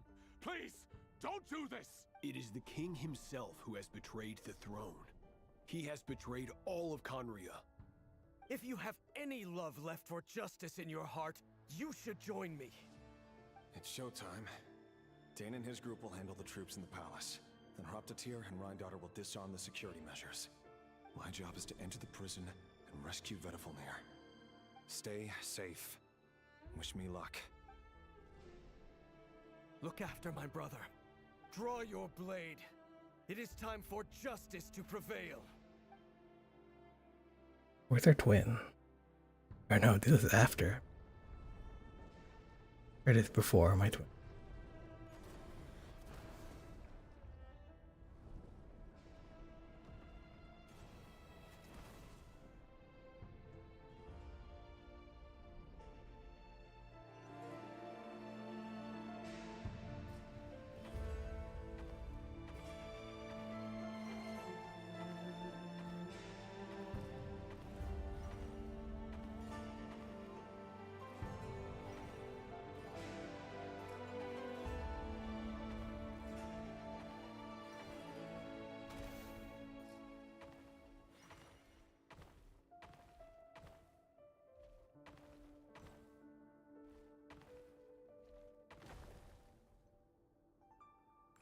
Oh, I know how to do that.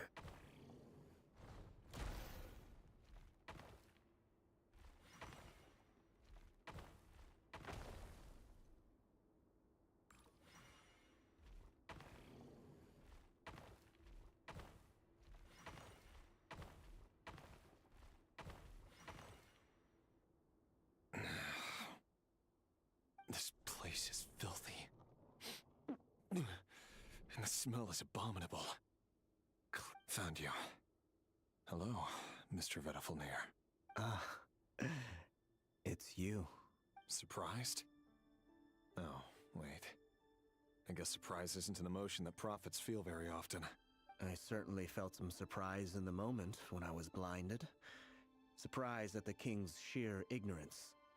I'm curious. What did you prophesize this time? It wasn't a prophecy. It was a word of warning. Someone had to say it. The king has forsaken all reason in pursuit of his obsessions. I simply told him that if he continues on this path, Conria will surely fall. But he didn't listen. Worse still, he stabbed you in both eyes and locked you away. Dane asked for my help. The court is in complete chaos now. Everything is transpiring as I foresaw. Yet I am powerless. I do wonder whether giving a man the power to see the future does nothing more for him than slowly crush his spirit. Forgive my curtness, Vedifalnir, but the king did not suddenly turn on you today. You can't have wisdom beyond the reach of your fellow man without attracting his fear and suspicion. There are things the king does not want to see. So, he doesn't want you having— He wasn't entirely wrong. I did indeed lose my power to see the future. Right up until... Until what? Just now. I believe I saw something new. Well, tonight could go a lot of different ways. 5 of us banded together to storm the palace, also we could rescue you. This will go down as the most tumultuous day in Conrian history. I sense hatred in you. But also hope. A desperate hope that with the tyrant deposed, that will be the end. But this is not the end. It is the beginning of a new chapter, in a whole new story. There are many men of honor and courage in this world, Rerir. But you are not one of them. Is that a dagger? Interesting. Why not the polearm? It was always your weapon of choice. With your abilities, I don't doubt that you were able to recover some of your sight. But I also doubt that you want to make an enemy of me right now. Of course not. We're on the same side, aren't we? We could be. But You mean your future? With your beloved, Felindus? Yes. And I know there are bigger things at stake here. A dynasty, a nation, maybe the entire world. But I can't abandon the one I love to save myself. I just can't do it. But you see a broader picture of the future than I. You see the solutions to the biggest problems of our age. In matters of fate, answers are either right or wrong. What will be and what will not. Maybe you are willing to pay a certain price in the pursuit of happiness. That is the cruelest thing about fate. It is unmoved by your sacrifices. That can't be true. I know it's your voice that I keep hearing in my head, urging me to see how the world is changing, to seek more. You show me disaster, but you won't show me how to avoid it? Why? My voice. In your head.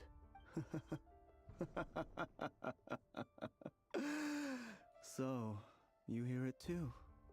The voice that steals your mind, gains your trust, and drives you crazy. It turns out that we are not so different, you and I. Vedifulnir just broke into the strangest smile I've ever seen in my life. As if he'd discovered some monument. Very well then. My advice to you is as follows. You must persevere. Whatever trials and tribulations you may face, be steadfast in the belief that they are your path to the future. For as long as you live, your story with Thelindis shall not come to an end. That is the only chance you have of fighting back against fate. It is up to you whether you believe my words. Regardless... I will hold you to your word. Thank you for setting me free. In return... Just then, a strange wave of energy rippled through the city. We had no idea what it could mean. If I were you, I would head to the Universitas Magistrorum. The Universitas? Oh no! Oh, we won't see the Sure we'll 5 sinners. Again very soon, Another 5 sinners to become. Whatever Vedifulnir said, I didn't catch it. I didn't even help him out of the prison. There was no time to lose.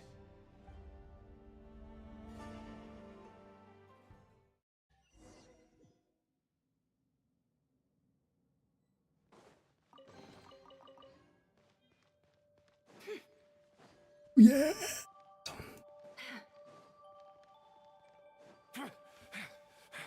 Monsters? Is this Rhindotter's doing?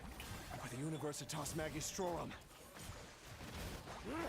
Out of my way!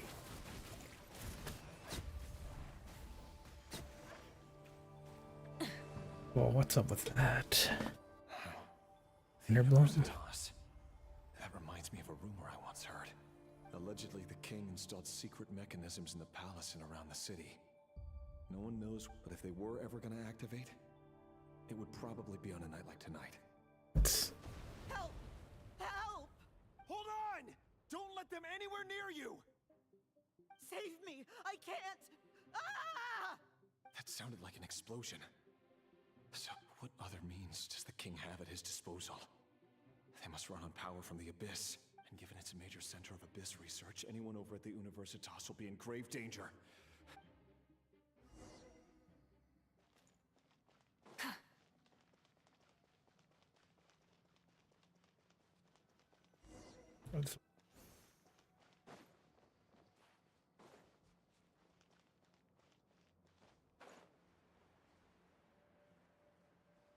That's gonna. Light it up! Strike a pose! Grill, grill, grill! Try and stop me! Can't hide the truth. The mystery unravels. Rust and rebuild! Billowing surge!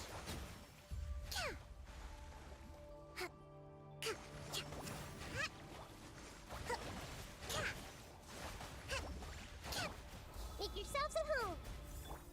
Let my name echo in song! Rise with the sun! Wrath from the skies!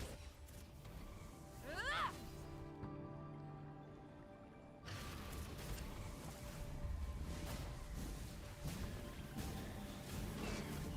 Incinerate! Light it up! Everyone hold it! Ah! No more lies. The deception ends here. Can't hide the truth. Covenant of the Deep!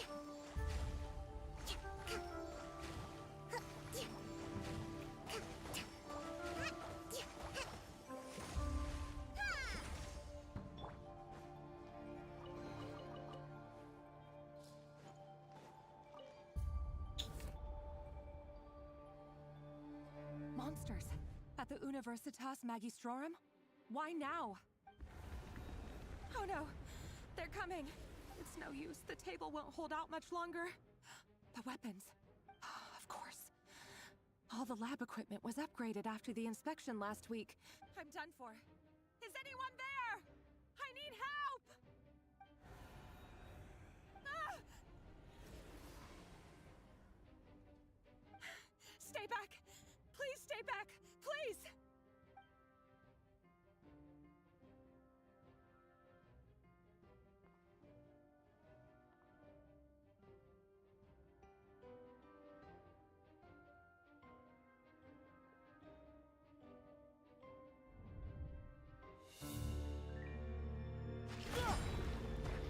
Oh, duty. What's that? Rear. So the rumors about your work are true. What? No! Listen, something happened at the palace tonight. We have to leave! You don't need to lie to me anymore. What do you mean? I know why you're worried, and I will respect the decision you've made. But it's okay, because I found a solution. I know how to end all this. You can have it back. The normal life you so desire. But until then, I'm afraid our wedding will have to wait. Celindus? No, don't do it! Celindus! Celindus!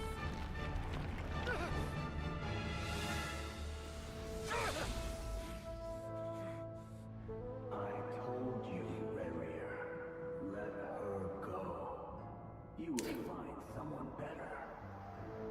No! No, I won't do it! I have to save her! By what means exactly?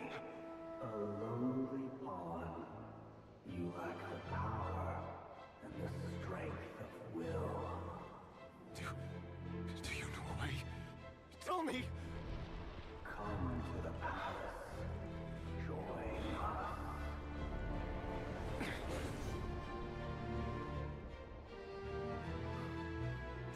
Can we see the 5 sinners?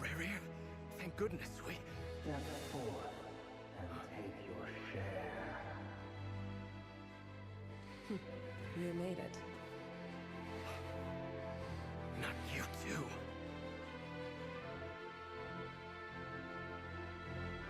Hatred or grief, despair, desire. We all have our own.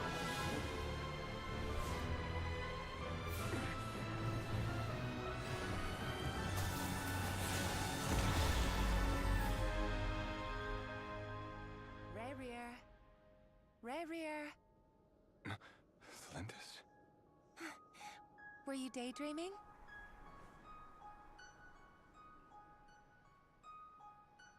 You still remember, Rerir? That question you asked me a couple of weeks ago? Oh.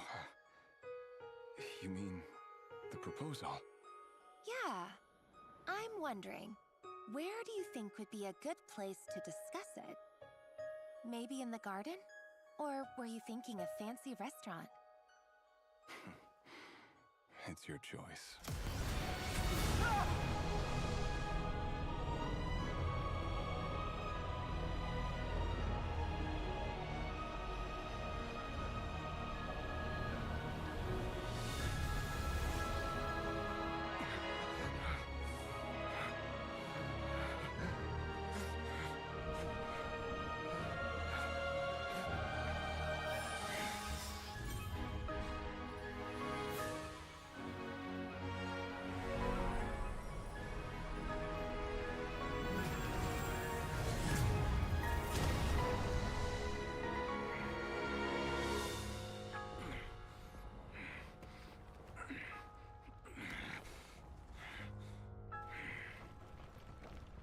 I will find you. And then... you can give me your answer.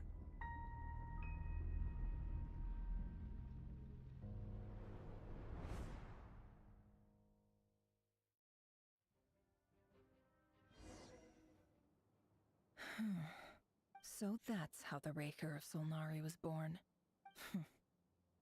A monster created by circumstance is a monster all the same.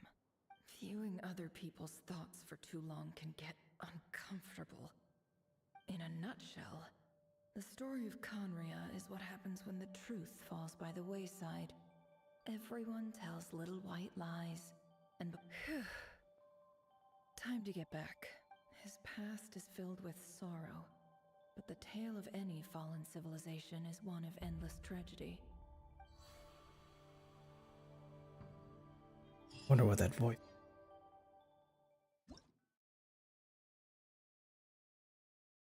Oh.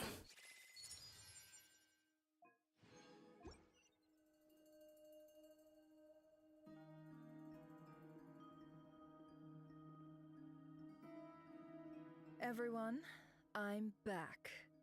Can I get a standing ovation? Never! How are you holding up? She's fine. Boss is a pro.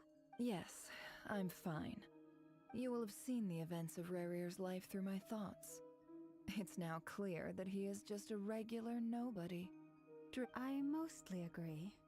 There's only so much we can know about him from his memories alone, but they did give us a clear glimpse into his life in Conria. However, I would not consider Rarir to be a nobody. Sounds to me like you're speaking in riddles again. Is this you urging me not to That's not what I meant. Although I do hope you choose to remain apart. Then try to remember that I respond better to the carrot than the stick. And I don't appreciate being bossed around. Now, as for you, Missy, you were excellent. You stuck to the rules of the ceremony and kept your mouth shut. Cool. So, can you fill me in on the deets now? Patience. You'll hear the whole story, don't you worry. But let's meet up with the others first. It will save me narrating it twice. Yehoda? Yes, boss. Let me get that door for ya. That's more like it. For a moment there, I was worried you'd forgotten about the first clause of your employment contract. Doors for never. Curiosity, but what does the first clause say? It says I gotta do the annoying stuff that boss is too lazy to do for herself. Like opening the door, pouring the tea, yada yada. Is that right? If something is in the contract, it's because she willingly agreed to it. Rest assured that the curatorium abides by the very strictest of labor policies. In any case, I've hardly shied away from my share of the work today. Hope I don't catch Flints and Varka lounging about in their chairs.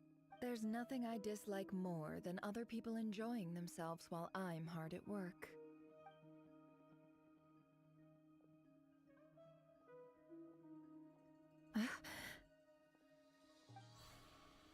Oh no. Oh.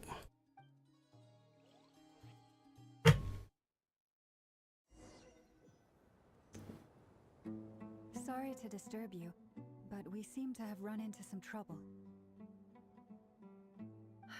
Evidently Sumaru. so. Don't worry, I'm not about to leave you to fend for yourselves. I'm not that kind of boss. I'm sorry. What did you hear me say? I wasn't...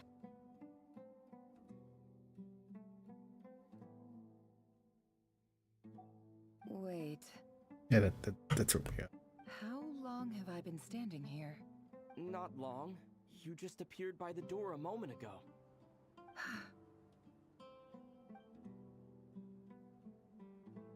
Boss, what's wrong? You look like you've seen a ghost. We've been tricked. We never left at all. Somehow I hallucinated that whole scene back inside the office. Hallucinated? But how? How indeed. This place should heed my will alone. All thoughts and actions that occur in here are just a result of pawns moving across the chessboard in a carefully calculated manner. So you control everything in here? More or less. But yes, it's a Has anything like this ever happened before? Nothing quite. You're not giving two little answers here. Only once. It was the first time I used the chess set. And Paimon's not a... Is there any similarity between what happened then and what's happening now? I suppose my thoughts are a little turbulent, which was also the case my first time. Is there anything I can do to help? The first clause of your contract clearly states that I only need your help with... Meaning, you're not feeling lazy right now? Meaning, this is not something Yehoda can help with. The chess set is a personal treasure that I alone understand. Boss, it's fine. Really. Oh, listen to you. Whatever would I do without you, Yehoda? What? Really? Yes, really. Where would I ever find another employee as obedient and Oh, okay. Well, anyway, I was thinking of fetching some water. There's gotta be a source around. I suggest everyone finds someplace comfortable to take a rest. Even though all this chess malarkey doesn't exist in a physical sense, you don't want to dismiss mental fatigue. Just because it isn't physical doesn't mean it's any less Don't I have the best employees? Jealous much? If we can find a suitable time, I'd love to borrow Yehoda for a day to help out at the Frost Moon's. Oh, Lauma. Have I ever told... Time to rally, everyone. Follow me. As we continue our journey, the same rules will apply. That means stay focused and no talking no matter what we encounter. You have my word that I will get us all out of here.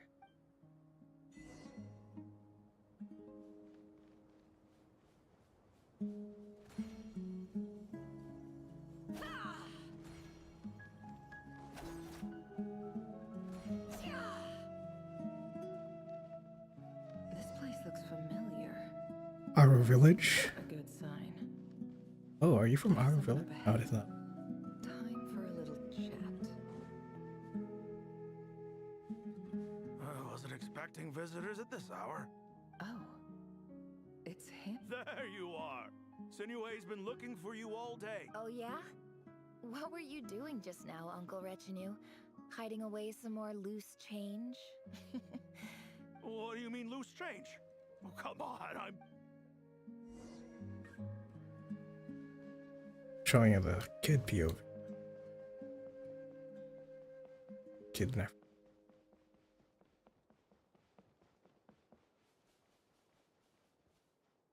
Hey, kid. Mind telling me what Sinuhe's been up to recently?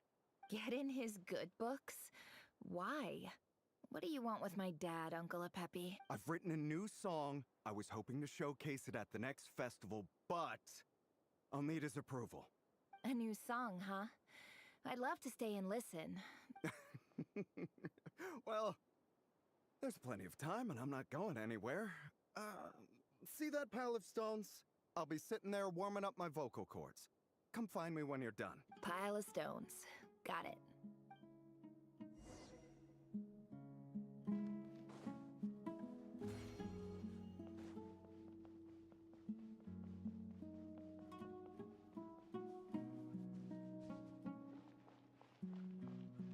Hi, Dad.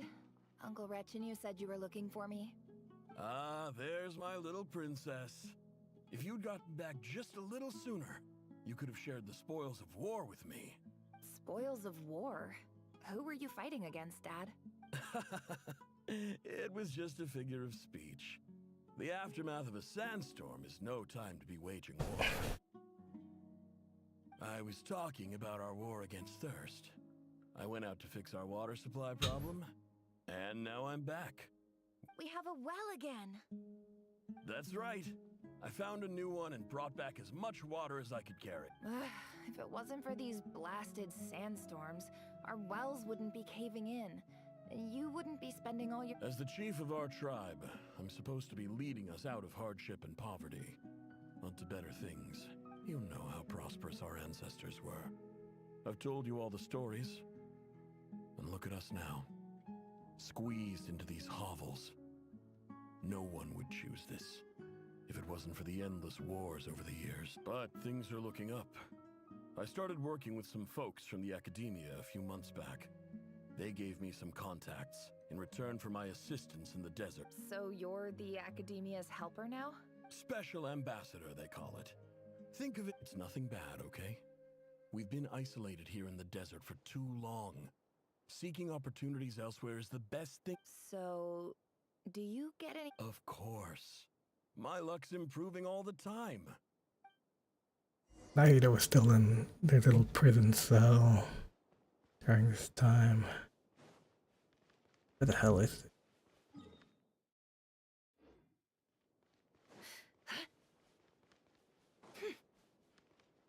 Be cool if it was like a place like ruins. Might be.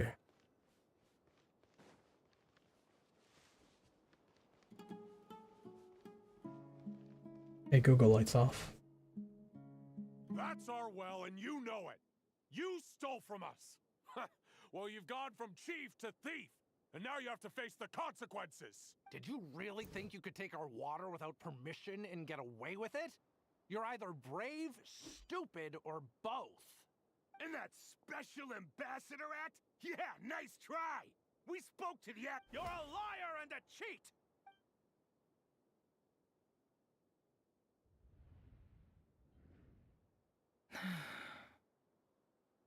I heard Yehuda gasp, but I don't blame her. Most people are terrified by the sight of blood. Corpses strewn across the ground. The wounds are clearly from scimitars and daggers. The desert dwellers' weapons of choice. There's a handwritten note on the ground. Let's see what it says. Halil, this is Sinuhe, chief of the Shimti tribe. This is my second time writing to you. I assume my last letter must have gotten I'm writing to you because I need some help. That sandstorm the other day completely blocked up our well. Praise the gods. The well of the Eob tribe was intact. It was my last resort. I drew what water I could and left, but you told me to write to you if I ever needed help. You said you'd be my ally in the academia. I urgently need you to formally recognize my title of Special Ambassador and send some of your people to assist me for a few days. It's the only way I can convince them that this is an emergency. Looks like this letter never got sent. The writer died a grisly death, and the letter was trampled into the ground. It's badly defaced. Some parts are barely legible. Killed kids and women. What a ridiculous lie the surviving Shimti tell. Their whole village was butchered over a sip of water.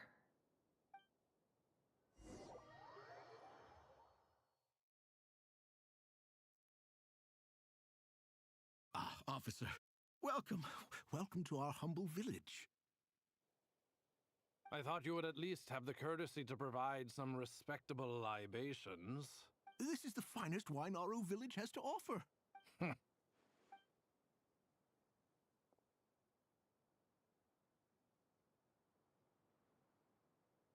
The Academia has agreed to reserve a single space for a candidate from your village.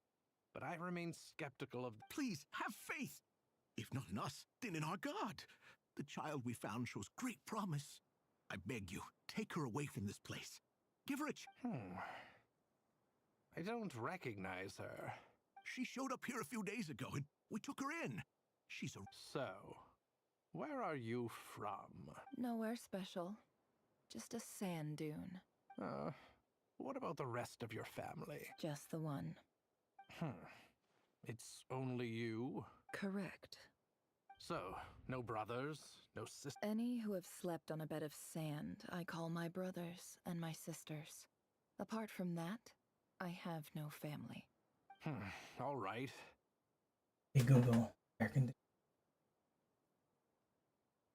Get over here. Sign your name on the form.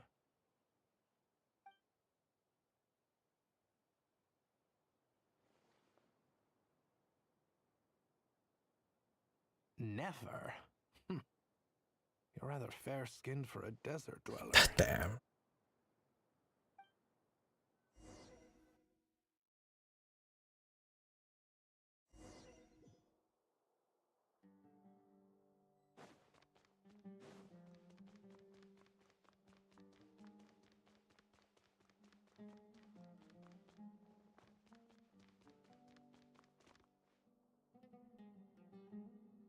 Nefer, this term's assignments have been issued already. Please read through the materials thoroughly, conduct your own additional research. Yes, Professor, I'm aware. I just had a couple more questions I wanted to get your perspective on. Oh? Please, ask away. Well, I saw the other students' problem sheets, and I couldn't help but notice that... A weak student? Goodness no. I think what you're saying is, a weak student wouldn't have noticed the discrepancy. And if they... You see, sharp as they come. You see things the way they are, and I'm sure you know why they're like that. Because of where I come from. Because I'm different. I'm sorry, Nefer. I don't like it any more than you do. Anyway, you said you had a couple of questions? What's the other one? I wanted to check... If someone sent me a letter to the academia, where do I... Ah, your family wrote to you. As long... Not exactly. It's not even a recent letter. I was just curious where... The House of Dana, I expect. I know there's a box for unclaimed... Whatever you're looking for, that'd be the place to start. Okay, got it. Thank you, Professor. Oh, don't mention it. Honestly, I feel like I failed you. Hey, don't say that. You're a great teacher, and you do your best for all your students. But the rules are the rules. It's not just the academia either. The whole world bends over backwards for the successful, and leaves... Oh, my dear child. I haven't.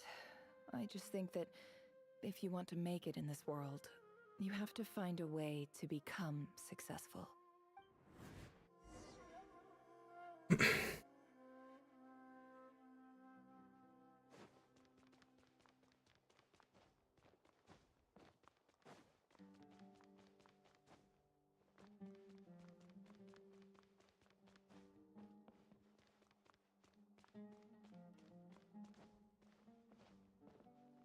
Her dad's letter.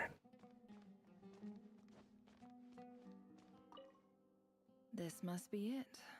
A big cardboard box. Let's take a look.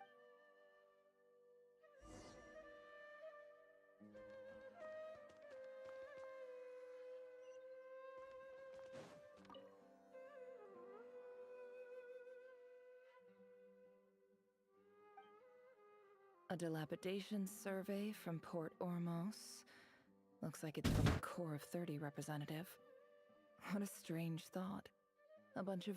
This one was never even opened. I guess the... Who was it addressed to? This one is addressed to the Immorta Sage. The title is Changes Observed in... Guided by the incense, we became... In clinical terms, these symptoms fit the For example, this seems like something the academia would want to... Wait, what's this written? The note says, the sender authored this letter while under the influence of mushrooms. I would send it back, but no return address was... This next one is addressed to... A few words of protest regarding recent change. In recent years, the academia has taken on a... However, it appears to me that these students have not, in fact, as well as receiving dumbed-down assignments and perfunctory tutor. Education is the fundamental purpose of this institution, which should go without saying in a nation whose founding virtues are knowledge and wisdom. As Grand Sage, policy decisions are your prerogative, but do not forget your... I do hope you will give some serious attention to this matter. Great letter. And the sender is... Huh? Sage Cyrus of Spontamod. I didn't realize anyone else even knew how bad students That's her have dad's it in this place. So this is where letters from the Sage of Spontamod end up? Nice one. Whatever. I'm not exactly holding out hope that a letter sent from the desert would even make it here. I can't believe how much discarded mail there is. Must have been years since someone last went through it all. I don't believe for 1 second that any human being has sat down and... Wait, could this be it?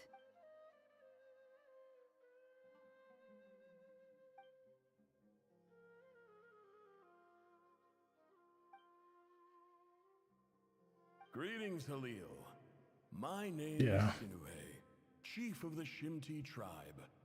I was the one who came to you and your colleague Zaid when you ran into trouble. I don't know how well you remember it now, but I brought you to safety and gave you... In my tribe, learning a person's true name is serious business.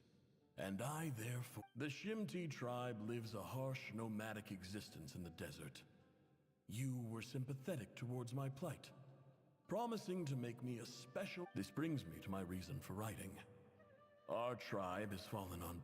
There was a terrible sandstorm a few days ago, which blocked up the well in our land. The Eob and Unut are descended from the Thamudians.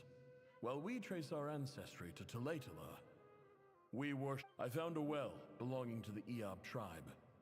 They declined to help us, but I really had no other option. When we met, you assured me that you would be my ally in the academia. That aside, the last time you were here, you mentioned that the academia had started accepting students. We have next to no resources here in the desert, and my power and influence are limited. Would you consider enrolling my daughter at the From the outset, the academia never took you seriously. Those things they promised were just empty words, and you were so emphatic that your luck had finally changed for the better. You swore you'd lead us to a better place one day. You liar. You lied about everything. You promised the world and delivered on none of it. And who fell for it? Just me, by the looks of it. Despite your best efforts. Which makes you a I think I'll take over from here. Let me show you how it's done.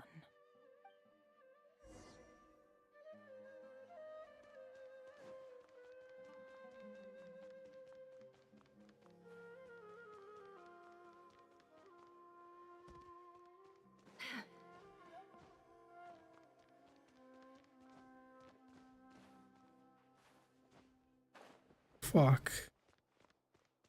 Oh, no, I had to...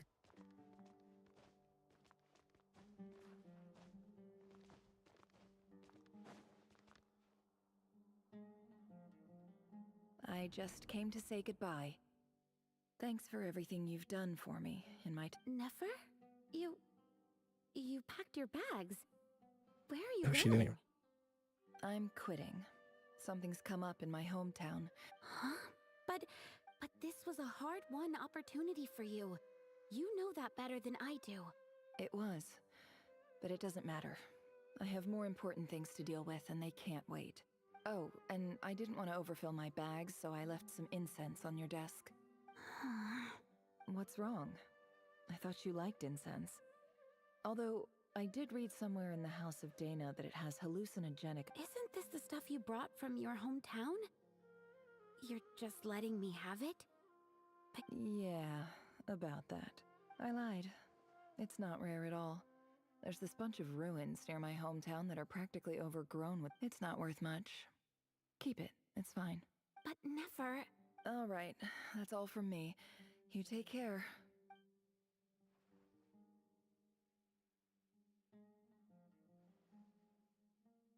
Don't forget me, okay? I mean, we're more than just classmates, right? We're friends. Yeah. I'll remember you. I lied again. That incense is worth a fortune, and it's a rare find even in those ruins. And as for remembering her, I have far too much to do when I get back. I'll be lucky if I even make it through this alive. But either way, I expect I'll forget you pretty quickly.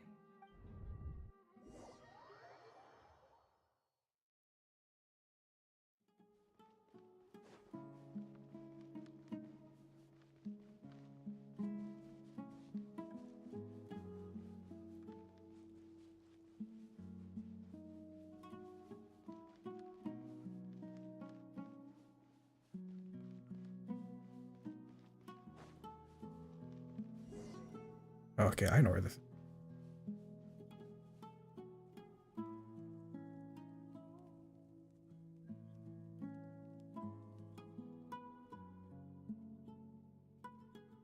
It's not obviously the desert.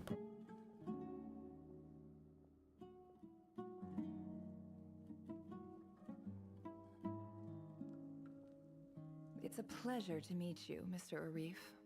So, what does the Academia want?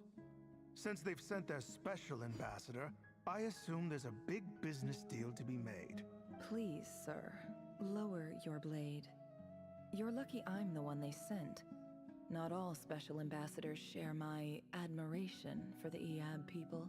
The ever-shifting balance of power in the desert reduced the once great civilizations of this region to rubble and sand.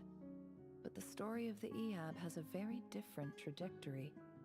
Others grew weak, but you grew... Huh. So, you do know who you're dealing with? This well is the perfect symbol of your strength, is it not? It used to belong to the... You're not wrong. But I'm sure you didn't come all this way just to flatter us. Of course not. I came to bring you some very good news.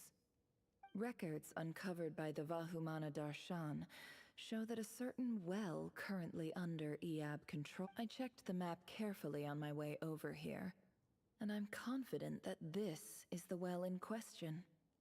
50 million? No, wait. If these ruins are as important as you say, 50 million's a little low. Don't get greedy, Eab. We know far more than you think. We know that you seized this well by force. Wasn't that the first step in your rise to power? So what if it was?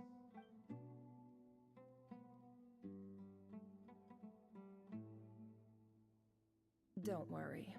As unscrupulous as it was, it's something we're willing to overlook. The Academia is only interested in dealing with the de facto power hold. I hope I am making myself clear.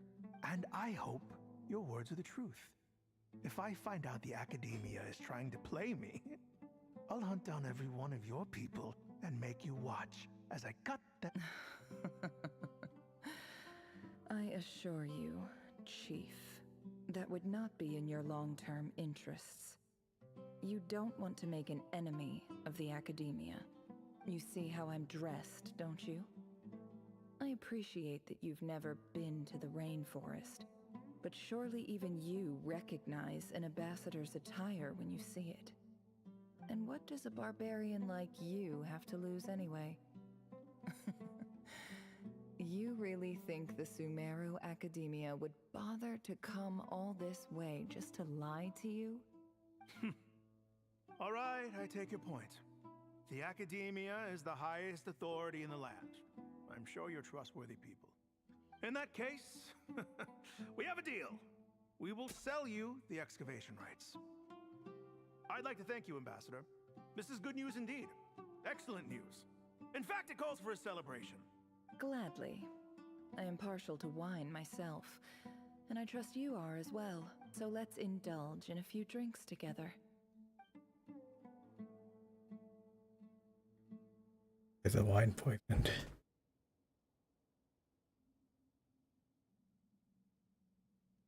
Chief! Chief, it's an emergency! It's the Unut. They've... What? Well, don't just stand there. Take it back. Yes, Chief.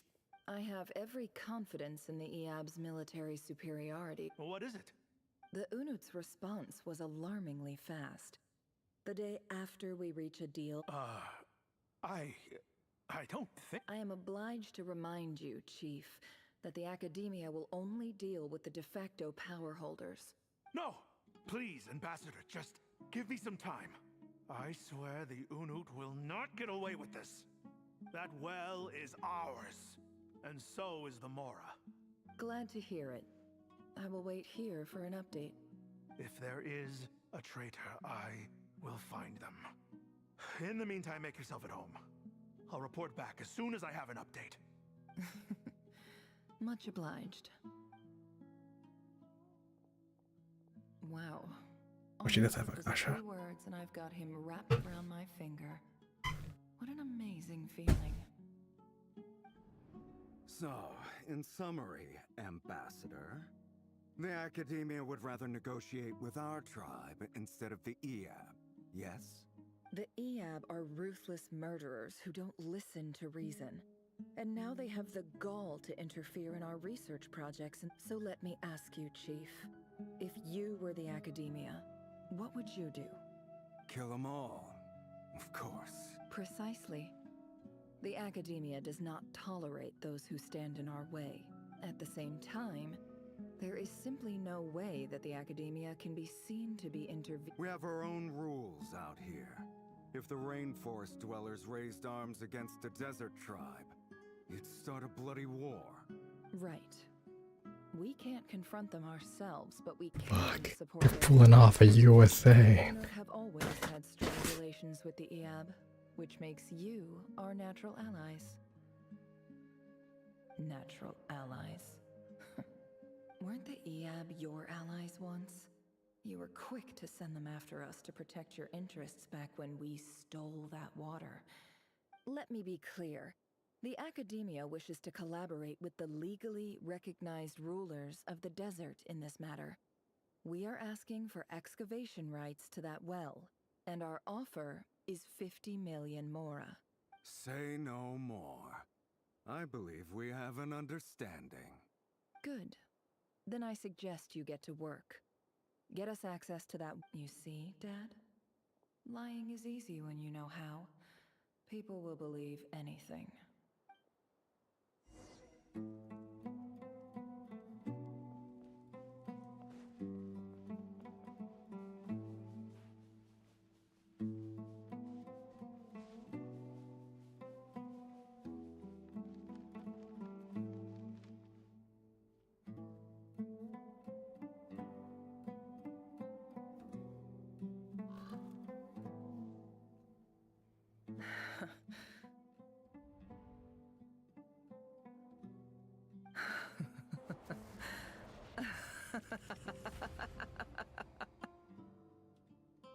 Look at yourselves.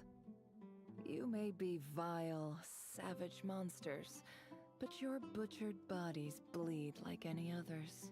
The monsters who destroyed my home, they're just ordinary, petty human beings. What a joke. I think we're even now. Maybe I've even done the desert a favor. It's a better place without all these people around. Oh, Sinuhe, my gullible fool of a father.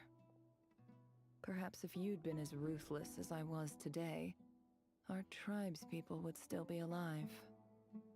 In this dog-eat-dog world, a chief needs to be tough to survive. But you couldn't do what had to be done. So I did it for you. Nefer, it's okay. All of this is in the past now. I believe I remember you promising to remain silent. Yeah, but even so... Yehoda, is there anything you can do to ease the tension? God, this yo, it's your time to shine. Alright, time for a sharp turn onto a completely different topic. Oh fuck. So, anyway, that's enough of that. When are we getting out of this place? God, you fucked it again. Feels like we've been walking forever. I'm getting pretty tired. Oh, Lauma, you tired? Fucking lover. Yes. If we can find somewhere to sit down, I could certainly do with a rest. It's not far now. There should be a temple just up ahead. Is this situation about to reach conclusion? Really? A temple? That's where this story ends? I guess that's how things go in the desert. I've been to a similar place there. A friend from the desert before. Desert dwellers can never escape their destiny. Or so everyone says. You mentioned a temple. My biggest trade secret. Ah. Then I'm guessing it's where you got your power from. I didn't know you were clued up on any other religions. I'm no expert in the history of Sumeru, but since you come from the desert, I would imagine The seven it has something to do with King Deshret. Sounds impressive. I've been friends with connection to that stuff. Especially with, I don't know that part. Oh, I know who you mean. I know. General Mahamatra Sino. The spirit of Hermanubis dwells within him. That's Boss Neff for ya. She knows everything. Sino's hardly a figure of obscurity, but I know about Sethos too. Didn't do the Sethos quest. What about him? Is he a big deal or something? Well, he's not a small deal. Please, this is the thanks for your patience, everyone. I'm sure it's been a lot to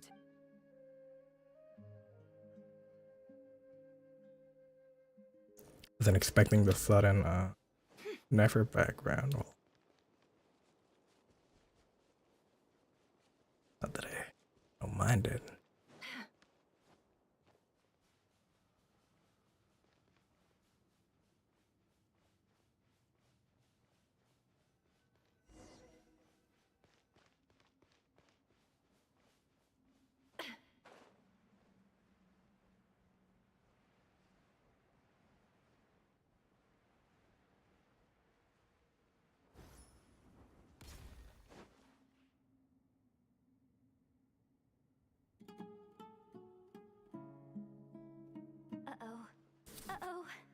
I'm totally out of my depth here.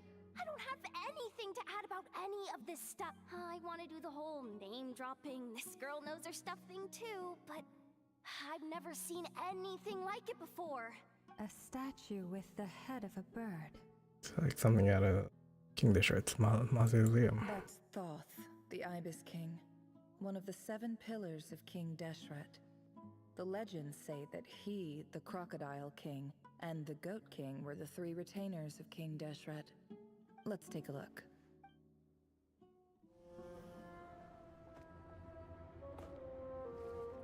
Get comfortable.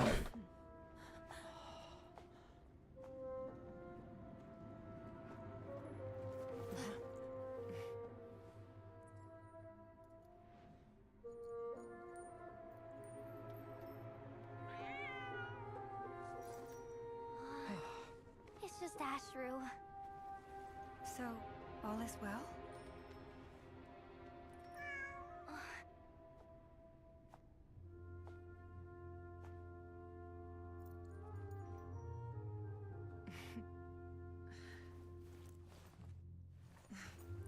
Typically speaking, at this point, the world disintegrates. Then we find ourselves back in the outside world. Besides, these are my memories. There's nothing to fear. You're sure? Of course. It's almost over.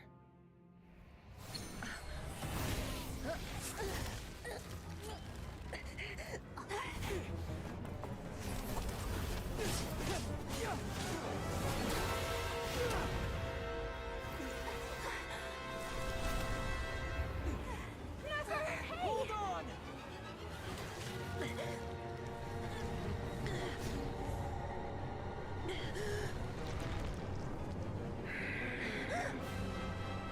Knowing too much is always a death sentence. Speak for yourself.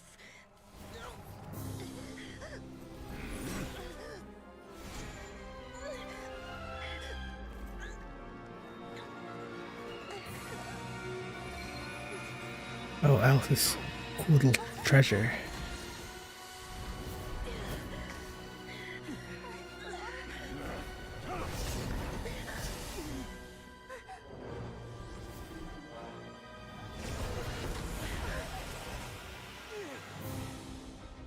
How repulsive.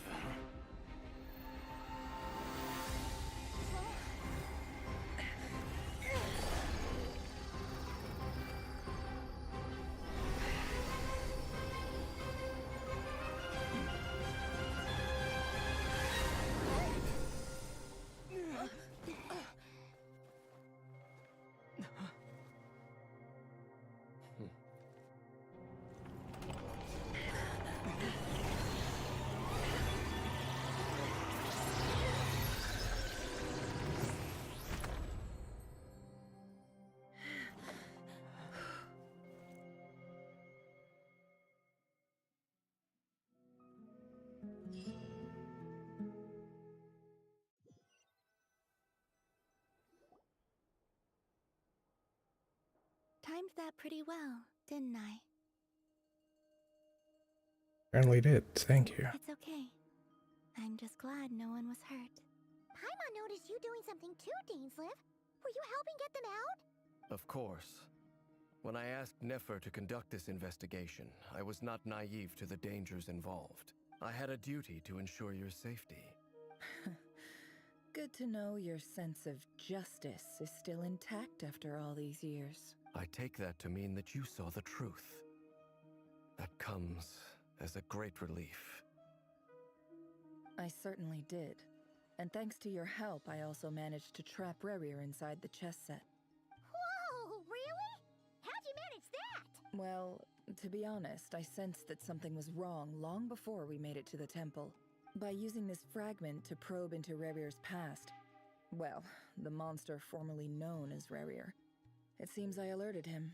I was tracking him, then he caught on and started— But how did he track you through your thoughts alone? Rerir was a secret agent who reported directly to the Vinster King. He is an expert at finding a trail and— No wonder. He infiltrated the chess set, read my thoughts, and built a new virtual chess set inside of it. That's why we weren't able to leave at first. Speaking of your chess set, it's quite a remarkable item. Would I be right in thinking you have some connection to King Deshret? You overestimate me. I only have a connection with one of his underlings, the Ibis King. You all saw how this came to be. A long time ago, the Eab massacred my tribe, the Shimti, in our home village. A few years later, the Unut and the Eab fought a bitter battle over the rights to a well, all for the sake of a non-existent The final blow to the Eab came at the victory feast, when an Unut assassin beheaded their chief right before my eyes. The remaining Eab fled and have been scattered. Having gotten my revenge, I returned to my hometown, where to my surprise, the nearby temple was still standing. There it was, seemingly immune to the relentless hostility of the desert. As I stood there gazing at the temple, I noticed a cat just outside. This cat, as it turned out, was home to the spirit of the Ibis King. He led me to a gate deep inside the temple, and there he made a deal with me. This chess set is my gift from the Ibis King. The chessboard within is made to the same specifications as the one in the mausoleum of King Deshret, and represents his power of piercing analysis. With this chessboard in its container, I gained a certain ability to perceive hidden secrets. Now, you could conclude that the Ibis King simply wanted to give the people of this world the power to seek the truth. But I don't believe that's every god plays favorites. Their hearts are as fickle as any humans. It is the same with all powerful forces, including fate itself. If you're alluding to the Abyss, then yes, I agree. Gather the others. It's time to share everything I've...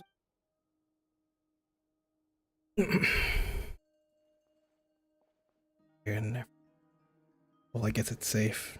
Thank you all for being Rerir. As promised, I did some further investigating into the Reicher of Solnari, real name Rerir, was once a Conrian subject. Okay, good. Because I already knew.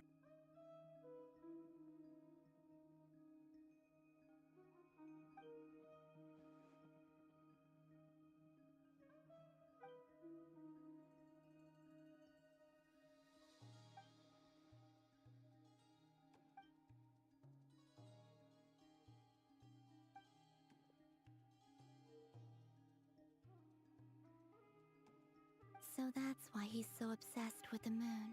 A tragic tale, to be sure.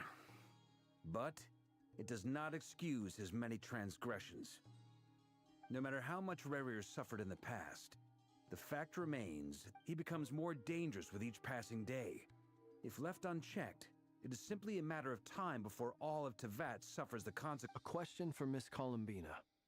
Forgive me if this is presumptuous, but have you ever seen... Never. But I have heard stories of something called the Moon Gate, and this seems to fit the description. Miss Lama, any thoughts on this?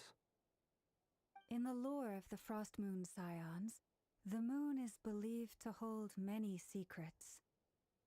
The term Moongate is one I have heard before. Then back to Miss Columbina.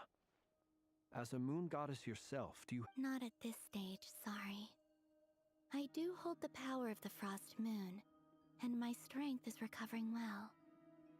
I can sense that the gate would open at my command, but... But there's more to the power of the Frost Moon? Yes. A moon goddess has the right to open the moon gate, since it is a path to the moon.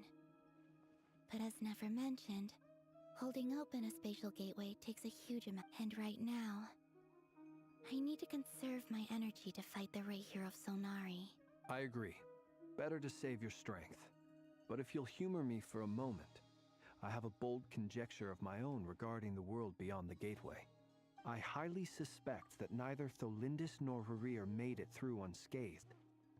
The evidence pointing to this is the fact that the Rehir of Solnari exists in the form of countless fragments.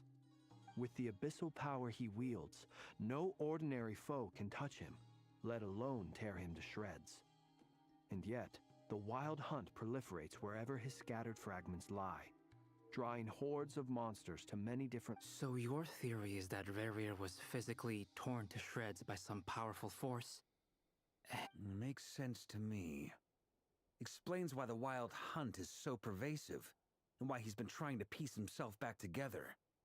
He was whole to begin with, and he wants to be whole. Without the power of the Abyss on his side, he almost certainly would have perished the moment he was torn apart.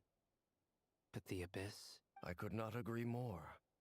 The power of the Abyss is most surely a curse. It is a compelling explanation, and one that accords with my present understanding of Abyss creatures. Whether the life form in question is primitive or... This raises some interesting questions. That being said, regardless of whether my research bears fruit, I would like to thank Miss... My pleasure, Mr. Albedo. I too hope that the information I have shared today Hey! What is it, Dainsleif? You look really upset! It's just...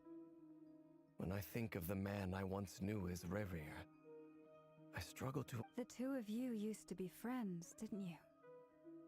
I don't know if these words will bring any comfort, but... Mine too. We can never know all the hows and whys of the way things are. The moon and stars are full of untold secrets and lies. And the skies are host to many more mysteries than these alone. Yeah. Those are the first comforting words I've heard in a long time. Thank you, both. Well, I think this is a good place to end today's meeting. I'm sure Nefer needs some time to recover. She's been through an awful lot today. That's very thoughtful of you, Lama. Of course. Sounds good to me. Take some time to rest and digest before we reconvene to nail down a plan.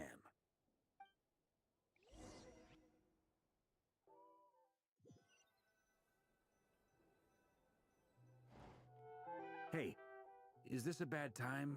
Hope I didn't kill the conversation. Fine, come in. No need. Come on, let's talk outside.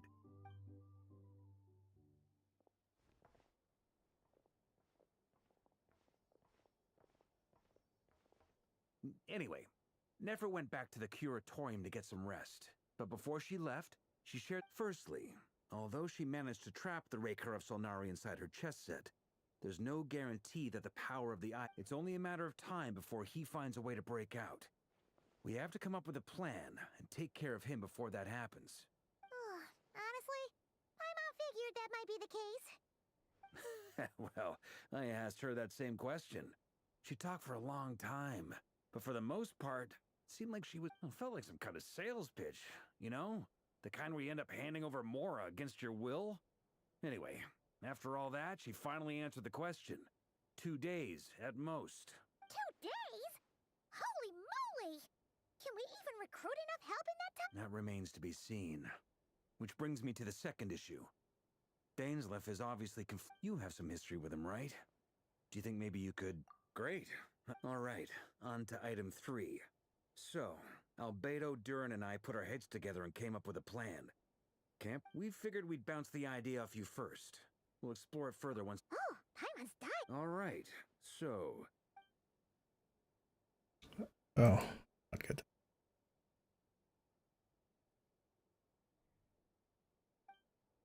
We felt a little uneasy about roping you into this. I mean, firstly, you're not locals, and secondly, none of us are your boss.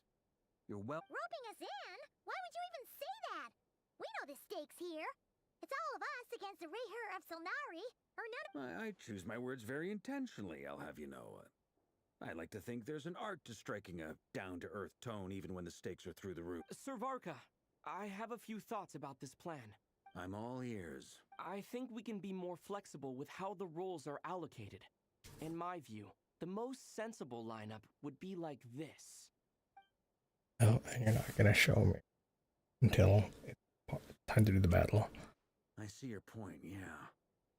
But if that's how we're going to approach this, you'd better make sure you're ready. To be clear, I don't doubt your abilities. Far from it. I just want to make sure— I want to do everything within my power. The Rayher of Solnari is a truly— Well, that tracks with what I've heard. Jean's mentioned in her letters that you're so diligent it's almost abnormal.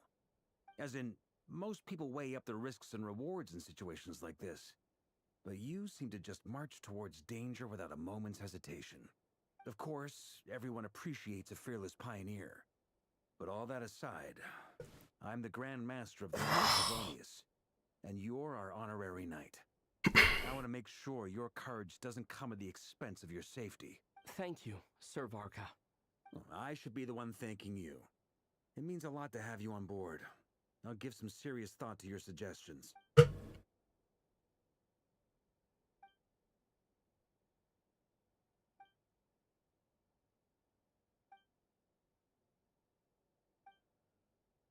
Wait, let me get out.